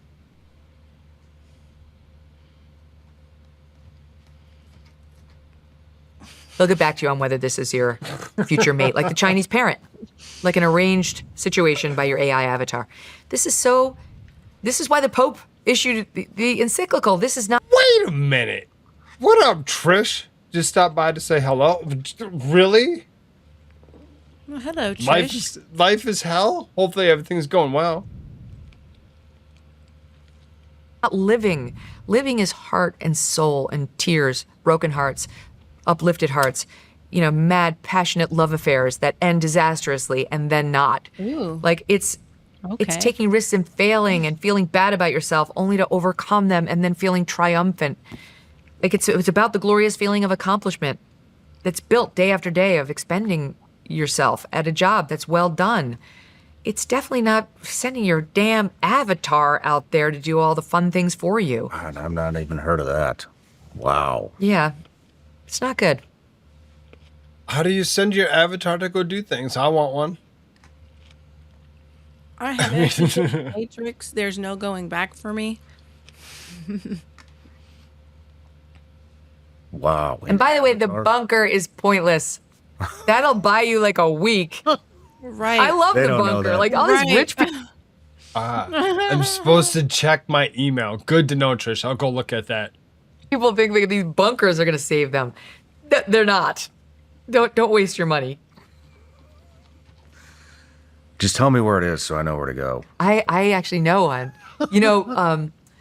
I've got a friend who's got like this sick bunker, and he showed it to me. And it's got everything in there.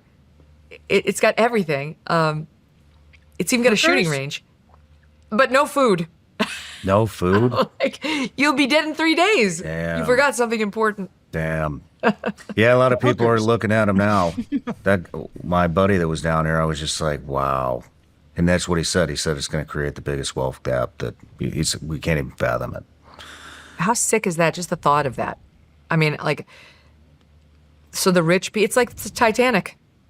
All the rich people get to survive, but the steerage is going to have to go down with the ship. Bye-bye, folks. I mean, do you have any proposed solutions? We need to slow it down. And not only that, I think there's going to have to be a covenant amongst humanity that we're not going to use it or we're going to prioritize human product. Like I think I see in the future, everything that's AI will have to be labeled as such, where there's not going to be, we're not going to live in this weird world where it's confusing to us. We don't know whether it's a real video or image or not.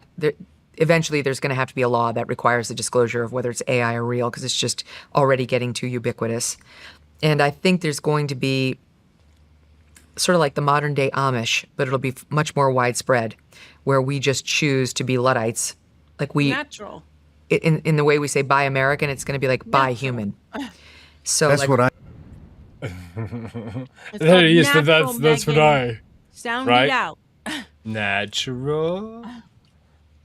Modern day Amish. Mm-hmm.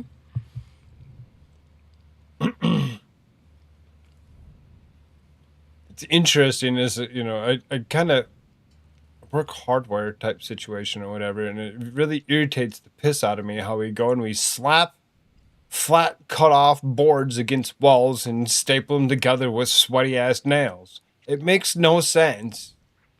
Makes no sense. You go back and you look at the Amish way or whatever, and you're like, Morse tenon type stuff, whatever. You really seriously put things together with a pin, and it started to swell together, and then it made it the most breathable thing that you ever had. People are like retarded. We're legit retarded. We've not been taught to actually live like humans were intended to. We've been turned into some ridiculous bullshit. Unnatural crap. Yes. Amen. Unnatural crap, and then it's all processed food. You're sitting there guzzling shit. I'm eating real chicken. Hold on now. This ain't no lab I said guzzling shit. So I mean, you're legit eating something, right? Eat it. Get it. There's a lot of people paying attention to you eating that chicken right now. Just saying. But it'll be much more widespread, where we just choose to be Luddites. Like in the way we say buy American, it's going to be like buy human. So that's what I think is going to happen. What was before Abraham Lincoln came into play? What it was before Abraham Lincoln, you go look back and you're like, oh, people kind of lived a little different. Yeah, the fuck they did.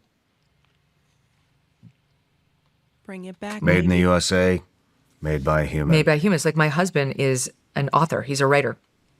And he used to write fiction. Now he does nonfiction. Problems, By the way, you should all buy The Lost Empire of Emmanuel Nobel. It's a great story. It just hit the New York Times bestselling list, too. But it's a great story about Go ahead, this then. guy who was part of the Nobel family. I mean, get it. Plug From the yourself, prizes girl. who built the Russian oil industry, just basically himself. And nobody knows his name. And the reason they don't know his name is because of another guy named Joseph Stalin. And the clash of those two No, titans is baby, the story of wow. this book. It's really good. She said Stalin.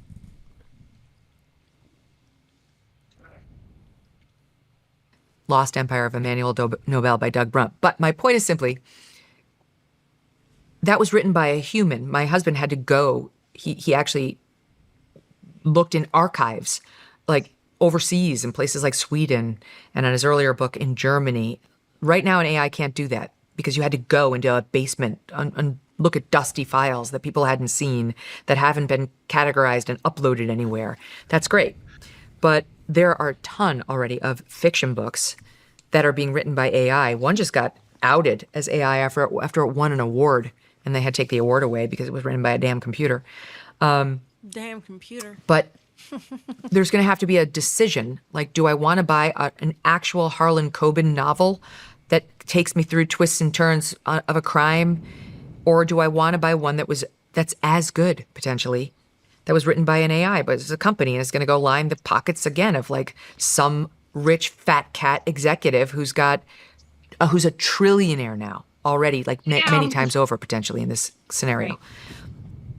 Right. I mean, That we're part. going to have lots of issues when it comes down to the AI and Right. trying to fight it, traverse it, Right. to let it not duplicate the things that we do, as it's going to try learning from us and say, oh, we can do that, and we can entertain people a lot better than what these people can. That can't be generalized. We can't tar everything with the same brush. AI is absolutely needed. It's imperative on the planet at the moment, especially when it's being used for things like incubators. Right? So we just can't be like AI down with AI. I'm so against certain parts of AI because I do think it cauterizes part of our deep inherent creativity. But yeah, it needs to be gently used. You're right. The thing is, people want to pick and choose. I don't want AI data centers, but at the same time, I want the fucking Google Cloud to store all my pictures and all my stupid fucking Not me. Facebook shits.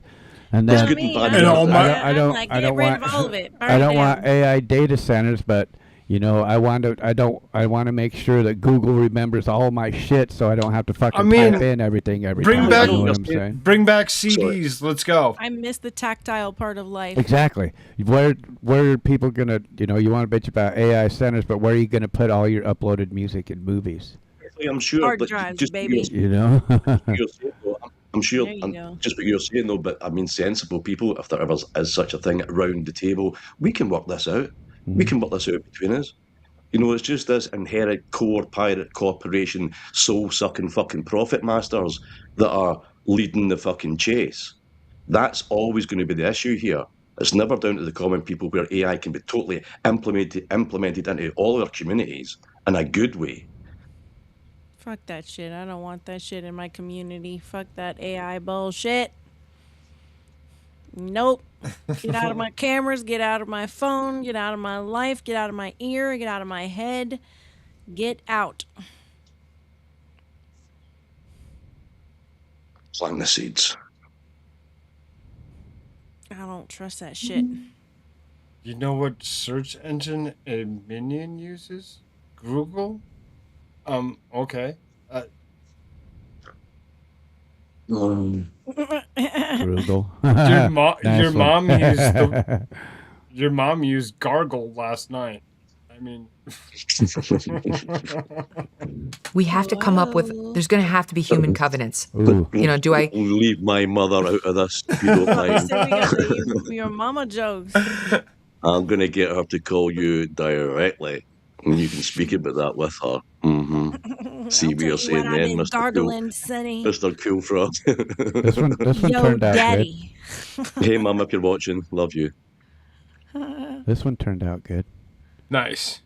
I'm gonna have to go look at it, Well, I haven't done the video yet, but this is just the thumbnail. bro. Excellent, Clay. Waiting for it. The dark side. He keeps on teasing us every night on this Abraham Lincoln thing. Like I said, still putting Work it in together. progress. I know. I got Yeah, you. man. Things take time. Let's go. 250 tabs. You're one to talk. Like teasing me. Yeah, exactly.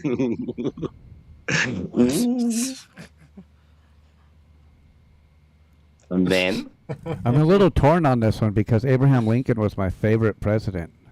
I mean, I even learned the Gettysburg Address in the 5th grade. That's so cute. we were just talking about it the other day, Clay. It's like these artists, they eventually find out are gay, and he was actually singing about cock. So don't worry about it. Yeah, exactly. Everybody thought Rob Halford, Judas Priest, was the hardest heavy metal around till they found out what going down the highway really meant. Oh man, I connect to this, and you're like, raid. We've been raided. We've been raided by Dominion After Dark. What Hey, up, Dom? Dad. Good to see you, Dom. Appreciate the raid. Anybody, all 4 of you coming through in that raid, make sure you smash the button. Lick it and flick it.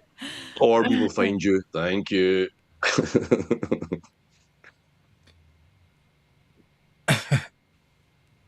Come up with, there's going to have to be human covenants. You know, maybe I go with the law firm that only uses humans and AI, not AI. Although I think it through, that's not going to work because they have to compete against other law firms that may be doing it better. You know, the AI, the reports by like some of these banking executives is not only is it doing it better than humans, it's doing it way better. Like you would be at a competitive disadvantage if you didn't use it. But in the creative arts, a little bit. Justine Bateman. We spoke about it a little bit the other day. It's like there's 50% what they say, they with the capital letters. There's 50% of all traffic on the internet at the moment that is AI. And my sister's company used a website, like Megan's just saying, it was only humans. They did their own creativity. They wrote everything down. It took them months to build the website. And it wasn't really kicking on. It wasn't kicking on the website. And the website builders contacted my sister and said, listen, we're going to use a search engine. We've never did that before. We're going to use AI. Would you mind if we did that? My sister's like, yeah, go for it. What difference does it make now? They used an AI to build a website, exponential growth within the first 2 months. Mm-hmm. Because that exponential growth is going out through AI algorithms as it is, and that's what's feeding things out now. Yep. We ain't doing this. Right. So, like Clay's saying as well, it's like a lot of the stuff we don't like, but for certain things, it works. There's going to be good and bad in everything. Yeah, it's just we were talking about that before you came on. Yeah, like there's a lot of good. Not everything's got a duality to it. 100%. Still, that's why I remind it every day it's my slave. No, that's a good way to keep it in check. Clay does that also, man. Clay just uses it for the tool that it is, I'm sure. Yeah, I just use it as a tool. I mean, I've heard you say that before. Replace like that for friendship or therapy or anything. It's like a customized putter, Clay. If anybody's into golf. Golf. Yeah, I use it generally. Swing, baby. The thumbnails on my documentaries. So it's my thumbnails for YouTube and Rumble and all that. I use it to debunk mainstream internet. That's what I call it now. It's not mainstream media. It's now mainstream internet. There's no difference. I can prove it. Mm-hmm. I like that. And I use it different than other people. A lot of people say, oh, it's not always 100% correct, or it's never correct, which is true. It does make a lot of mistakes, but depending on how you use it, you can get around all the mistakes and actually use it and have it check live sources from what happened Jack. today. Love you. Aww. I love it this time of the day. There's music. Rest, Good morning, dude. and I think that like works that way, not just for that stuff, but for like music.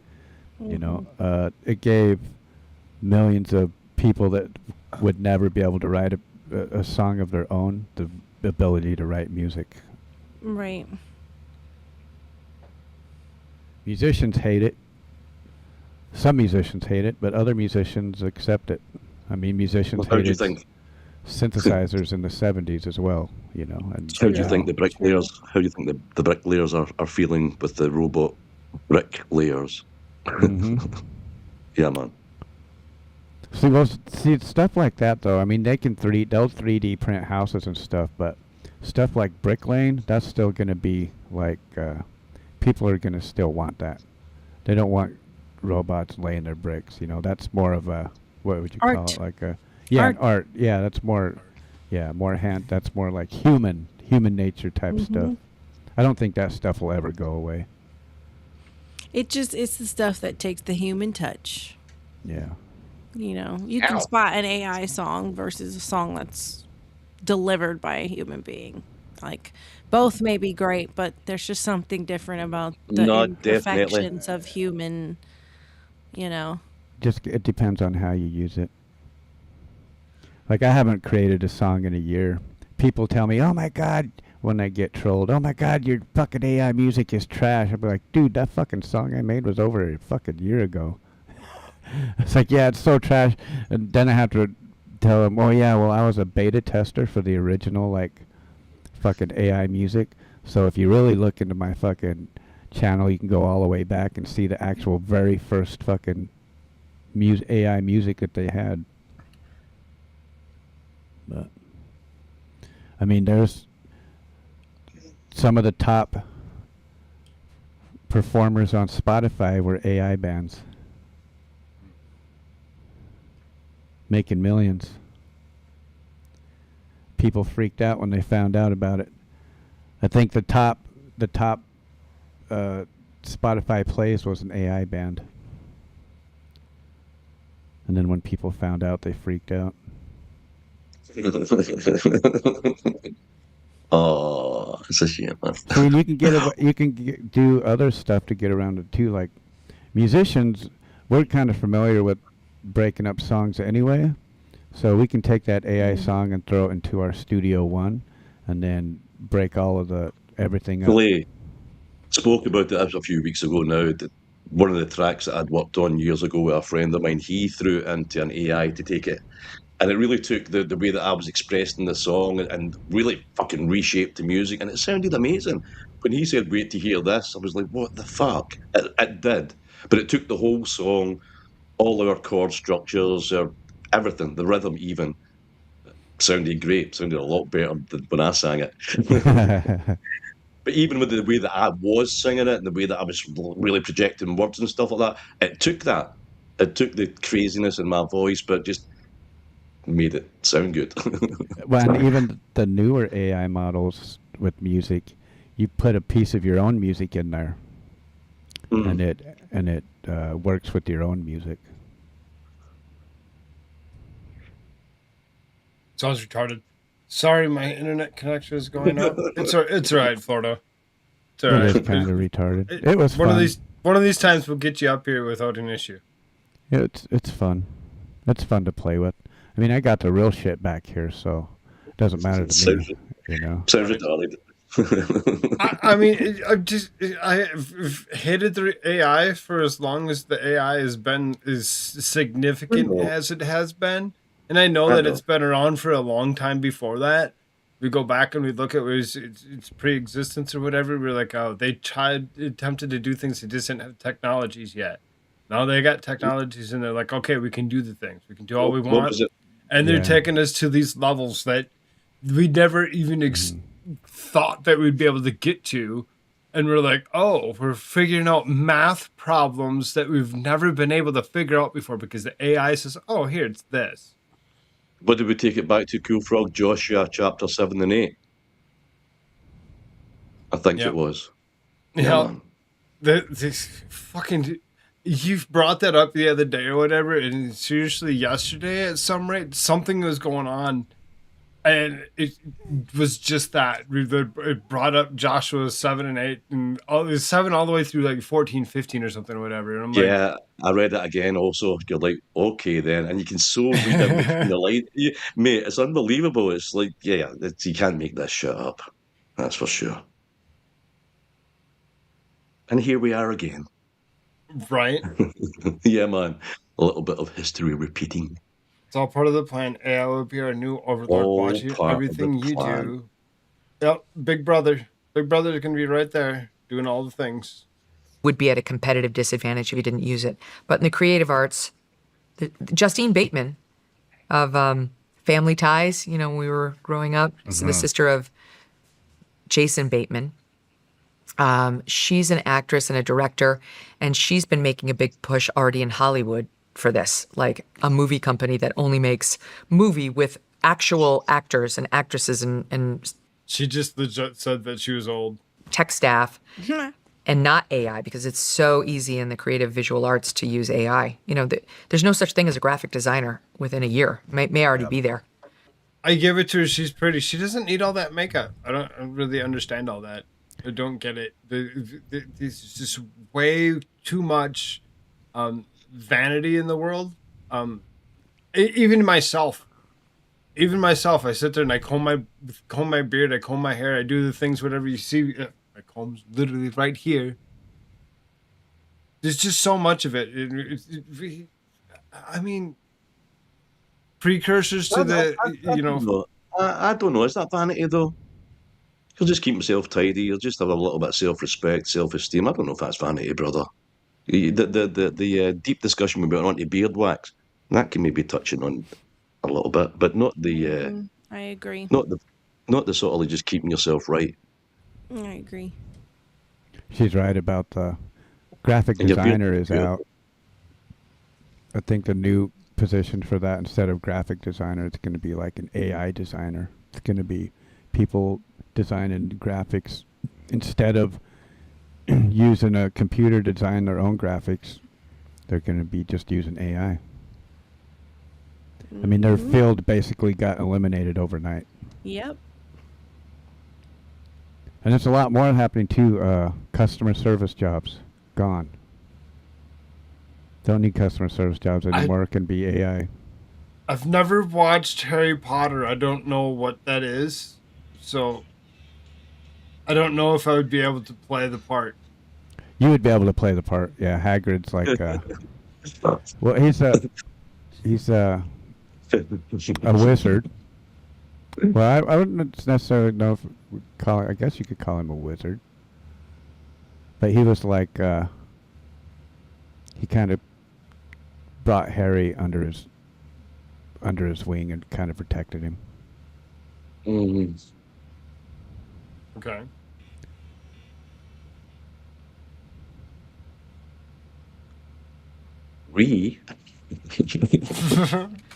So it's going to come down to human preference. It's interesting. I mean, humanity has a choice to make, but usually we choose the wrong thing. I mean, look at social media. It's destroying. Oh. It's just destroying kids' minds, and my mind, and your mind, buddy, and everybody that's on it. Speaking of But we graphic still fucking do it. artists, my buddy from Utah, Kai, he's the one that actually did these. He did this pirate ship. He did this Jack Sparrow. I got some other ones that you can't see, but I paid him to do that. I think the Jack Sparrow and his ship, I think that was like $350 we paid him for them too. And I got some other ones up here too. And when The AI can't duplicate that. it can to a certain extent, but The AI wouldn't who's going to go have- pay him? Yeah, who's going to go pay him $350 now for a picture of Jack Sparrow when they can have fucking AI do it? Right, you can just go up to the AI and be like, "Give me a picture of Jack Sparrow." And it's his done boat. in fucking 5 seconds. Yeah. Right.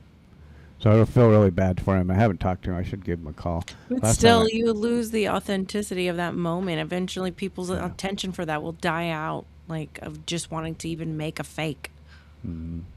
Eventually, you would think, because it's not real. Like eventually, like that dopamine's gone. Right. Not sure about Megan. I think that she's owned. I mean, they're both owned. In my opinion, Sean Ryan said he's sold out all go back and you watch all his stupid ass ads. He does one for Gerber Life. Oh, they're both. They both sold out. Exactly. That's what I was saying. That's this whole push. Now I've already seen Megyn Kelly. I've already seen her on. I've seen her on Sean Ryan. Where else did I see her? She's been running the circuit. I think I've seen her on fucking what's his name. But she's doing the circuit now, just like all the other ones have. Well, they do, right? They go and they join each other, so they kind of push each other's audience around. Yep. That's what the way you intended to. The way you intended to. If you want to make an audience grow, whatever, you go and you bring. It says there's 45 people watching from the Rumble side. YouTube doesn't understand quite yet that I'm here. There's just people that are like, "Whoa, he's back." It's been like 2 years. And I think the thing with YouTube is you have to be pretty consistent with the fucking live streams. If you stop live streaming, they stop pushing your shit. Exactly. I mean, it's kind of backwards over there anyway. Fuck YouTube. You tell them. Everybody screaming out loud. Fuck you, YouTube. Well, YouTube, just what the fuck. All I wanted to do was respond to the person who was just shouting out about the atheism. I just wanted to shout out about Jesus. But yeah, but I could easily had a conversation with anybody, as we all should be trying to do. So I sort of do get it, YouTube. You wouldn't let me post comments for too fucking long. But yeah, man, it's like easy to go back to YouTube because they're being so relaxed. But anybody who's had shadow bans throughout the year, that still hangs over your own fucking output and algorithm. So they ain't removed any of that bullshit. I was only yesterday, I was commenting and stuff like that. I only get 2-3 comments in, and then your comments just coming up black, coming up black, coming up black. You're like, yeah, man. Luna doesn't want to say fuck you, YouTube. Well, I say fuck you, YouTube, but I also have 2 YouTube channels. So we're live on YouTube, so I mean, we should tell them. We should tell them how we feel. Exactly. You know, okay. And my one YouTube channel's got 4,800 subscribers, so I'm not really willing to give that up so easily. Yeah, Cliff. I actually thought I was subscribed to your channel. Gentlemen. Months of, yes. Luna. What? What's going on? Nothing. Just chilling. You sure? You also got really quiet there. I was listening and deep in thought at the same time. Okay. And as a thing on YouTube also, without a doubt, the removing of subscriptions, somebody mentioned that again the other day. But yeah, man. Luna likes YouTube. Don't bring me into this shit. She won't legit tell YouTube, go fuck yourself. It's got some advantages. Months ago when I went and subscribed to Koolfrogg YouTube channel, then I went and subscribed to your channels. Just yesterday when I went to look on your channels again, I was unsubscribed, so re-rescribe. She took a big hit. She's been eating. There's another thing. She's been eating because after you're done eating about 20, 30 minutes, and it's like, oh, now I'm tired. No. I know. I was thinking about some things that I can't share. Oh. Okay. You can text me. Will do. Still give it several hours a day to get on there. Ronnie B streams. What up, Patriots? Good to see you. Welcome. I'm bad at it too. I have to say, it dawned on me the other day, so little of my day is spent in silence. Like most of my day, I'm either doing the news or I'm listening to an audio podcast of the news, or I love the app. I use this app, Voice Stream, but it can turn any article into an audio service for you. So it spares my eyes and it lets me listen to the news while I'm about doing my business. But I'm listening to something on my phone all day long. There's very little silence. And I don't think that's good. Got to take time away from it. I live out in the woods. I get silence all the time. Is it great? I love it. I love it. Me and the wife do. We'll take a whole My kids day say you can always tell when I'm lock up our coming phones because you can hear and the just news. Not happen. What podcast do you listen to? Oh, a lot of them. Raid. I basically listen to a Raid! We've wide been variety. And I raided. listen to them on We've been 2.0. raided by so I can Ronnie P. flash right through Streams. them. In the morning, I And- listen to The Daily by the New York. I wasn't on the right screen to pause her. Went over, left a nice peace sign, hit your thumb for you, like everybody else should. Smash thumbs. If you want, you go through the raid stream or whatever. Go through, hit his thing, come back through here, come hang out with us. We're gonna try continuing with some Megyn Kelly. She's almost done. I have like 250 tabs of things that I want to still go through. It's legit gonna happen at some rate. It says news flash. I try creating something different or whatever, because there's always so many things that I want to try covering, and I never have the time to cover it all. Times up first by NPR. I do it so you don't have to, but it's my job to keep a tab on what the left is saying too. I listen to Morning Wire, which is from the Daily Wire. I don't hold Ben Shapiro against the morning team. I like those guys, and I still listen to them. I listen to my own AM Update, which is our own 60. Megyn Kelly used to be a leftist a long time ago. Yeah, she was. Who wasn't? I mean, I kind of voted for Obama a couple times, type situation. I mean, we grow up, we understand things better when we start realizing, oh, that was a bad idea.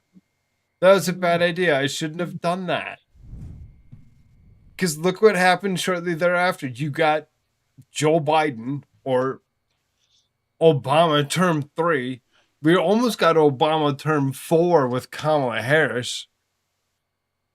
Good thing that didn't happen. We would have been straight up communism through and through. 17-minute news update source for the What up, Ricky Cookie Dough? Good to see ya. Morning. Thanks for the cookies. And then as the day goes on, I listen to a bunch of them. I still listen to my pals over at National Review, the editors. I disagree with a lot of what they say, but I think they're sane, and they're right-leaning people who don't, like, some hate Trump, but they don't let it cloud their judgment. They don't have TDS. I listen to some, like Molly Hemingway. I love her over at the Federalist. Sometimes I'll listen to the Wall Street Journal Potomac Watch to hear what, like, the more establishment Republicans are saying. Wow, you listen to a lot of. Oh yeah, I mean, we could be here all day. It's all news, shit. all news. The only non-news podcasts I listen to are Dateline. I love a little true crime. In my downtime, I like to solve murders, Sean. You know what you say about women that like to actually watch true crime. All of us It like to is. watch true crime. Don't Right, let it be exactly. fooled. All of us. They're all the same. We're all plotting your death. That's what they want to do. They're trying to figure out what's the best way to get away with the thing that we want to do the most. Kill the person that we love the most.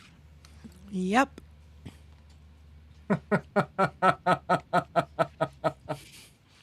I'm here as a person with ovaries to confirm. Speak for yourself.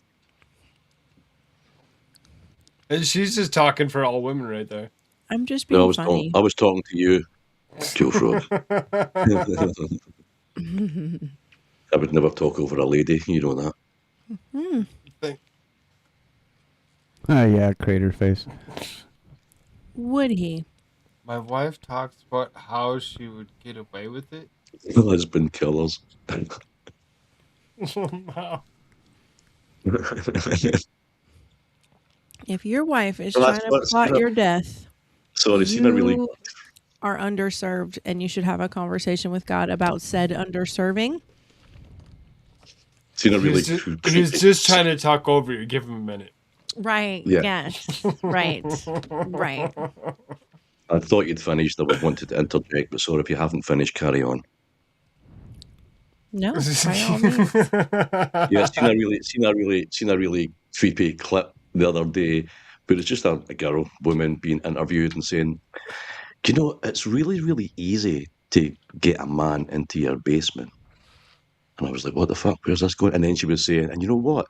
Men, they'll eat anything. They won't check their food.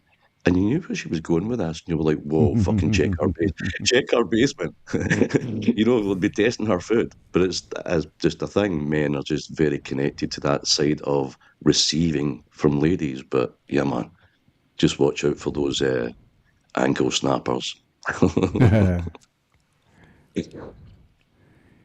Definitely. Why did you look at? Wake up, wait a minute. down here. in a bed.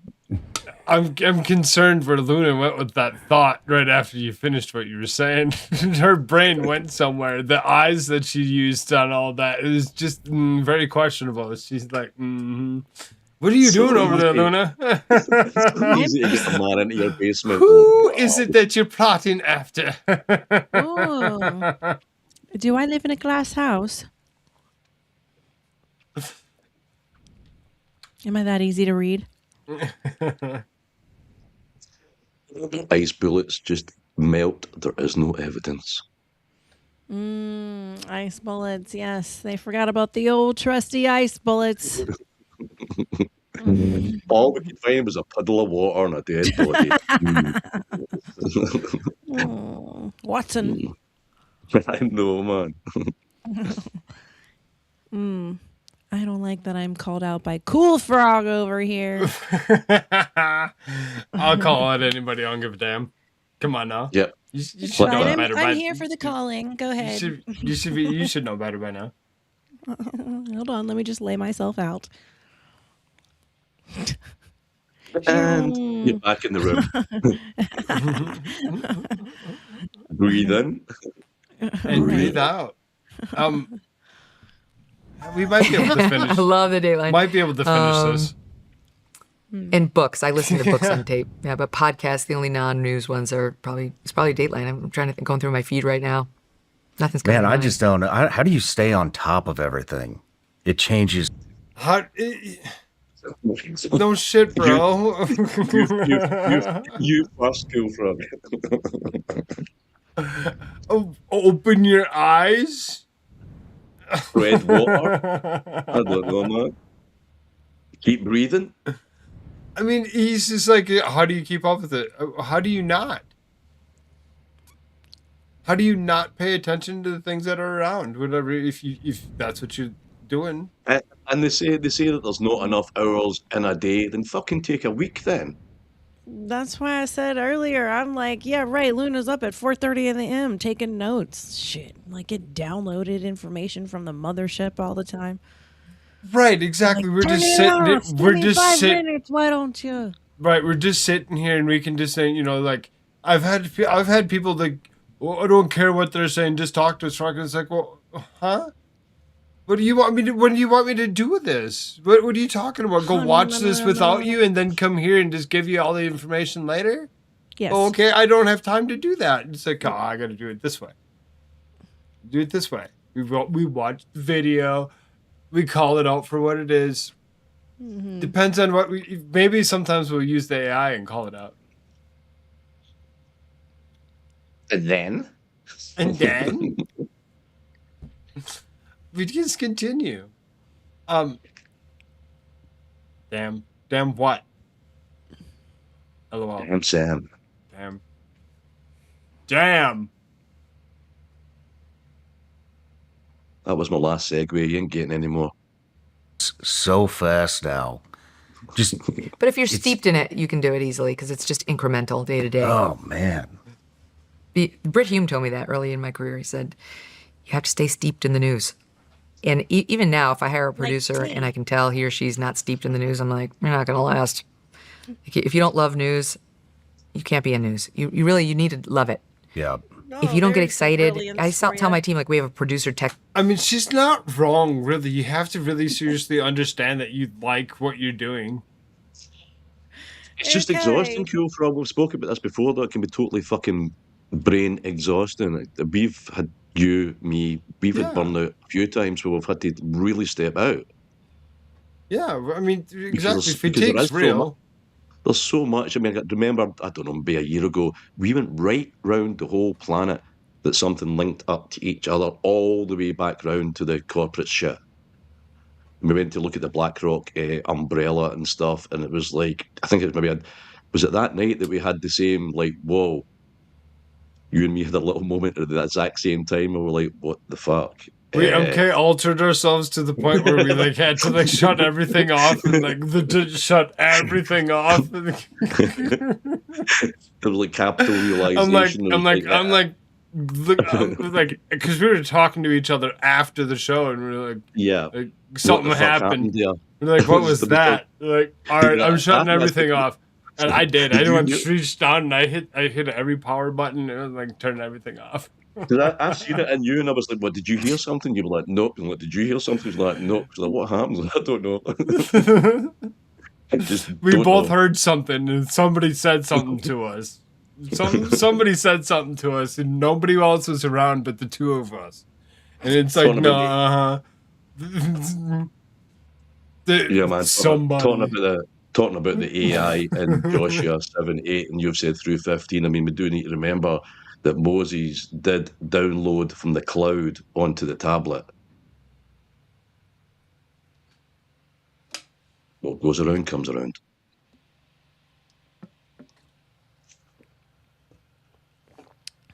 You can hate what you do and What, still make too stupid soon? money. Yeah, I mean, I guess if you do, you hate what you do, Luna? Nope. Right, exactly. You enjoy what you do, regardless to what it is. You're up at 4 o'clock in the morning writing down notes, whatever it be. You're doing it because you like doing that. That's Right. what consumes your time. No Right. one's got a gun to my head. Harmbo, what up? Play some music in the background while we're listening to this. Ooh, do we get to hear the strums from He's Clay? he's gonna play for us. Yeah. The soothing sounds from Clay. If you Clay hadn't Radio. been, if you hadn't got put to sleep already, there's some sleep for you. Clay Radio coming up next with That's Snooze to the Moon. 50 wonderful people watching us right now. Every single last one of you should smash some form of a thumb, lick it and flick it. Get that button. We're gonna continue. Text chain that we're all on. I'm like, if you don't get excited to break news on the producer text chain, like internally to the others, you're not going to make it. Yeah. You have to get a Jones from the news. You have to get a Jones from being like the first to share. Like, this happened.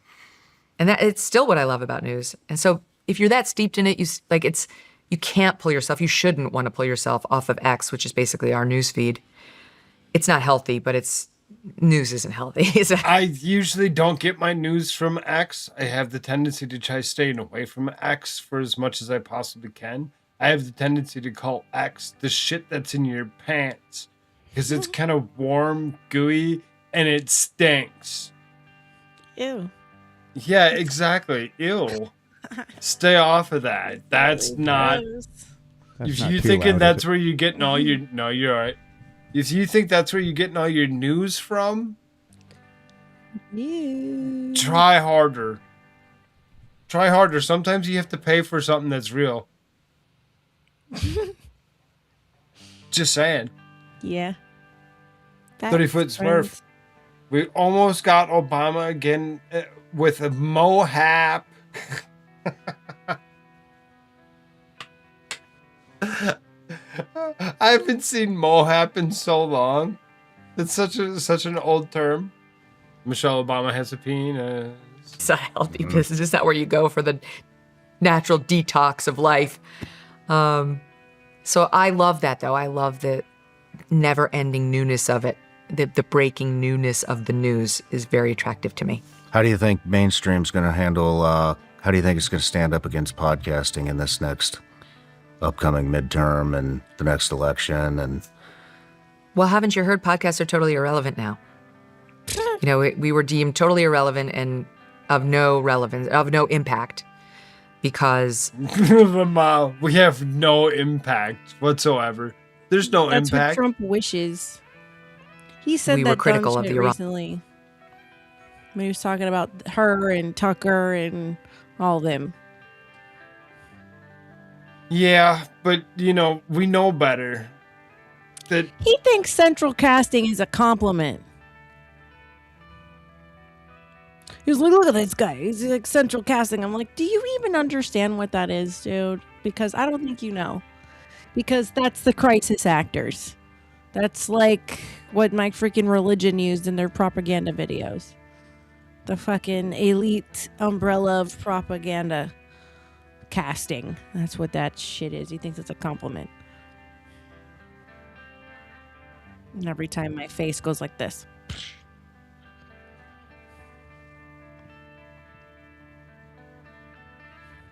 Of no relevance, of no impact, because we were critical of the Iran war. Oh, okay. Right? Like, we're irrelevant. Oh, if you were critical of the Iran war. Oh. Who hadn't been critical of the Iran war? That's been going on for 47 years. It's not Trump. Trump didn't do that It's been shit. going on for forever. Since Trump since didn't start Isaac, shit. Since Isaac and Jacob. It's been going on for the last fucking 3,000 years. Well, I mean, just right. True. But I mean, we look at the recent and we go back and you're like, well, what is what? Who's been doing what? Well, No, yeah, I know. they've been legit threatening America for the last 47 years. So what are we gonna But do? they were not on the edge of developing a nuclear weapon. They've been saying that for 30 years. They've been on the edge of developing one. Right, they're a week away. They're a week away. No. Every new president, BB's over here like, hey, excuse me, did you know? As he's got his own. BB sitting there crying about the other guy can't have him. Right.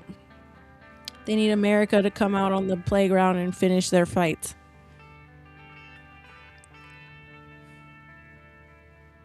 We have no one's paying attention to them.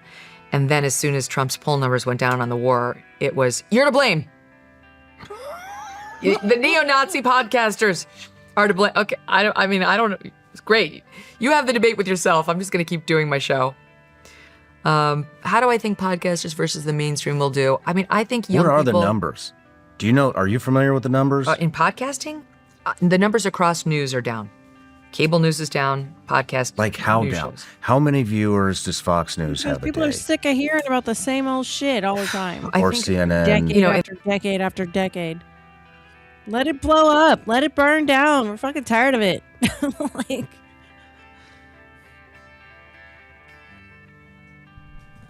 I use local news for local news only. For like Good. world news, I tend to check the internet. I don't really watch. I don't like at 10 o'clock news. I don't watch the 10 o'clock news for world news. That's my more like show, local news. yeah. Well, on my show, I show what other countries' world news is saying. So, like, I don't look at just the U.S. world news. I'll change my VPN and I'll pull up world news from, There you go. Russia and, Iceland and India. The only 'Cause reason I like you want this... to hear what the rest of the world is saying about your country. Right. The only reason I like this bot, usually around 1.4 to 1.7 million total daily viewers and about 2.2 to 2.6 million in prime time lately, depending on the month. Fox News is top cable network. Whoa. That red wave was In their real. prime time, they're probably getting around... how do I think podcasters versus Why did that the restart mainstream itself? will do? I mean, I think young What are people... the numbers? Do you know, are you familiar with the numbers? In podcasting, the numbers across news are down. Cable news is down. Podcast Like how news down? shows. How many viewers does Fox News have a day? I Or think, CNN? in their any of prime them. time, they're probably getting around 3 million, just under 2.4 to 3 million in the overall, and She's not far off. She's not far off. I'll give her that for not having something to ask. Mm-hmm. around 400,000 in the demo, which is not great. It's She not should great. know that. That's what her industry they have is. Right. Well, I mean, what do we consider ourselves? Mm, Are we just influencers? I would say so, yeah. I mean, that's when- what I consider myself one of the most when people ask me, what do you call yourself? You're a podcaster? I'm like, sort of. I'm more of an influencer. I would say so, yeah. an And influencer they're rather like, than what do you, what's that mean? And you kind of like, well, I mean, you try getting people to understand something, as well as yourself. You learn and you grow and you influence people, and they're like, but you're using your free speech rights to the max. right, exactly, exactly. The one that calls me out the most, he's a pastor I work with him. He's a great dude. He calls me out all the time. He's like, "You're an influencer, huh?" You sit there and you tilt your head just right while you're taking a picture. I'm like, no. I'm like, but, you're not. but own not, it. No. Do you know how consequential it is to be an influencer? It means that you No, right. influence the I way explain people think myself. and the way they buy and the way they choose, and it's a quite Right. the honor actually. And if No, you're right. ethical I've about explained it, myself, it's and great. I've had. Yeah. Mm-hmm. Okay, and I've had others that have actually looked at me and been like, "You're just a regular person like me," and I'm like, "Yeah, okay, Exactly. regular Right. person That's the just point. like you." There's a Right. difference. The only difference what's is that I'm important. also an influencer, and they're like, "What? I make money outside of this business, doing something else, and does it make me different? No, we're both just humans." And I mean, she's like, "Huh?" I'm like, makes me more intelligent is what it does, because now I know what the fuck I'm talking about. She just say stupid shit. It's a humbling moment for me when I realized like I could fill a football stadium with the people that voted for me. They trusted me with their life, like their day-to-day matters, you know. And I've never let that go for granted. And when they were trying to pull me back in politics and everything all the way up till last month, the podcast was kind of my way of doing it without the puppet strings, because there is no going into politics without the puppet strings. And so I take the fact that people want to hear my true feelings and my true thoughts really seriously. That's what my podcast is for, because if I had one office, like I said, you don't get in there with no strings. You don't become part of the biggest, most powerful gang on the planet with no strings. You just don't. Right. You know. No, I'm with you on that. So 30 foot swingers, I imagine one could have a hate-love relationship with the news. Yeah, absolutely. Absolutely. You can take yourselves to those extremes of just being like, I did it last Christmas or whatever, right after the lady on the just needing a break from it. Yeah. right, the lady who got set on fire on the yeah. the subway, and I'm like, I need a break. I'm done. Sometimes I'm not you do doing hit anything. those. And the legit chill stream 3 months in a row. Yeah. Like there was nothing but just sitting around listening to music and just hanging out, because it was like, nah. After I was done doing that for the 3 months and I said something to everybody, all right, things are going to go back to the way where I'm going to go do some news. You'd be surprised how many people just picked up and like, all right, I'm out of here. I'm not going to do that. You're like, okay. Just Enjoy got rated yourself. Again. Raid? We've been rated twice by the Bane of the Shows? Interesting. How'd that work? Why does it say it rated it twice? I appreciate that trade. Were we actually double penetrated or not? Because, I mean, there's a thing. Appreciate that raid. Anybody coming through on that raid, make sure you smash a button.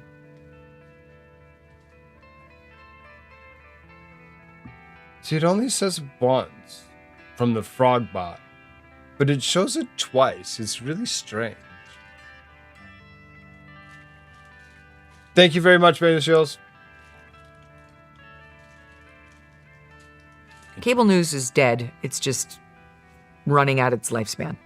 Same for broadcast. I mean, that's deader than cable, even though they still have like some very old people watching the nightly Do you enjoy newscasts. watching it collapse?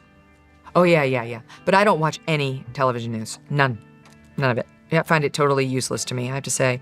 There are some people I like if I have to tune into news, who do I hope is on? I like Jesse Waters. He's a good guy and he's a friend too. If I need like Washington news, I will tune in Brett Such Baer a still. dude, bro. But I don't have the tolerance for it or the patience. You know, it's like you can't go 2.0. You have to watch the ads. You have to make it through this 9-minute segment because you know they have an A block to fill.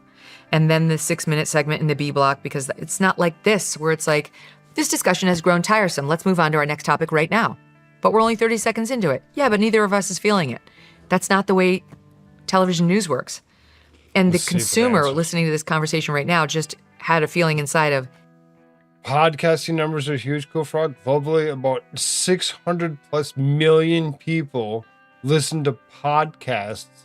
And in the United States, roughly 158 million monthly listeners, over half of Americans, 12 plus. That's a huge number. That's a huge number. I mean, when you look at the difference between podcast and the mainstream, the only thing that mainstream's going to have is people like myself that will take some of those mainstream pieces and debunk their bullshit on a regular.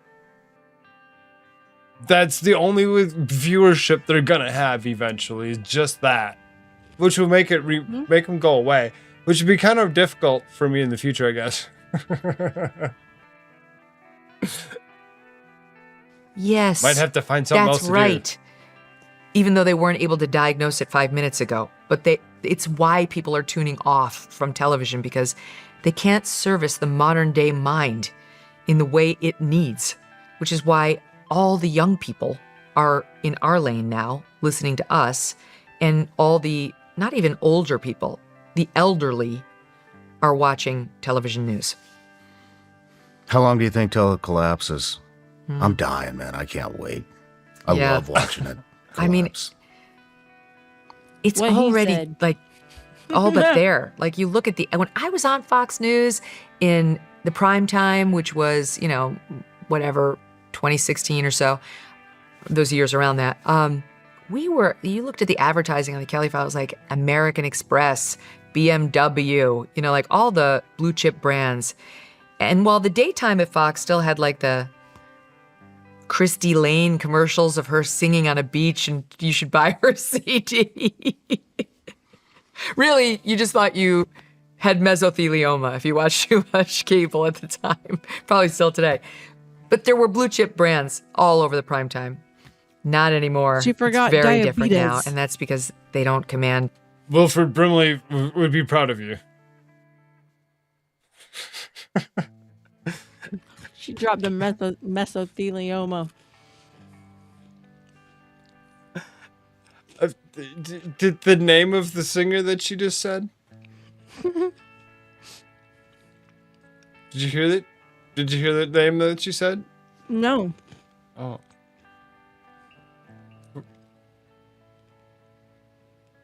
Okay. Cable at the time. Probably still today.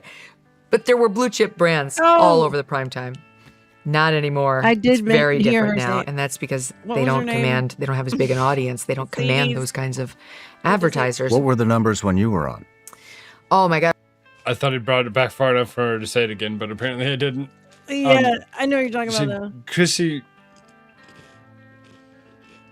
Lane? Yeah, Is that what Chrissy she Lane and Elvis and the Bee Gees. Those were the ones you always had to hear. They don't command those kinds of advertisers. What were the numbers when you were on? Oh my God. I think when I left, I don't know, we were averaging like 4.5 million a night and like 700,000 or 800,000 in the demo. I recently looked at this. And now it's just way down. Now you're in the 2 millions. It's not that we didn't have nights like that, or low periods. So they're half what they used to be. Yeah, just about. I mean, maybe closer to a third to what they used to be. Because they were closer to, like she said, 7 to 8. They're really seriously slacking and lacking when it comes to the mainstream media. Mainstream media fucked up when it came to COVID. They fucked up big time when it came to COVID. The thing that actually, right, the thing that actually triggered me, like legit, the last thing that really seriously triggered me to, I'm gonna go do something of my own, was I was sitting at my mother's house and I was watching Channel 11 news. And as that wraps up and it finishes all the stuff that they're doing, My mom says, okay, give me that. I'm going to go watch the real news. She grabbed the remote and she turned it to channel 5. So as opposed to it being on like KSTP went to KTTC and or vice versa. And she's like, it was story for story, exactly the same 45 fucking minutes. And I'm like, are you kidding me right now? I'm done. And she's like, what? I'm like, they just gave me every last story that I just heard off the last one. They're not doing their own news anymore. She says, what are you talking about? I'm like, did you listen to the last news segments that I was playing? She said, no. I'm like, yeah, let's go listen to the next one.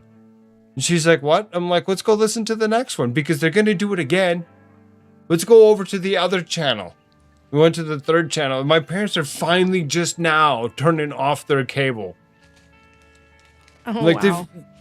I'm like, they couldn't listen to me.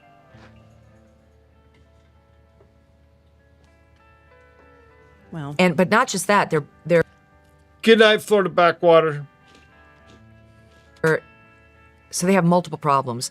Who's watching will determine the advertiser fees. You know, if you have whatever 100,000 people watching you, you're not going to get the same advertising fees as somebody who's got 10 million watching them. Mm-hmm. But it's also about cord cutting. Everyone's cord cutting. I don't have cable at all on any of my TVs anymore. Yeah, we don't either. I use YouTube TV, and it's great. You can get anything. And I think young people, nobody's paying for a. It's great. I can get anything. It's the same thing as anything else that you're listening to. You can watch literally all the things that TV will play. Yeah, you can watch everything at any time now. That was kind of the ending to Saturday morning cartoons. We all used to have Saturday morning cartoons, and then when the internet came, kids could watch any cartoon they wanted to, anytime they wanted to, and it kind of just put an end to Saturday morning cartoons. See, now you're pissing me off, and now I gotta go back and start doing Sunday morning cartoons again. I'm like, dang it. I did Animaniacs one weekend, and then we kind of sloughed off the last couple. We're gonna have to try doing more. A documentary about Saturday morning cartoons, and it was it was just sad because it brought back a lot of memories, you know. Right? Right? And it just shows where the internet kind of took kids.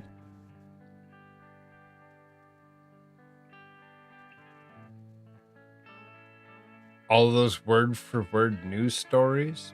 Wait until I get to that. Cable news subscription now, nor are they going to the traditional broadcast channels for anything other than maybe a sports event. Jesus Christ, this thing's still got another hour in itself.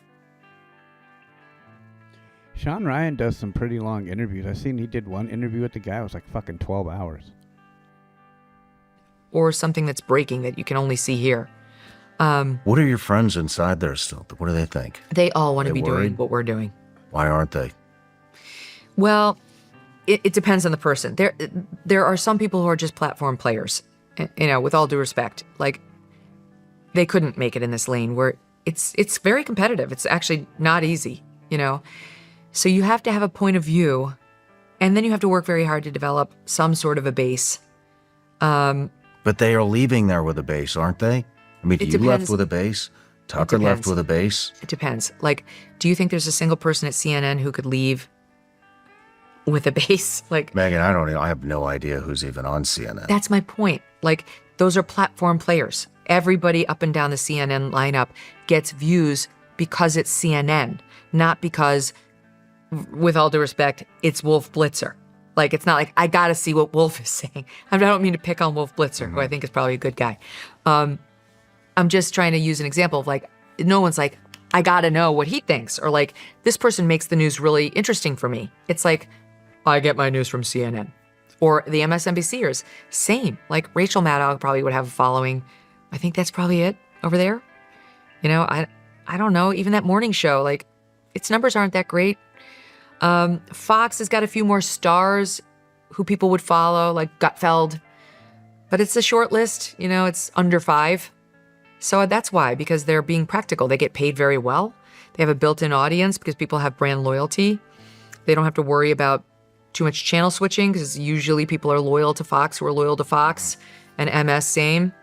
So there's a floor built in, and that's comforting, especially if you have to pay a mortgage and maybe your spouse doesn't work. Like, I get it. I totally get it. I don't know, man. I don't know if it's over. I mean, they might just come over and get propped up. I mean, you saw the Golden Globe. You got nominated for a Golden Globe, right? Well, yes, but then we said take our name off the list. Oh, you did? Yeah, we weren't going to pay money to go get considered by those Hollywood libtards. Nice. Yeah. Yeah, there was...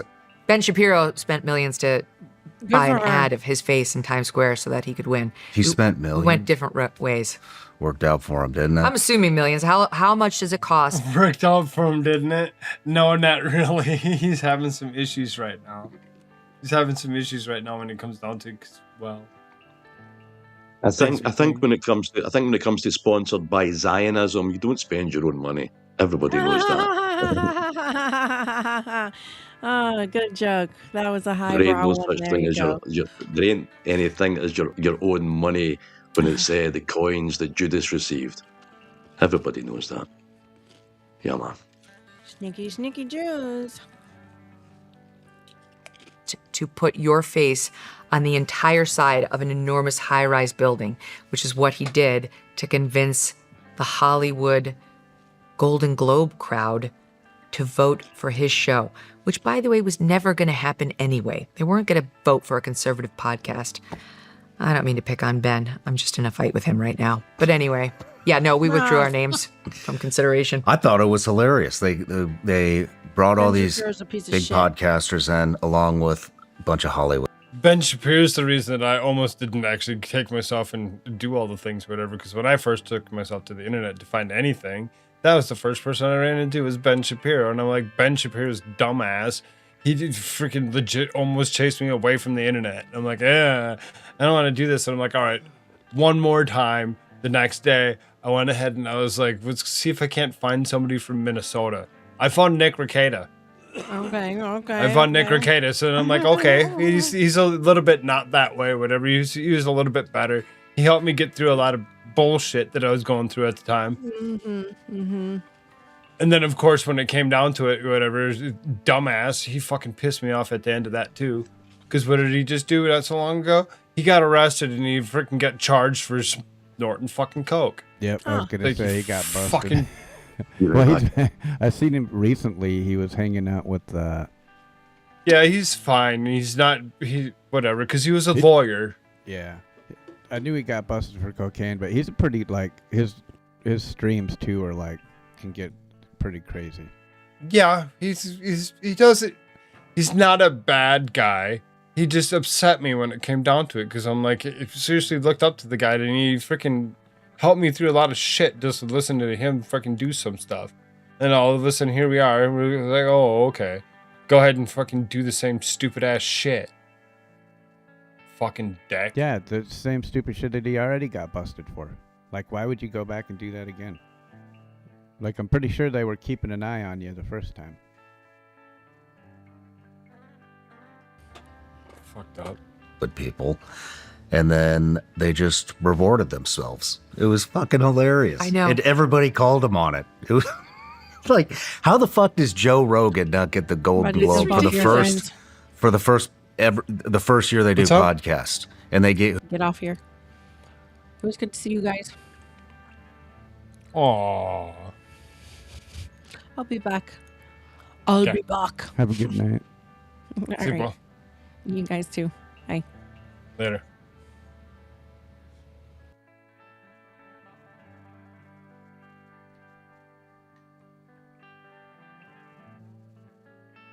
Who did they give it to? Wasn't it Amy Poehler? Yeah. The comedian? Yeah. Okay, sure. She's got the best yeah. podcast. Right. It's better than Okay. Rogan's. This is fucking Sure. bullshit. I know. It's hilarious. And you know what I found out? Do you know that Why the fuck does Amy Poehler have a goddamn podcast? Fuck all that. if you're like nominated, you're expected to go out there, and I guarantee you Amy Poehler did this, and meet with these little Golden Globe committees and, basically pull the dress up for them. Like, hey, how about me? Pick me. How absurd. Can you imagine humiliating yourself like that? No. So you could get one of their stupid statues and sit undoubtedly back in the nosebleeds at their party where they're like, ew, it's the podcast. You're disgusting people. Who would do that to themselves? Oh, shit. I thought it was awesome. But, oh, wow. No. Wow. I grew up in the Roger Ailes era at Fox, where we did not believe in awards. He would not even, no one at Fox who spent their career at Fox, none of them has an Emmy. The only people at Fox who has an Emmy got it while they were working for a different channel, because he did not believe in bending the knee to get the pat on the head from these organizations who hate us. And I totally agree with him. That's cool. I like hearing that. How are you dealing with all these people coming after you? You've got Trump saying you're low IQ. I got the tweet here, but I'm not going to read it. And nut job, It's too. a book. Yeah. Low IQ nut job. Mark Levin, Ben Shapiro. How did all this happen? Well, it's pretty obvious, but it's because of Israel. It's over Israel and now Iran. Ben Shapiro turned on me at the Turning Point event in December. I saw that. And I was stunned. I was completely flabbergasted. He and I... You had no idea that was going to happen? We were good friends. Were you were there, right? You came up right I was there. after. I wasn't there that night. I arrived the next day. But yeah. Scotsman, are you all right?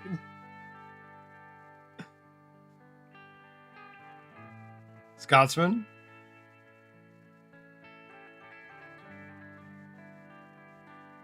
He doesn't have his headphones in yet.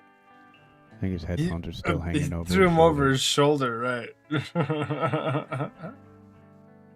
like, something's going on.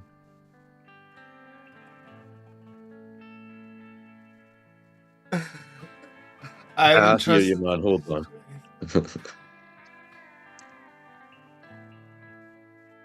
I haven't trusted the news to do anything but get hyped and click. I mean, it's really what it's about, right? I'm trying to get paid myself, so it's like, get them clicks, and, it's like do we trust the people that we actually listen to and we watch? We try to. We call these people out for the things that they do. It doesn't matter, what side of the perspective they're from. Yeah. And not just what they do, but what they say, but what they wear. That too. That Yeah, too. I'm with you now. Sorry. If their eyes are too wide, or if they're That's a little bit different, but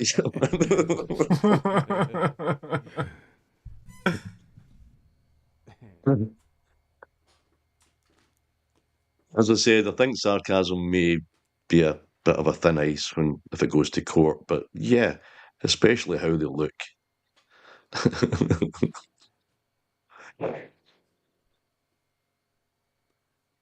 Yeah, I was on my way. And we were good friends, Sean. It's not like we had dinner together all the time, but we were always very friendly. I helped make him a household name on the prime time at Fox News, put him on regularly, helped make him a star. When I got into podcasting, he really helped me too. He invited me out to the Daily Wire headquarters in California and really encouraged me to get off the couch and go back into it, and offered me a job at the Daily Wire, which of course I didn't want to do. But I appreciated that he was thinking about me. And then we helped each other on our podcast. I'd like to actually see what she looks like with just the brunette hair instead of being dyed this blonde. Really be curious. You can totally see that, right? Say Dirty Diana blonde, I think they call that. You see the roots, you see the eyebrows, you like the drapes don't match the curtain. They just don't. Sometimes you gotta make up. The drapes and the curtains. The drapes and the curtains, the same thing. I mean, whatever. The speed of you, man. Honestly, I can never keep up. It's not until I see you whizzing past, I'm like, where the fuck is he going? And I'm like, oh, whoa. Destination, motherfucker. I'm like, man, I still need to catch up. Influencer. Have him on. I'd say yes to his show whenever he needed me. You're here too, mister. No, I'm not really. You know that also. And you know that I'm not okay. So don't ask are you okay. You know, never. That's not a thing. You kind of tossed your headphones over your shoulder. That sounded like, you all right? It was the safest place for them at the moment because it's a fucking derelict nightmare round about this laptop, man. So it's like, yeah, man. So it's like the safest place. And I did do that. And that did happen.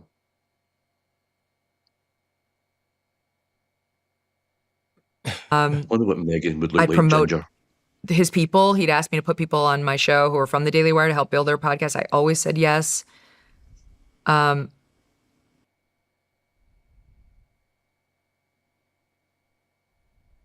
mean, she's pretty. Give her that. But I mean, yeah, I'd be like more interested to see what she looks like naturally. Pretty for a skeleton, I suppose. Well, see, no. There's a thing. There's a thing when it comes. I mean, my 95-pound wife. I mean, when it comes down to it, it's just getting boned pretty much. When you come down to it, it's just like when you think about it, you're like, how tall is this lady? Yeah. Let's see if we can't get Frogbot to answer us. She may need an anchor on a windy day. If she doesn't tuck her pockets in, she's off.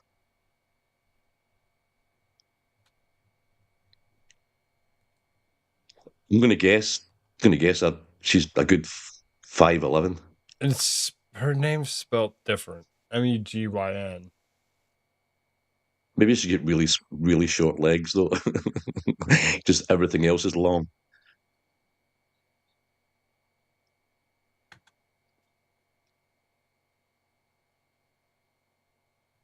Mm. 5'6". 5'6", is that all? Wow, short legs, right enough. She's a little Shetland pony. 168 centimeters for those. 5'6". Her natural The same hair color same height as ETN. Sorry, is light brown. Right.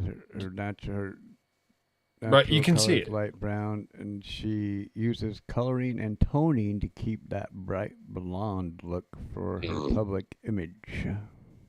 ETN, if you're out there, Right, there's it's someone something that your she size. picked up from. It's something that she picked up from Fox News. You know, so it's like. Craterface says I'm 6'6". Holy snap, dude! Wow, man. Size 14? Any chance? Just asking. I mean. Uh-oh. I just got a warning. 5 minutes. 5 minutes for the FMUX thing or whatever. That means the YouTube side kind of has a little bit of an issue. It gets shifted back to a second episode. It doesn't compile itself right. So you get fucked on the YouTube side, and you get to come back to a different episode. Yeah, well, everybody in YouTube can come to Rumble. And that's where it pretty much is. It's like you try picking up a couple of those people that were over there, those stragglers that were still thinking I was gone. They're like, oh, he's back after a few years. Nah, I'm still here. I never left. Never left. It's just the Rumble sphere. It's a better place. The sphere. Think outside the sphere. It's. I mean, I got hit last night for music. There's one clip where the boats were being hit with missiles or whatever, or they were arresting people in the boats. They played some music over that, and that hit. I'm like, what the fuck? Are you kidding me? Unreal. I'm telling you, I did an 8-hour kitten cat stream, right? And in the background, away at the back of my kitchen, mate, when I was staying in the Netherlands, I had the radio on, but I was listening. Can you hear that radio through the stream? You couldn't even hear it. Got a strike for Bob Marley. I was like, what the fuck? They gave me one of my first videos was a walkthrough video. I think it's still one of the videos with the most views on my channel. But it was just not even a second's worth of Michael Jackson.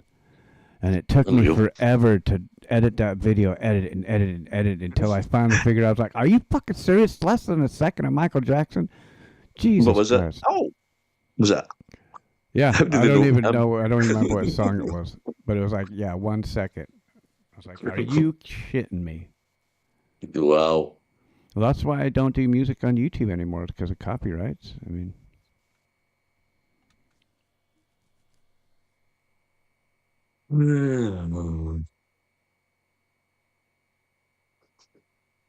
Too soon.